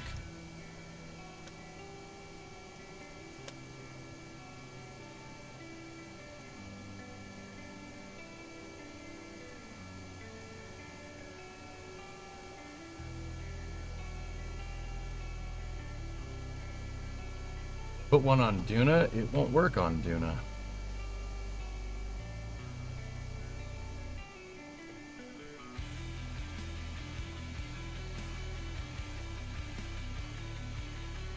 And I want to point out that those engines aren't on. My forward thrust is not on. We're just flying it like a helicopter. So this thing was prototyping a synchronizer. This thing can run off one engine. If I remove this from symmetry, I never dialed it in. I never got it exactly right. When so look, if we hit escape right now, look, the blades are perfectly synced. That's part of the reason why she's so stable. My blades don't get out of sync. If one of those blades was rotated like 90 degrees and like it had one blade pointed that way and two blades pointed that way, you're going to get differential synchronization. It's going to cause vibrations. On real life, you die. In real life, you would die. Like, look up what happens when the blades desync on a Chinook. It rips itself in half. In Kerbal, the thing just starts vibrating around like crazy. But, like I said, I'm using RCS there as gears to make a synchronizer. So this thing the blades are always in sync, no matter what. They always synchronize. And in that regard, you could run off one engine. I could disable all the power from the turbo shaft on this side. They could run off one motor. It's not a big deal. In fact, what we could do is I could just put the turbo shaft right there. I could put it in the center and have one running the whole show. But yeah, she's insanely stable. All this movement that you're seeing right here with the joystick, forward, back, left, right, the pitch, the yaw, and the roll is from the blades because it's a twin cyclic.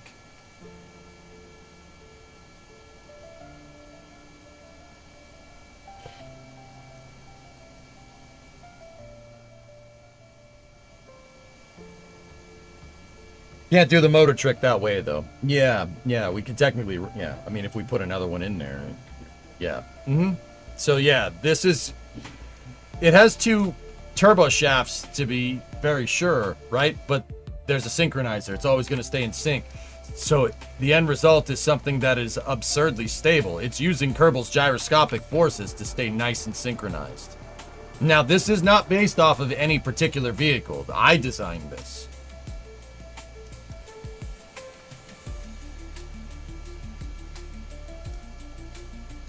This was my own design. We hooked this up just because we needed a small transport vehicle originally. This isn't the original K29. The original K29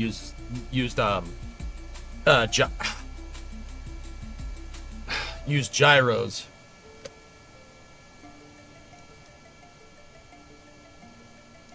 Can real life blades have different angles? Real life blades have different angles of attack. That's what a cyclic control essentially does, May, if I'm understanding the question. Make it bigger? I got you. Thanks, Daytown. I would hope that some of the cool Kerbal contraptions that we've been engineering and some of the cool methods for making the stuff would transfer to working on the car, but I got to get my fabrication skills a little bit higher. Just because you can make it in a game doesn't mean you can't make it over here, you know what I mean? But yeah, but I digress. But I digest. Make it bigger. I have a bigger version in Tanny, but the bigger version does not have a synchronizer. So it gets a little shaky from time to time, but it does work. It works pretty well. Now, once again, these are not this is not an Osprey. It's not an Osprey. That's not what it is. This is an auto gyro. Let me show you. Oh, where are you? It's in here somewhere. I added all these damn craft files to it. Now I don't know where the hell it is. K29 AG R2. K92 R3, there it is. So here's the bigger version. This one is about the size of a C-130. It's Kerbal scaled, but if you look at it from the side, it looks like a C-130. It's an auto spray. For the angle of attack question, this should clear things up for May. Oh. Yeah, so May, a cyclic modulate, look at that video, but a cyclic will modulate the angle of attack as it rotates around. So when the blade spins over here, it'll pitch up, and then when it spins over to here, it'll pitch down. That's how helicopters actually like move back and forth. A helicopter uses what's called a cyclic control to cycle the angle of attack during every rotation, right? That cyclic control will move the center of lift of the helicopter about the center of gravity. So if you pull to the right with a cyclic like this, you're going to increase pitch on the left side of the vehicle. Pulling right, pitches left. So your helicopter rolls because it's increasing the angle of attack anytime the blade spins around to the port side of the vehicle or the left side of the vehicle. It's not port, it's not a ship. Yeah. It looks like a Mil 12. There is some inspiration from that medley, but that's, once again, that's not what I designed this thing for. This thing is designed to move light vehicles around. That's really what it's for. It's for light vehicles and recovery. Light vehicle and spaceship recovery. That's what this thing was built for. And personnel, too. Whatever came of the Grissums. I just stopped playing that Slifer. I stopped playing the save with those in them a little while ago. We certainly use port and starboard in helicopters. Well, there you go. And if I just let it roll, Slifer, somebody would have said helicopters don't. You know, like, damned if I do, damned if I don't. You know what I mean? So here. So let me show you exactly what this thing does. Once again, this one doesn't have the synchronizer built in. But, little lesson on helicopters while we're here. Take a look. Watch the blades and watch my throttle. Right? Now, a cyclic will be able to cycle which blade is pitching, forward, back, left, or right, or port and starboard, Slifer, right? The other control that you have with the helicopter is a lever that's over here. No, it's not throttle, even though it has a grip on it that you can twist it for throttle. It's not throttle, it's blade RPM, to be very clear. That's called a collective, right? Now, if a cyclic cycles the angle of attack or the pitch of the blade as it goes around, what do you think the collective does? Watch the throttle. Throttle up, blades pitch up. Throttle down, blades pitch down. I bound the collective to the throttle control instead of throttle. Because that's more like how a helicopter works. And then I have action groups to set our blade RPM, essentially. Now here you go, it's a long time no speak. Hope all is well. Everything is just fine. And then you can use that. We can push the cyclic or the collective up, and now we take off. Now, once again, this one does not have blade synchronization. I'll tell you why blade synchronization is key. It's something I got working with this one, but I never got it working with the small one. These things have a lot of moving parts. They like to crash. Now, like I said, this is an auto gyro. So how does this work? What does an auto gyro do? An auto gyro uses the helicopter blades in an unpowered state, basically as your wings, okay? So this plane does have wings on it. The K-92 has wings on it, to be absolutely sure. And it can fly pretty well with those wings. But, so watch. Let's start giving our main engines, these engines, start giving them some power. Right? And let's push it to the limit. Right? Let's really throttle up those Goliaths, right? That's fine. 80% power is good. Now what we do is get rid of our helicopter blade torque. We freewheel those blades. And let me switch our flight mode using a program cal. So we switched flight modes. So what did that do? Well, I set my blades to be pitched back a little bit. The blades on the end can actually move forward and back just a little bit. It's not an Osprey, right? They can move forward and back, right? Now they're pitched back 10 degrees. And what they're doing is pitch back 10 degrees with full collective down. What that's going to do is essentially whirly-bird these things into oncoming laminar flow, right? It'll whirly-bird them. It'll pinwheel it. When it pinwheels, right?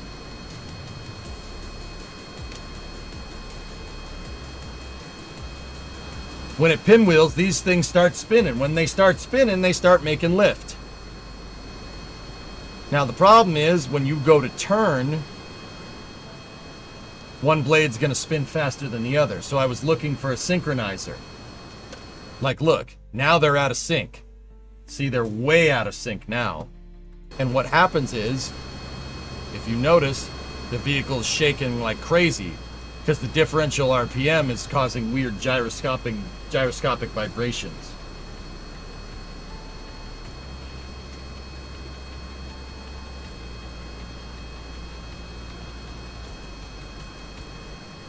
I didn't program any of this. I just used cal controllers to switch the flight mode.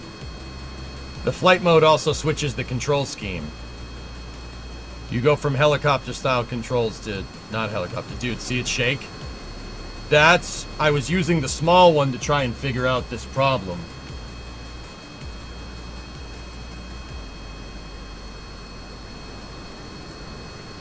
But yeah, now this plane can... Ugh.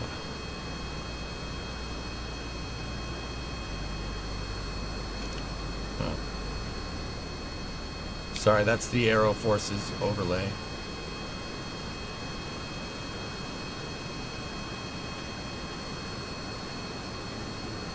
They are bent back at 2.7. This thing should be doing its thing. I don't ever remember this thing wanting to do this so much, but whatever.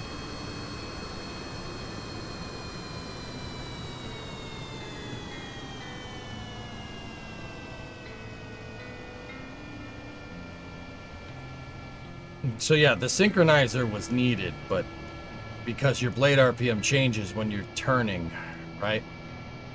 But the cool thing about this is that if we go back towards KSC, right, and we start to pitch this thing up and we expose the blades, we pinwheel them with oncoming clean air, right, they'll start increasing their RPM. So what we do...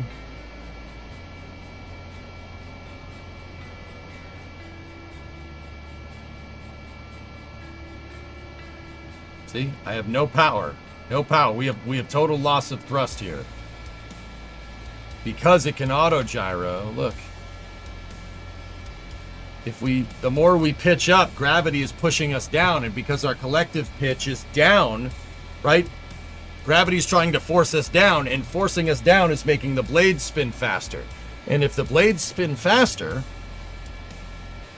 they generate more lift, even if they're pitched down. This is called auto rotation. This is how helicopters land in the event of total loss of control.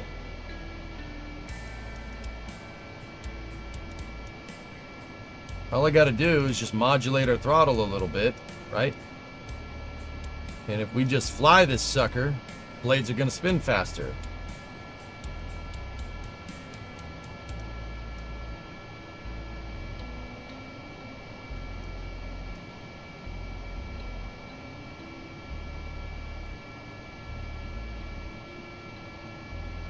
This plane is an auto gyro. Auto gyros use auto rotation to fly.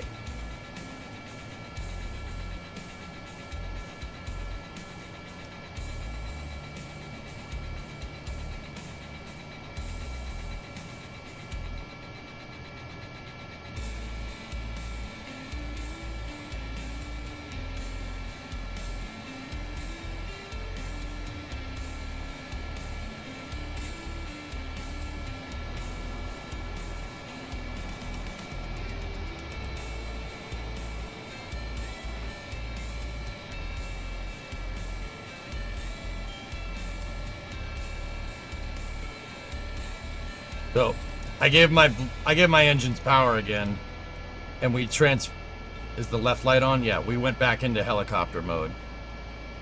So this thing can fly as high as a C-130, right? It can fly really, really high up in the air, like any other transport plane. But this solves the problem of there actually being no freaking runways anywhere else on Kerbin except the desert, and that's about it. I can land anywhere. Total VTOL.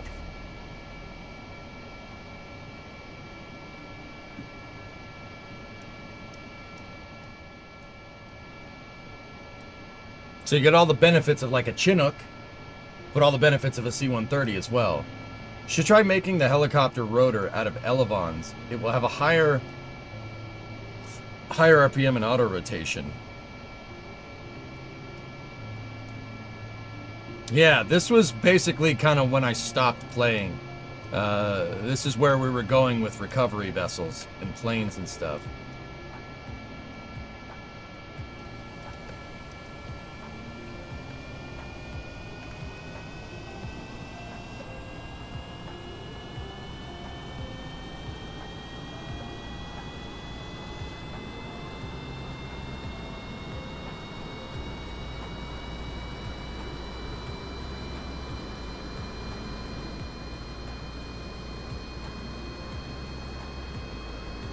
You can also do this if need be. I don't know what the benefit of doing this is, but you can do it.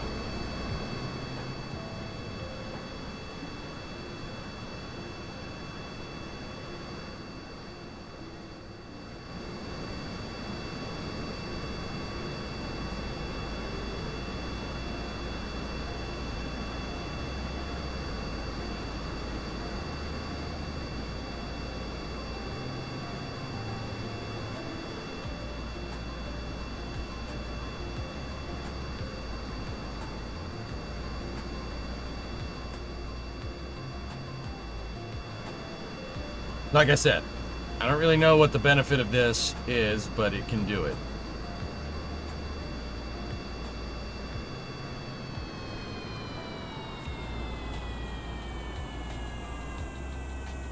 That is a very fuel intense maneuver. Once again, I'm not entirely sure when or where we would want to use that, but it can do it. When you need to drop something large on someone? Yeah.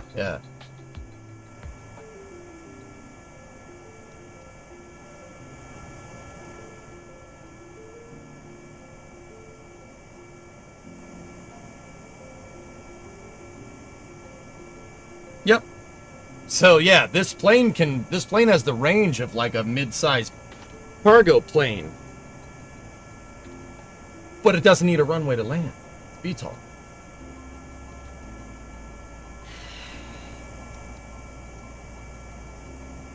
And if we could just get the rotor synchronizer to work, you wouldn't have to worry about the vibration problems at high speeds. But yeah, that's what it does. It's pretty cool, man. K92 is one of my favorite things that I've made in this game. Or one of my favorite planes, I should say. Somebody did ask me that, like, what's your favorite plane? This one is pretty much up there. It is a really, really cool design. It's not a V-22. It's an auto gyro. Differences.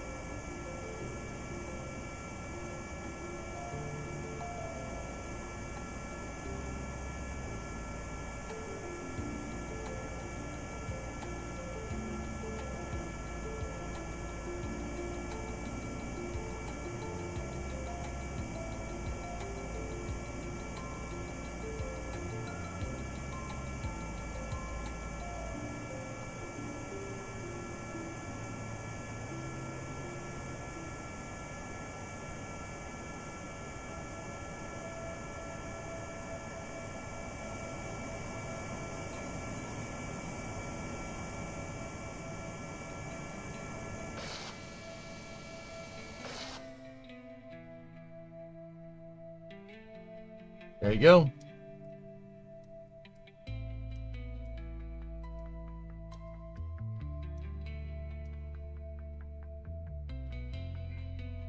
A small version of that turned via articulating nose, it would be the real one.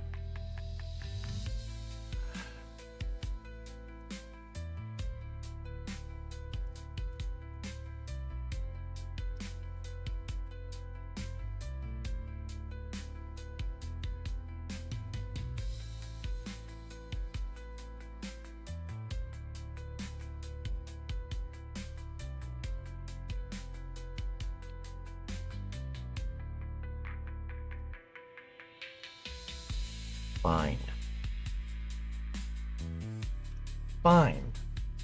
I'll show them the inspiration.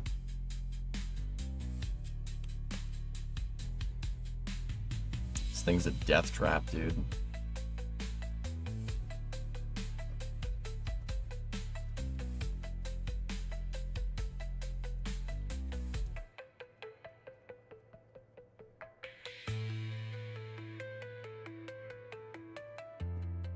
Under my Republic strong in the 30s, 3 years in, and already got trains running and profitable. Hey, congratulations, man.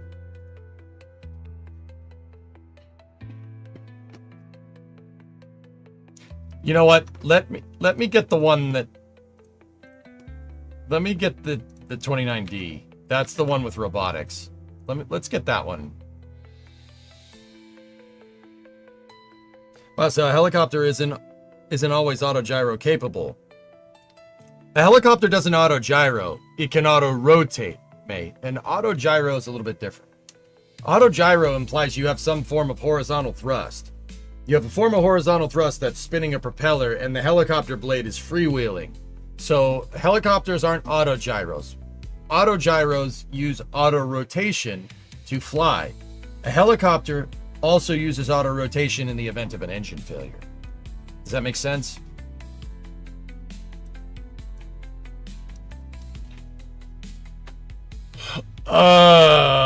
That's not. That's not.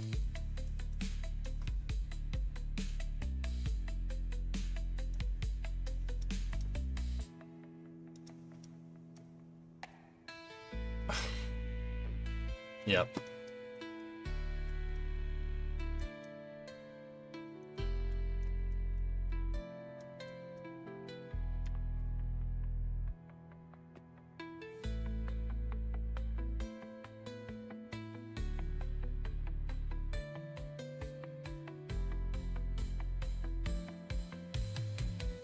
This is the Osprey one.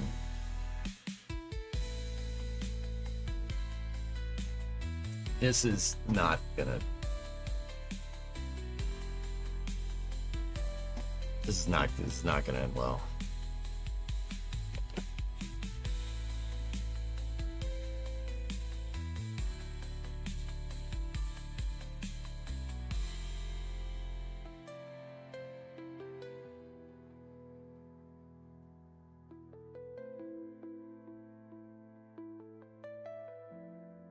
Sorry, I'm stretching my back. It's possible to make an ornithopter. Yes, you could do that. Mm-hmm.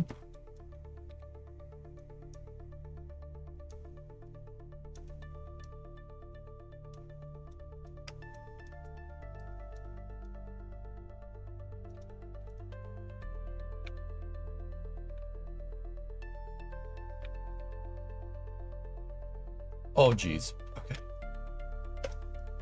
I never dialed this one in.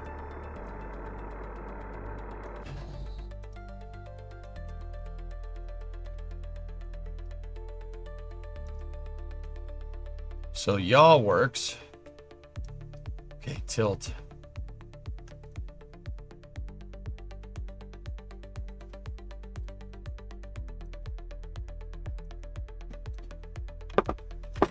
Thanks, Bree.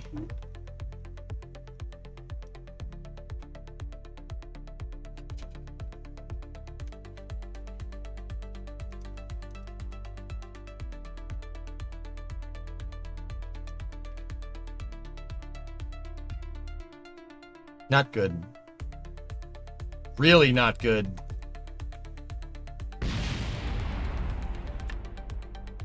Yeah, that thing sucks. I don't want it. I don't want that anymore. We should not. I don't want that at all. Kill it. I don't like that. I like my auto gyro version. But then again, we could dial that in. I just never dialed it in. It's all the parts are there. There's no governance for them. Like you can turn one engine without the other. Go and throttle up. I designed detents into my aircraft. All of the aircraft for a very good reason, because I forget how to fly them because I've engineered bajillions of them.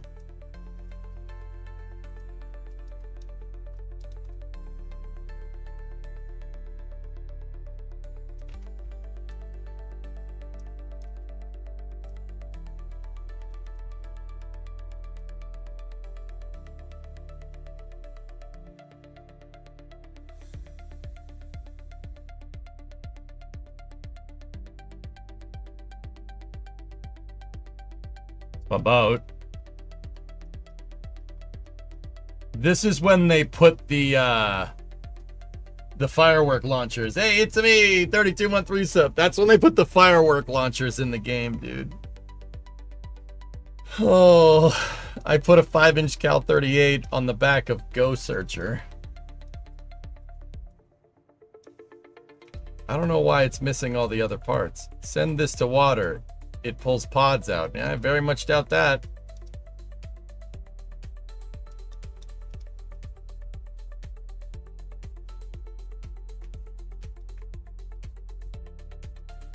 Yeah, we shot it. I remember we put another boat out and we shot at it with the gun, which was cool.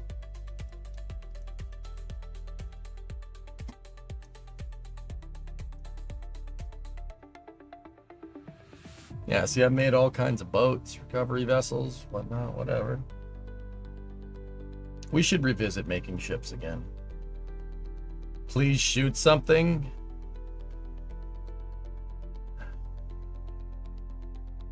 Do I have to?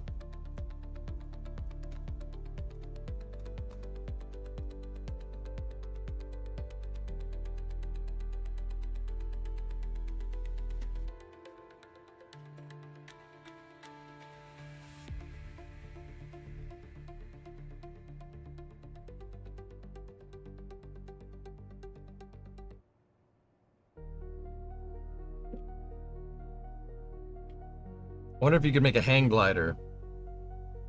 Can you cheat physics by flapping control surfaces to gain speed? Yes. Like I said, you can make it. You can make an ornithopter.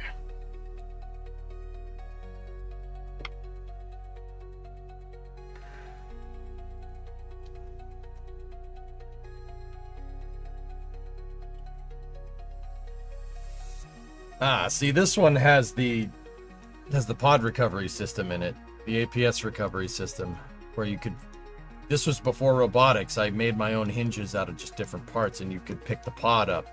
I think we were using this to test if rotors have enough torque to make a screw, but no, they don't. You have to make ship engines in KSP. You really, we could overclock the torque for the.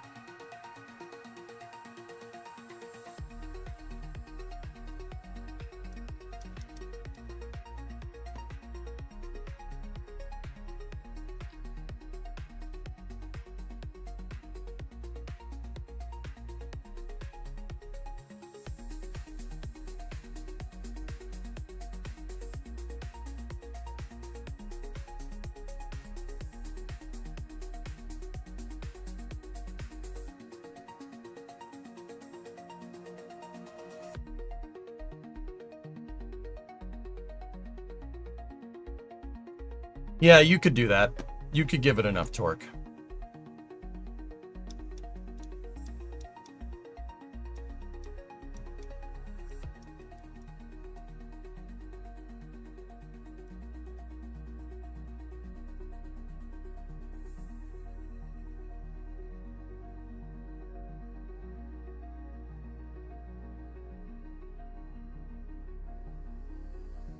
One is for capsules and one is for starships that don't sink.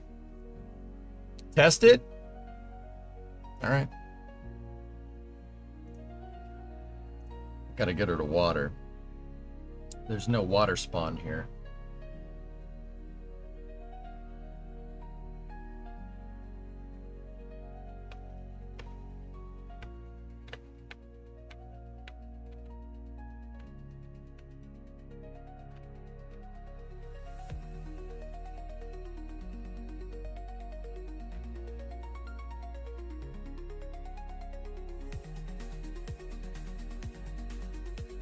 Grab Shark, it's not as bad as you might think. Oh, freaking back, dude, I swear.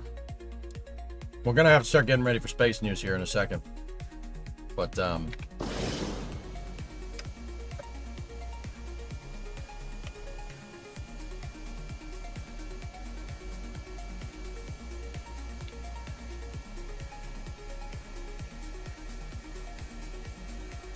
Discovery, go at throttle up.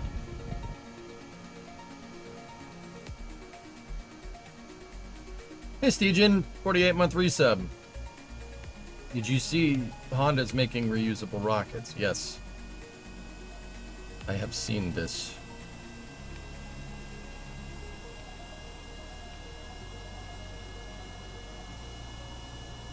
Fondly remembering launching the carrier on stilts. There's no dry dock, man. What do you want?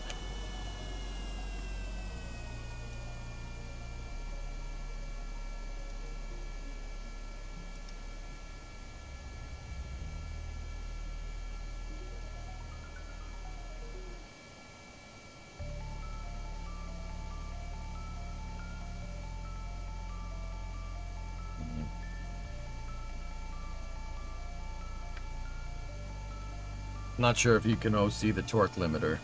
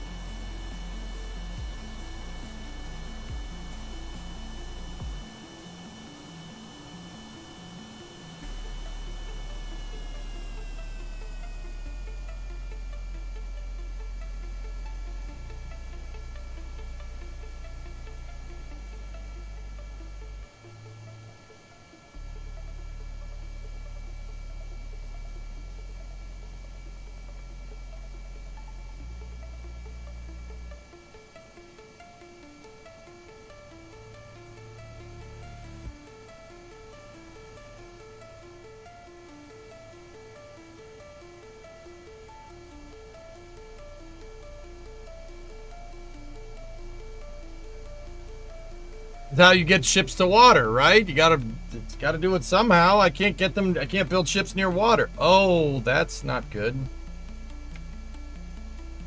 Please fall back down on the wheels.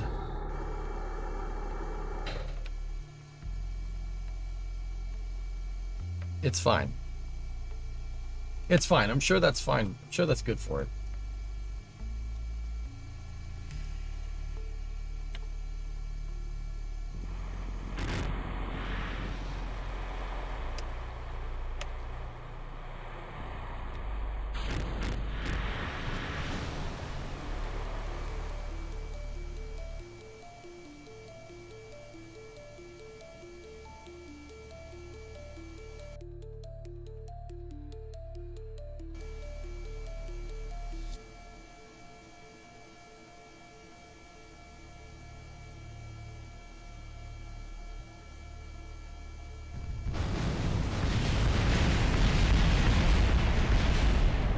Yeah, it didn't like that.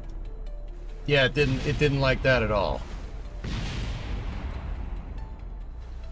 That's something we just quickly learned, that it in fact, it really didn't appreciate that. I think I spun that propeller so ridiculously fast underwater, it delaminated and chopped the ship in half.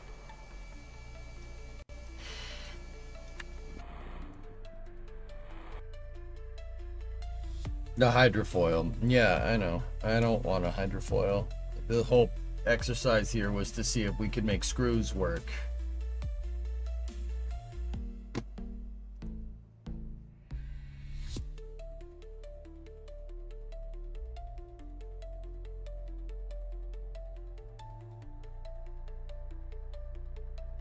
That's not great, Baron. Use the actual propeller blades. I didn't put this idea. We didn't put much thought into it, dude. But yeah, here's the last thing. I wonder if what version of this one is that I made. Yeah, it's all right. This isn't the right one, but it is a Saturn V. Nothing is built to scale, and this is all built incorrectly. I think I built this in one stream. I think I built it in one stream, dudes, because the craft file was July 20th, so.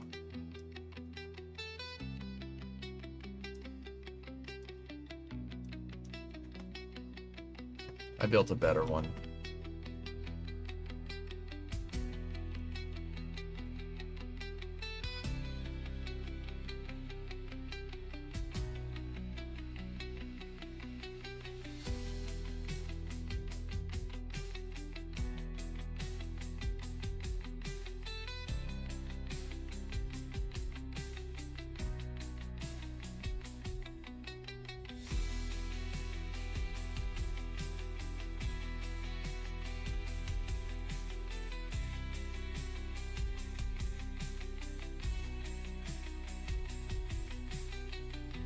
There's so much funny stuff in here, dude.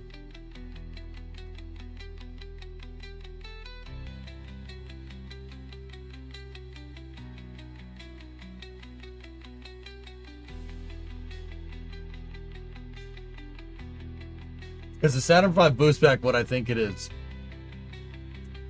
I think we just, Ian, I'm pretty sure I just took a Falcon 9 landing legs from Condor 9 and just crudely pasted them onto a Saturn V first stage and then boosted it back and landed it. You know, just completely ignoring the fact that if you deep throttled an F1 engine, I mean, that would make a really good flight termination system, right? Like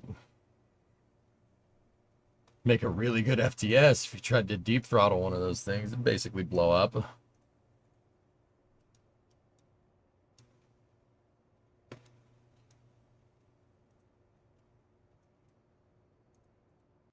Good luck, Jeb. Good luck. Jebstone 6 was not necessarily that. That was the unicorn. Didn't you build the modernized Saturn V? That was from the career mode save, Snackless. I built Jebstone 5. That's what I called it. Jebstone 5. Hold on.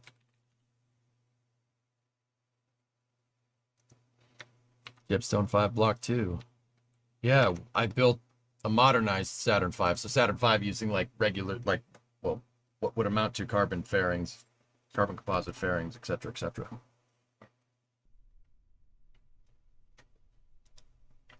Jeb, you might want to put your helmet on.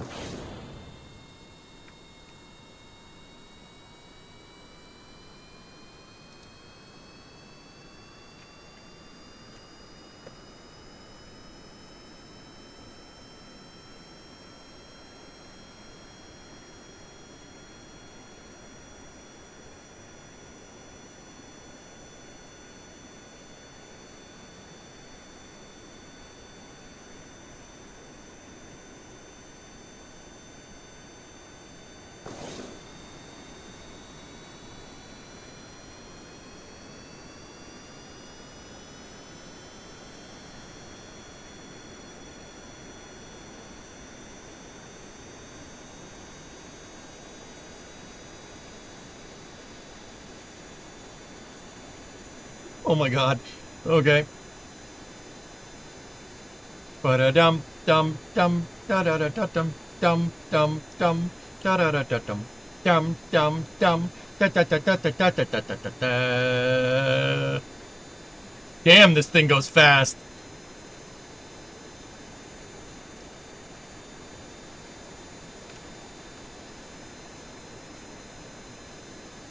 Oh shit. I don't think I ever figured out how to make this thing land, but you know.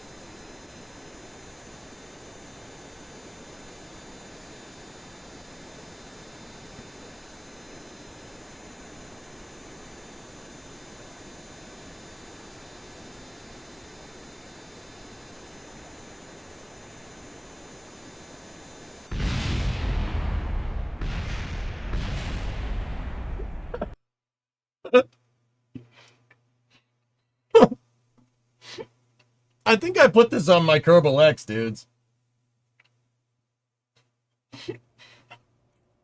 Freaking speeder bike.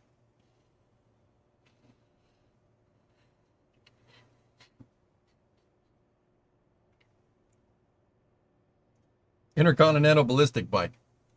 And then I think the last thing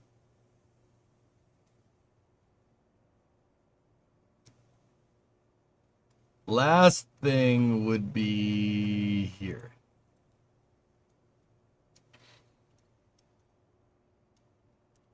Bum, ba da bum bum bum, ba da bum bum bum bum.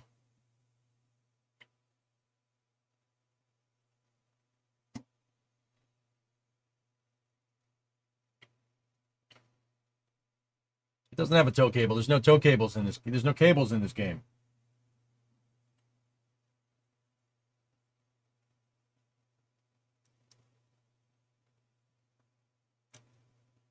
I don't know why they call it Hoth.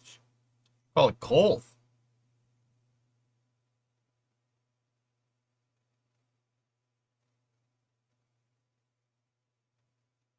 Maybe dude, I might put Kerbal attachment system in here just for the friggin' cables. Just, yeah.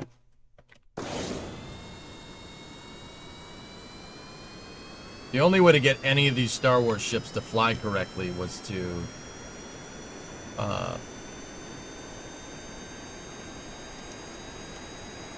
use gyros.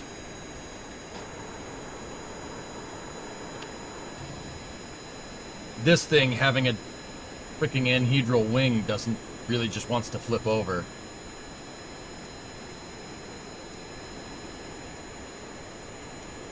It wants to fly upside down. Ba-da-dum dum bum ba ba da bum bum bum bum bum ba da bum bum bum bum bum ba da ba da ba ba ba ba ba ba.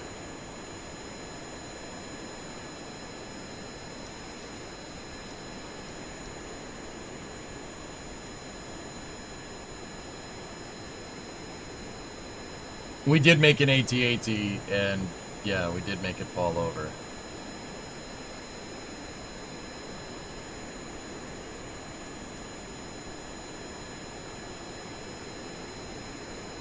Yeah, I'm having a little bit of trouble adapting it to the cold.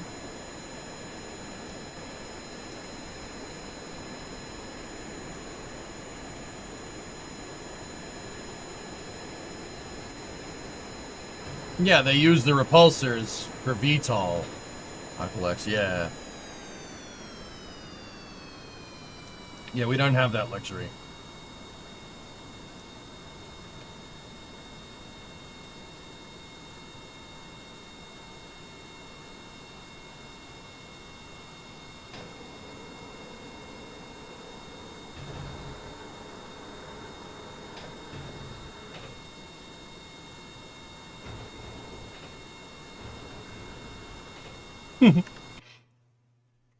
Okay, yeah, this is making me want to play more.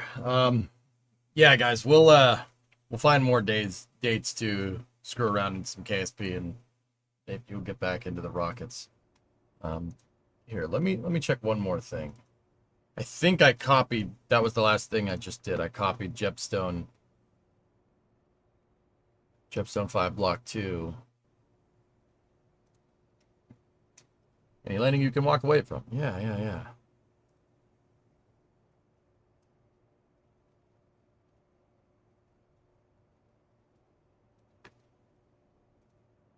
Let's see. Yep, there's the modernized one. Yep, modernized Saturn. With kind of regular-ish fairings. And, yeah.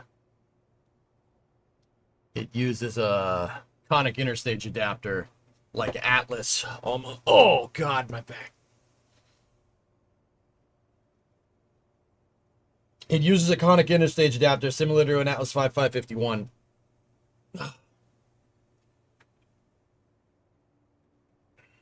The shuttle on Kerbal X Kappa. No, it's not.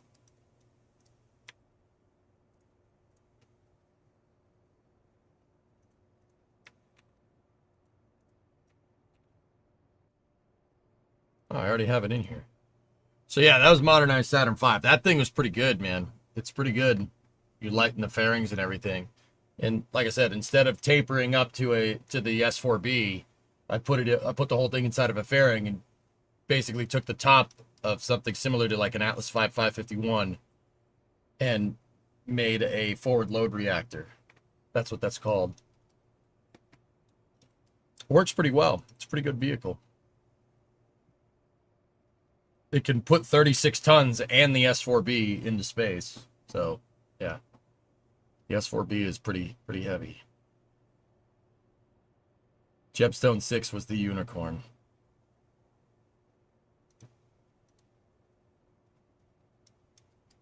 Oh, it's missing the unicorn.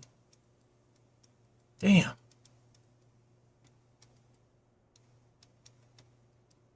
It's missing the unicorn part.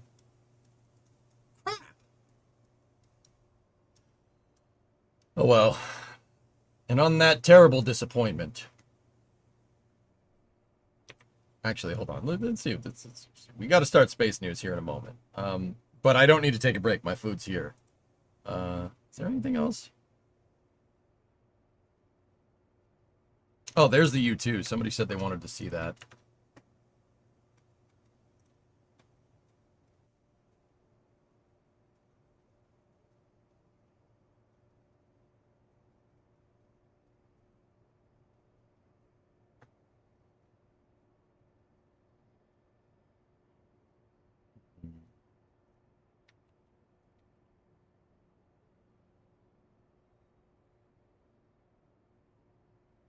There was a request for Jepstone 4, something about stick rocket. Oh.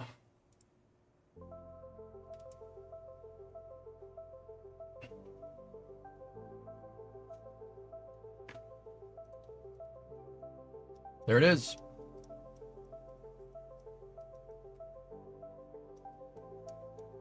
The U2.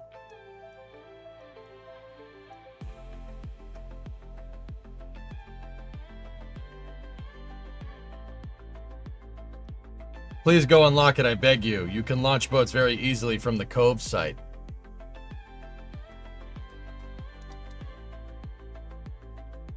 Oh, dude, I forgot all about that.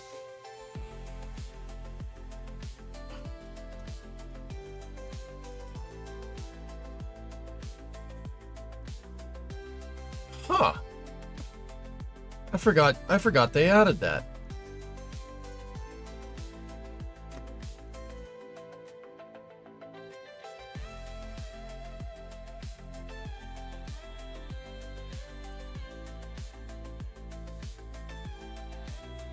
And then I think this is the updated one.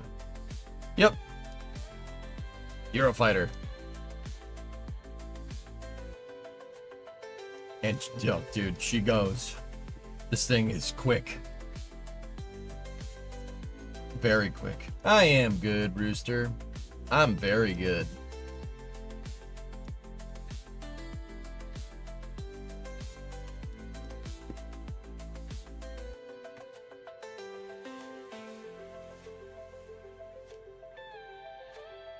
Make anything new. We made some modifications to some things and messed around with them, dude. We'll make more stuff soon. Should make a vegan? No. That is sweetest junk. I'm not making that. Tina, eat your food. Tina, eat your food, you fat lord.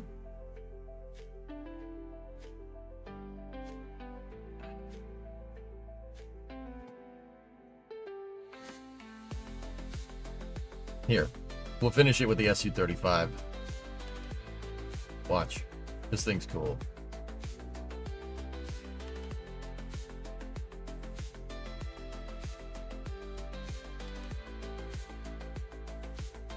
Sugoi, sugoi.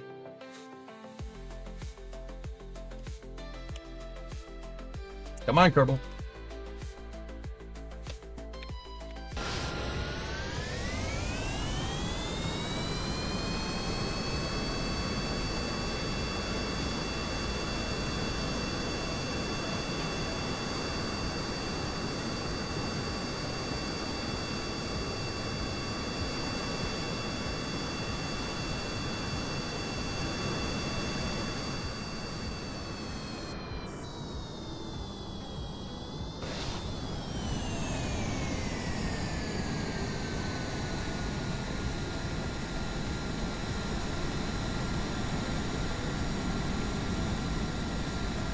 Pretty cool, huh?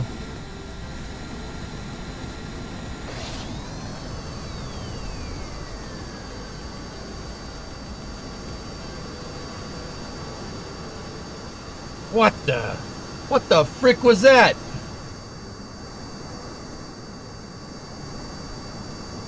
I think I have an F-35 somewhere.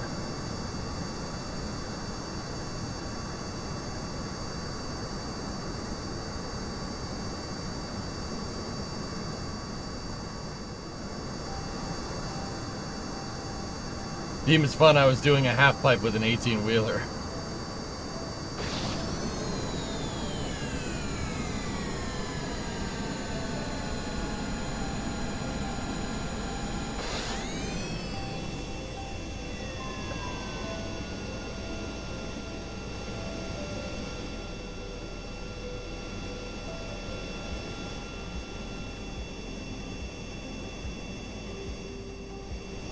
Oh, it can do it. Ha ha ha! Alright. It's pretty sick, Chubbs.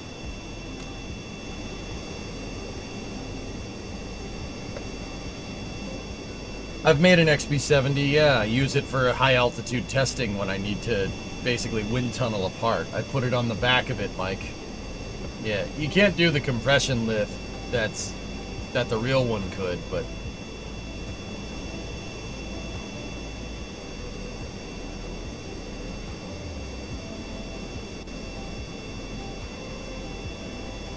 we're gonna crash. I'm just over the VAB for this game because I flew over it. Oh well. Alright. And on that terrible disappointment, I'm gonna eat my food. Give me about 10 minutes and actually I probably should get up and stretch. So give me a moment here. I hope you enjoyed KSP. I just needed to get back in and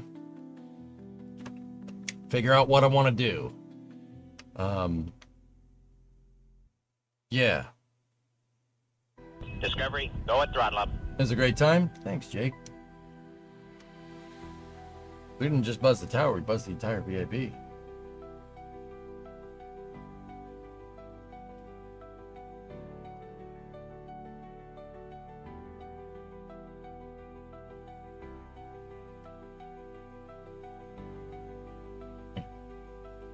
We bonked the VAB. I didn't bonk the VAB. We flew over it. Never made a B1. A long time ago. Voltec, yeah.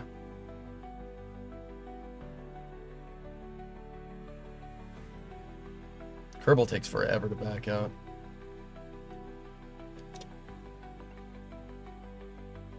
Yeah, I think I just want to...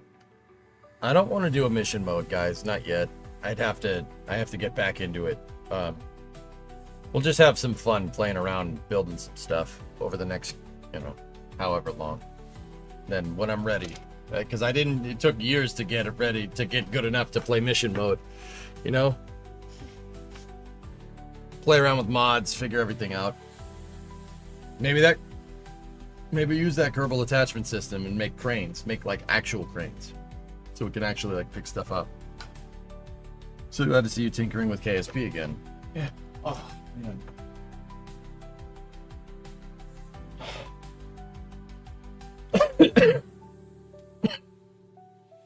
Coughing hurts, breathing hurts, sitting hurts, everything hurts. Very annoying. All right. I will be back in about 10 minutes for Space News. No need to go inside. I don't need to take a shower or anything. So, back into modding like GSE equipment? I don't know, maybe. I don't know. I would maybe need somebody to texture them for me, dude. I don't want to. Hang in there. I'll be all right, dude. All right, you guys know the drill. I'm going to jog the YouTube VOD. And on Twitch, just chill here for a second. I'll be back in about 10. Yeah, sitting on the toilet, trying to... I hate this. I hate it so much. It's so bad.